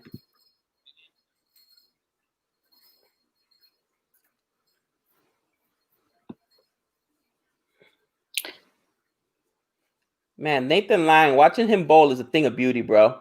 Did you see the graphic where literally every single one of his deliveries? Oh, another drop chance. All his deliveries land like in the very same spot, bro. Yeah. No, he's a very good bowler. he's the GOAT, isn't he? My God. The greatest off spinner of all time, right? That's what he's known for. I just saw a pretty funny comment there from Sean. He's saying, "I spent 15 years of my following cricket to see West Indies lose a Test series. It is incredible to see them so bad now." So he waited 15 years to actually see them lose. To see them lose? Oh, Sean. Yeah, because they never lost in the 80s and 90s and 70s. What's up, Steve? What's up, Chatil? Roberto? Yeah, I'm telling you guys, it's crazy. What's up, Sandy B? Did I see the interview with Smith and Coley? I did, but unfortunately, I couldn't record with Nick because by that time I had to already take off to go to work. But he did a great job, and it was, you know, Nick and I were talking about how you got to adapt with the time. And, you know, I'm 40, man. So I played in the 80s. And, you know, my mentality was very different than these new athletes now. So even when I coached, sometimes I had trouble with my players and even with my kids where, you know, Coley said something really interesting. And he said, listen, because he was talking about how when Smudge went back, he was getting abused by the crowd. You know what I mean? And Nick mentions this, you know, Coley said, hey, man, guys, cut it out. You know, he's human. You know what I mean? Like, look, on the field, we're adversaries. Yeah. But off of the field, we're people. You know what I mean? We're not at war. We're at all part of this community.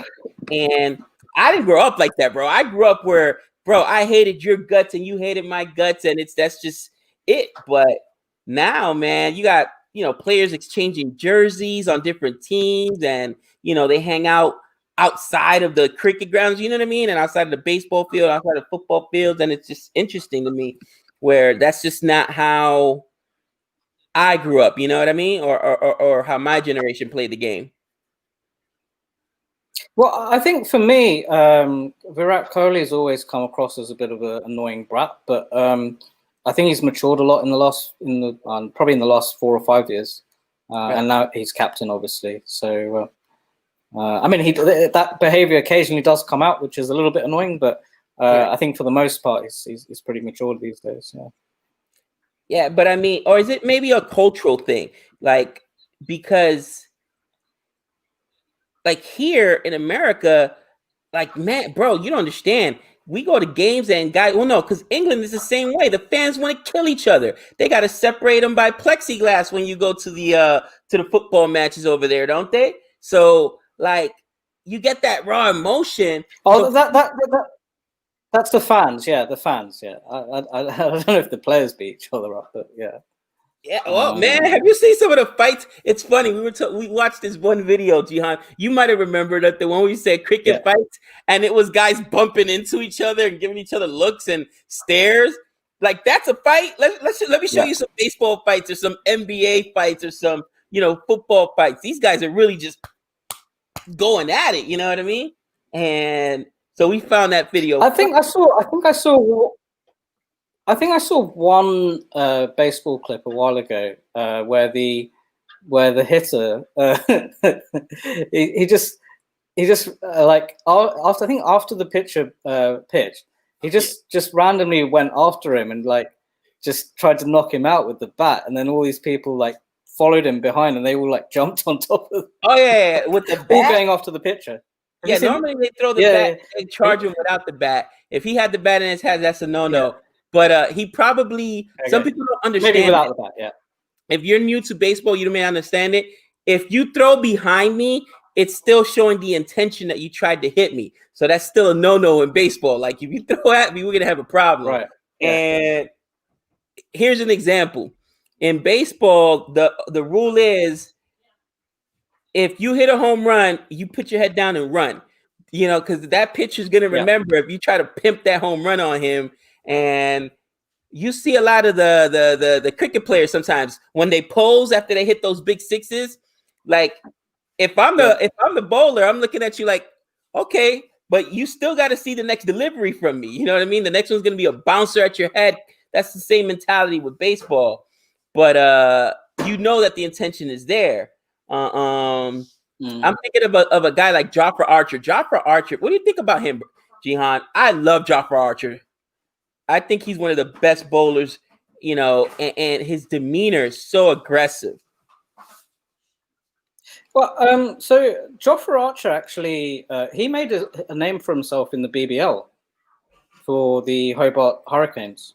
Really? That's where everyone he started. Yeah. So he started playing for the Hobart Hurricanes, and that's where everybody heard about him. And when he was playing for them, he was more of a kind of like, he was quick. But it was more about the sort of variations, slower balls, cutters, but he could bowl quick as well. It wasn't so much about like this lightning fast bowler that was going to knock your head off kind of thing. Right. And then I think so he played a couple of seasons for them, and he was captained by Matthew Wade, and all the Tasmania players, he was under them. And then I think England knew that he was doing pretty well, so they thought, okay, we can try and get this guy into our team. And then so he was playing county cricket in England, and then that World Cup was coming up, and then they thought, okay, we need to get this guy into our World Cup side. And then they changed a few rules to allow him to qualify for England, even though he had even though he wasn't English, like it was West Indian. Yeah, West Indian. You stole him from us, England. You stole him from us. He belongs to. We could use him right now. Let me tell you. But I think every team needs one of those guys, one of those enforcers. You know what I mean? Oh, that's gone. Yeah. Ooh, that's not gone. That didn't hit the bat. Challenge that.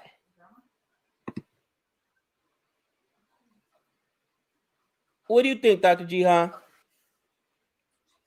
Come on.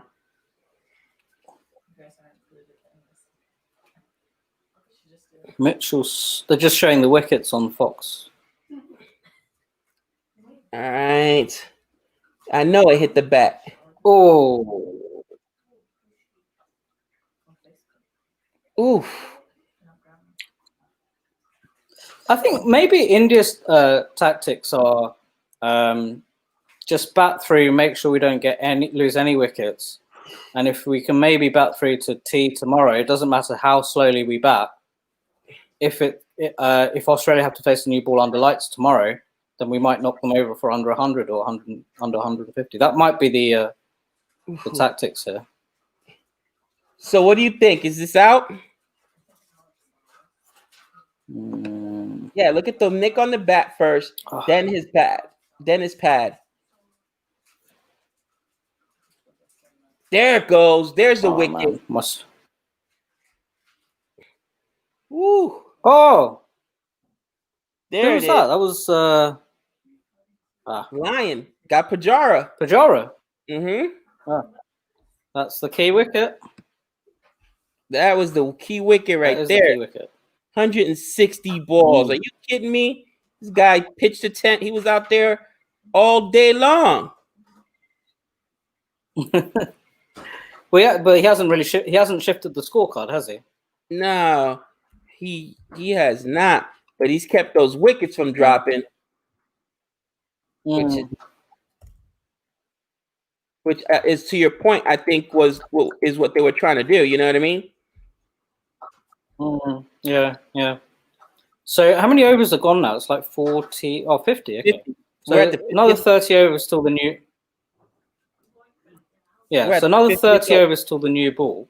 Yeah, so another 30 overs till the new ball. So what Australia's tactics might be for now is just to completely slow the scoring down even more for the next 30 overs. And, have a couple of close catches in as well.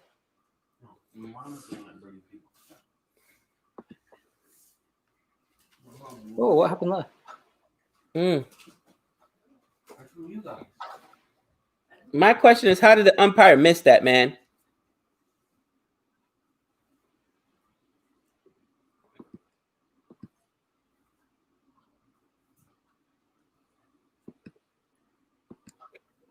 Ooh. Has there been any sledging? It's a little bit of chirping, just talking, but not bad, not normal sledging.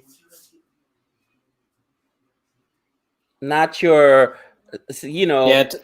West Indian sledging. David Warner's not there.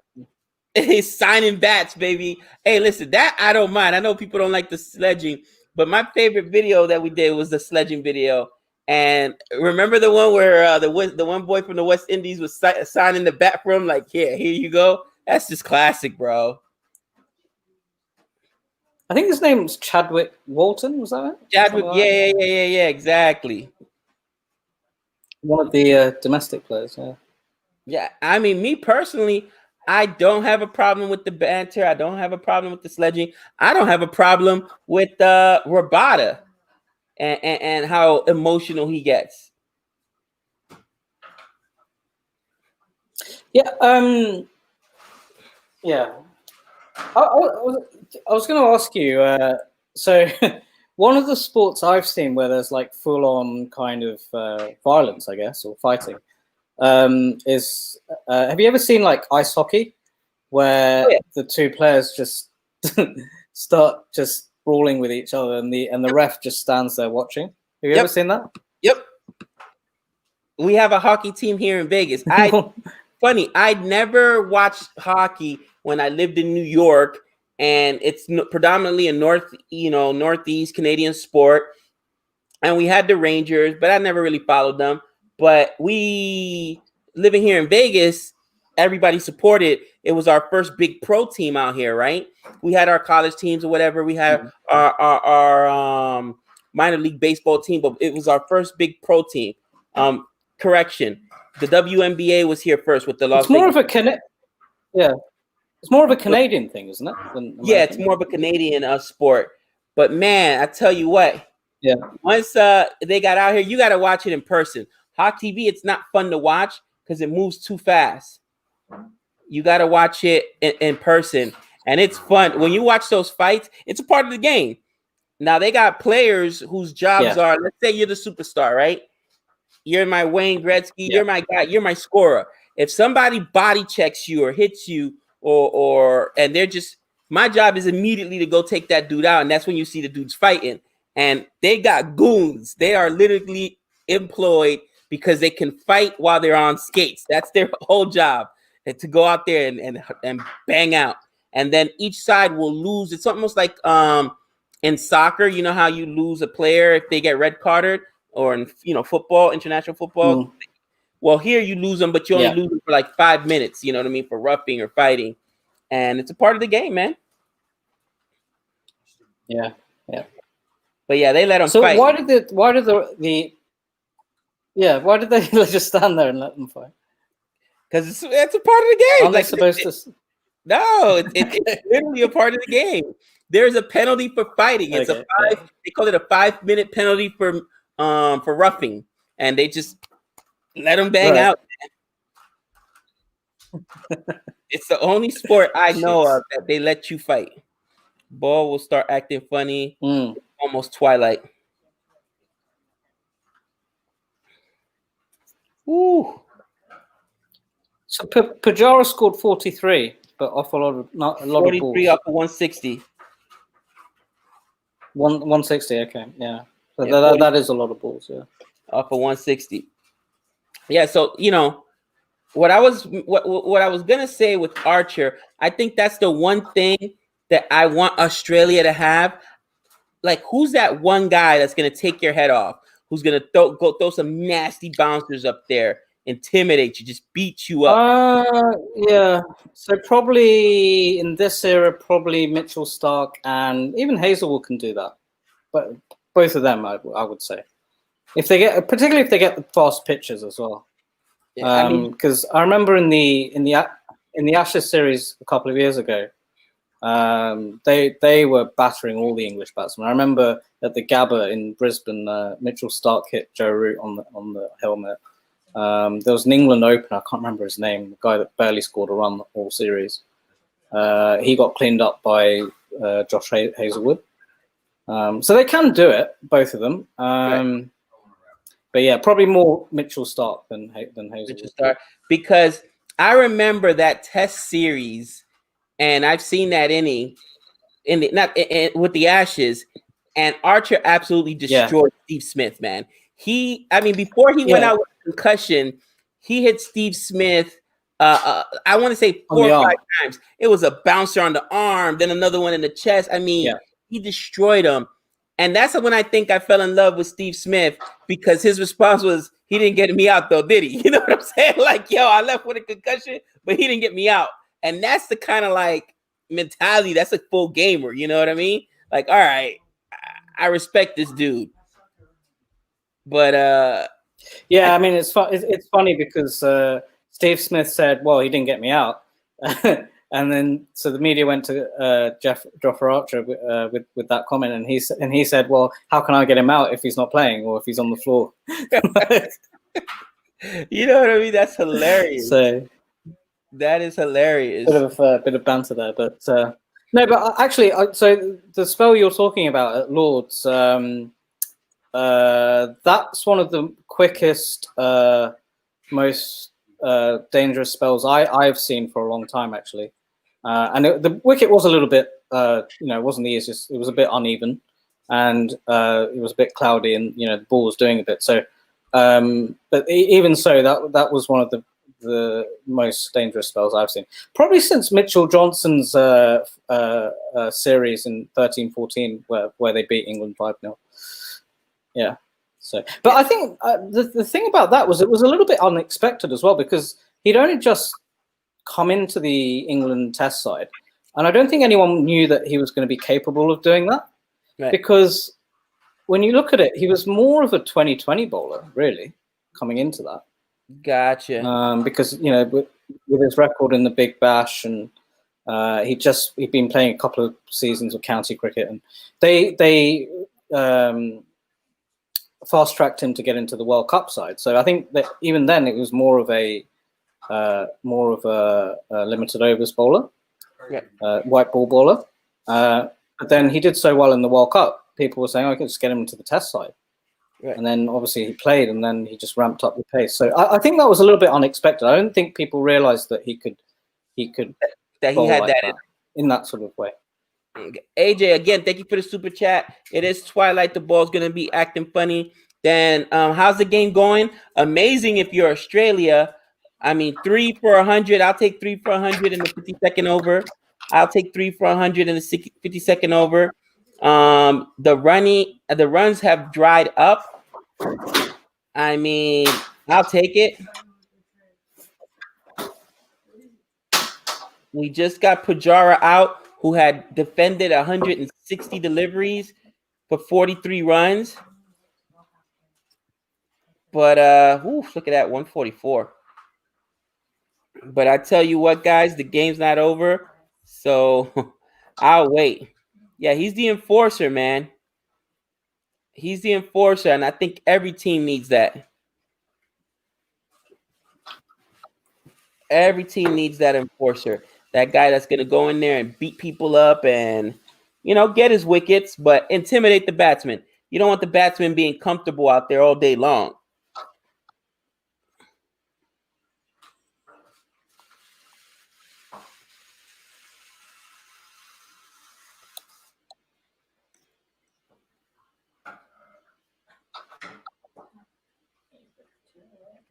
And there's something mean about those fast-paced bowlers like that. Jehan, you remember the reaction Nick and I did to Brett Lee bowling to not Piers Morgan. Who's that other announcer? Oh, I can't remember who it was.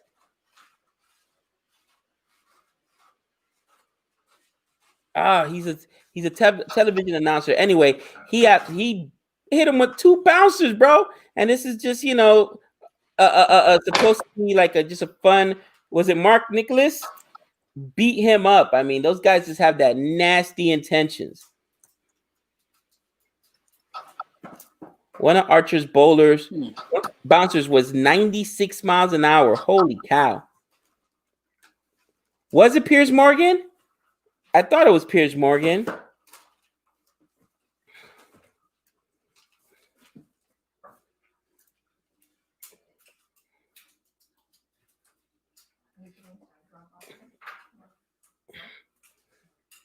What's up? What's up, dudes? It was Piers Morgan. All right. What's up, Seniza? All right, let me get Jehan back in here. Again, thanks for hanging out, brother, especially during this your internet issues you're having. We've been through that frustration as well.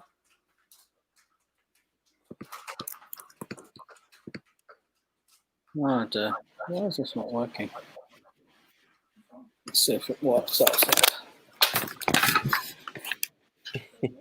What do we want from Tesco? Robert, what's Tesco?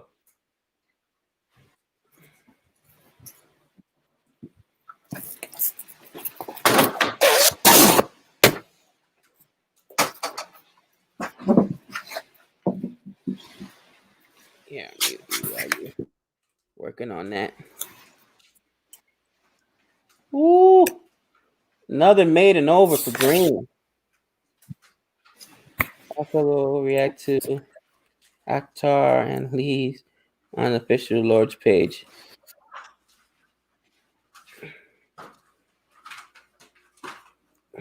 Yeah, that Coley Smith interview was awesome, man. I enjoyed the conversation and their maturity and their camaraderie, man. It was pretty cool. What's up, Arab? Tesco is a big supermarket chain. All right. I'm good. I don't need anything, actually, but appreciate that. Dr. Jehan, he's one of the original OGs, man, here on CFA Nation, one of our Patreons, big Australian fan like me, so we invited him on the stream. Sledging is going to start. Ooh. Let's see what happens here.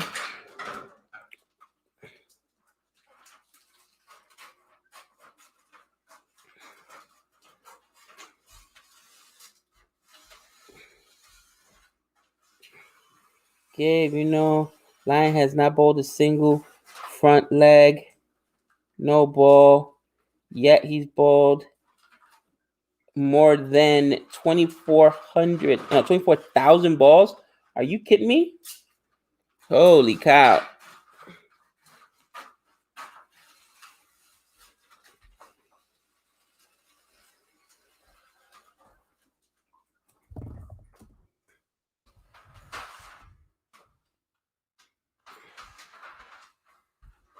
All right.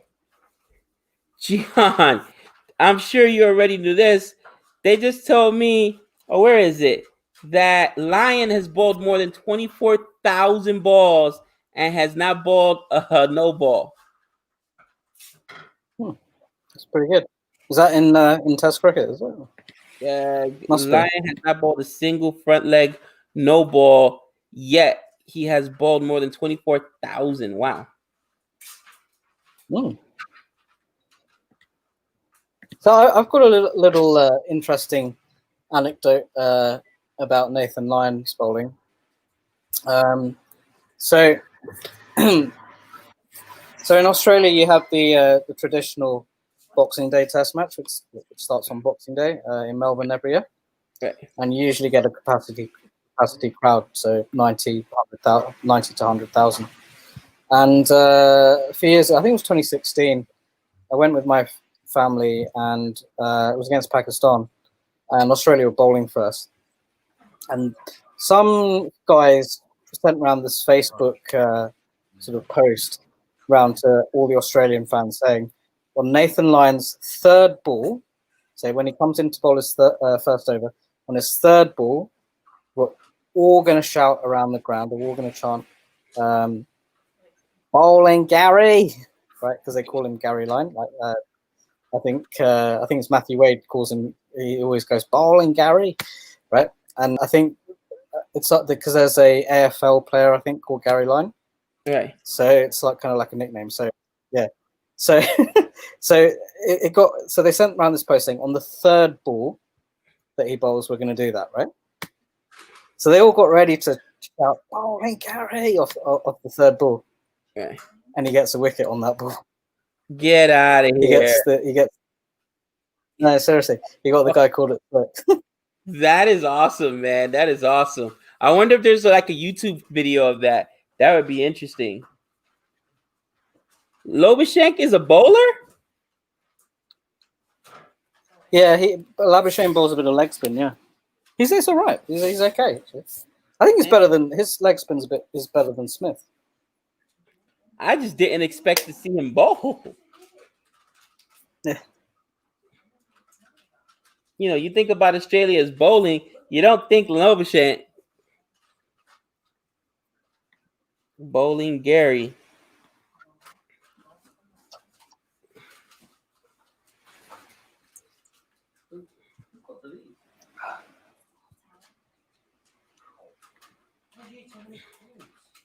What do you think about Adam Zampa? Adam Zampa? I think he's like the next, big wicket taker. I mean, I know he's a spinner, but man, he's a savage. Yeah, I think a lot of these guys are. They're all white ball bowlers, aren't they? They're all limited overs bowlers, like Zampa, Swepson, Cameron Boyce. Who else? Farwood Ahmed. They're all sort of limited, like T20 and maybe ODI bowlers. I'm not sure they're going to be able to do much in Test cricket. I mean, they do ask a lot of Test cricket. Yeah. Dom Bess or Zampa? Adam Zampa for sure. Dom Bess is good as well. If anything, that's the one weakness I have seen from Jofra Archer. Man, his first 10 overs, he's dynamic. But in the second half, usually, 13th over, 12th over, you can tell he starts losing some pace, and then he can get pumped for some runs later on. You know what I mean? Yeah, so he's not consistent, is he? And I think part of that is because he's basically come to prominence in T20 cricket. So, you know, he's used to bowling 4 overs a match. I think that's the reason for that. I know he plays county cricket, but it's not like he bowls like tons and tons of overs over one season, because he's just playing a lot of T20 cricket all the time. Right. Yeah, so I mean, that's definitely noticeable.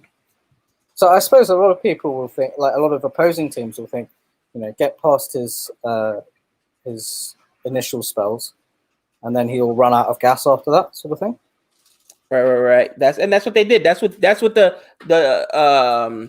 West Indies plan was against them. Survive the first overs, his first 5 overs, 10 overs, and then pump him for runs later on. Because early on he was the same way in the IPL, man.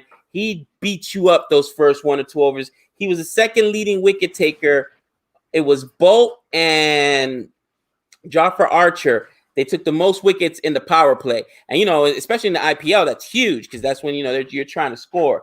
But get those early wickets, man.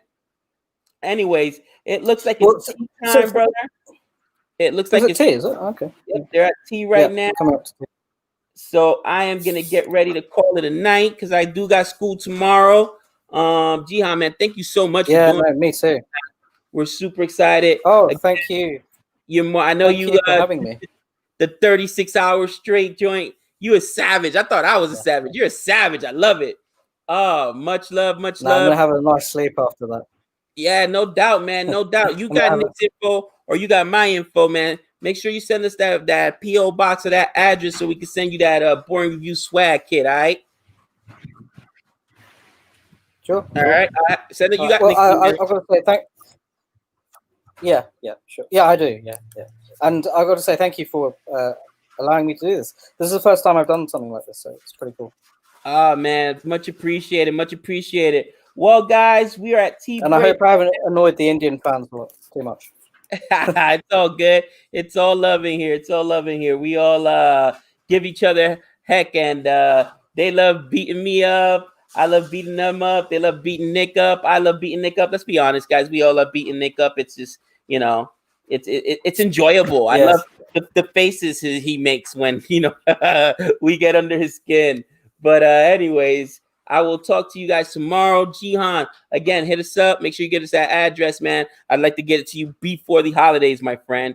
And again, everybody that was in here for us tonight, much appreciated, guys. Mad love, and we will see you tomorrow. Tomorrow's the second day, or no, it's second is tomorrow, right? Second day tomorrow, yeah. Second day. All right, we'll see you tomorrow, guys. Peace. See you guys.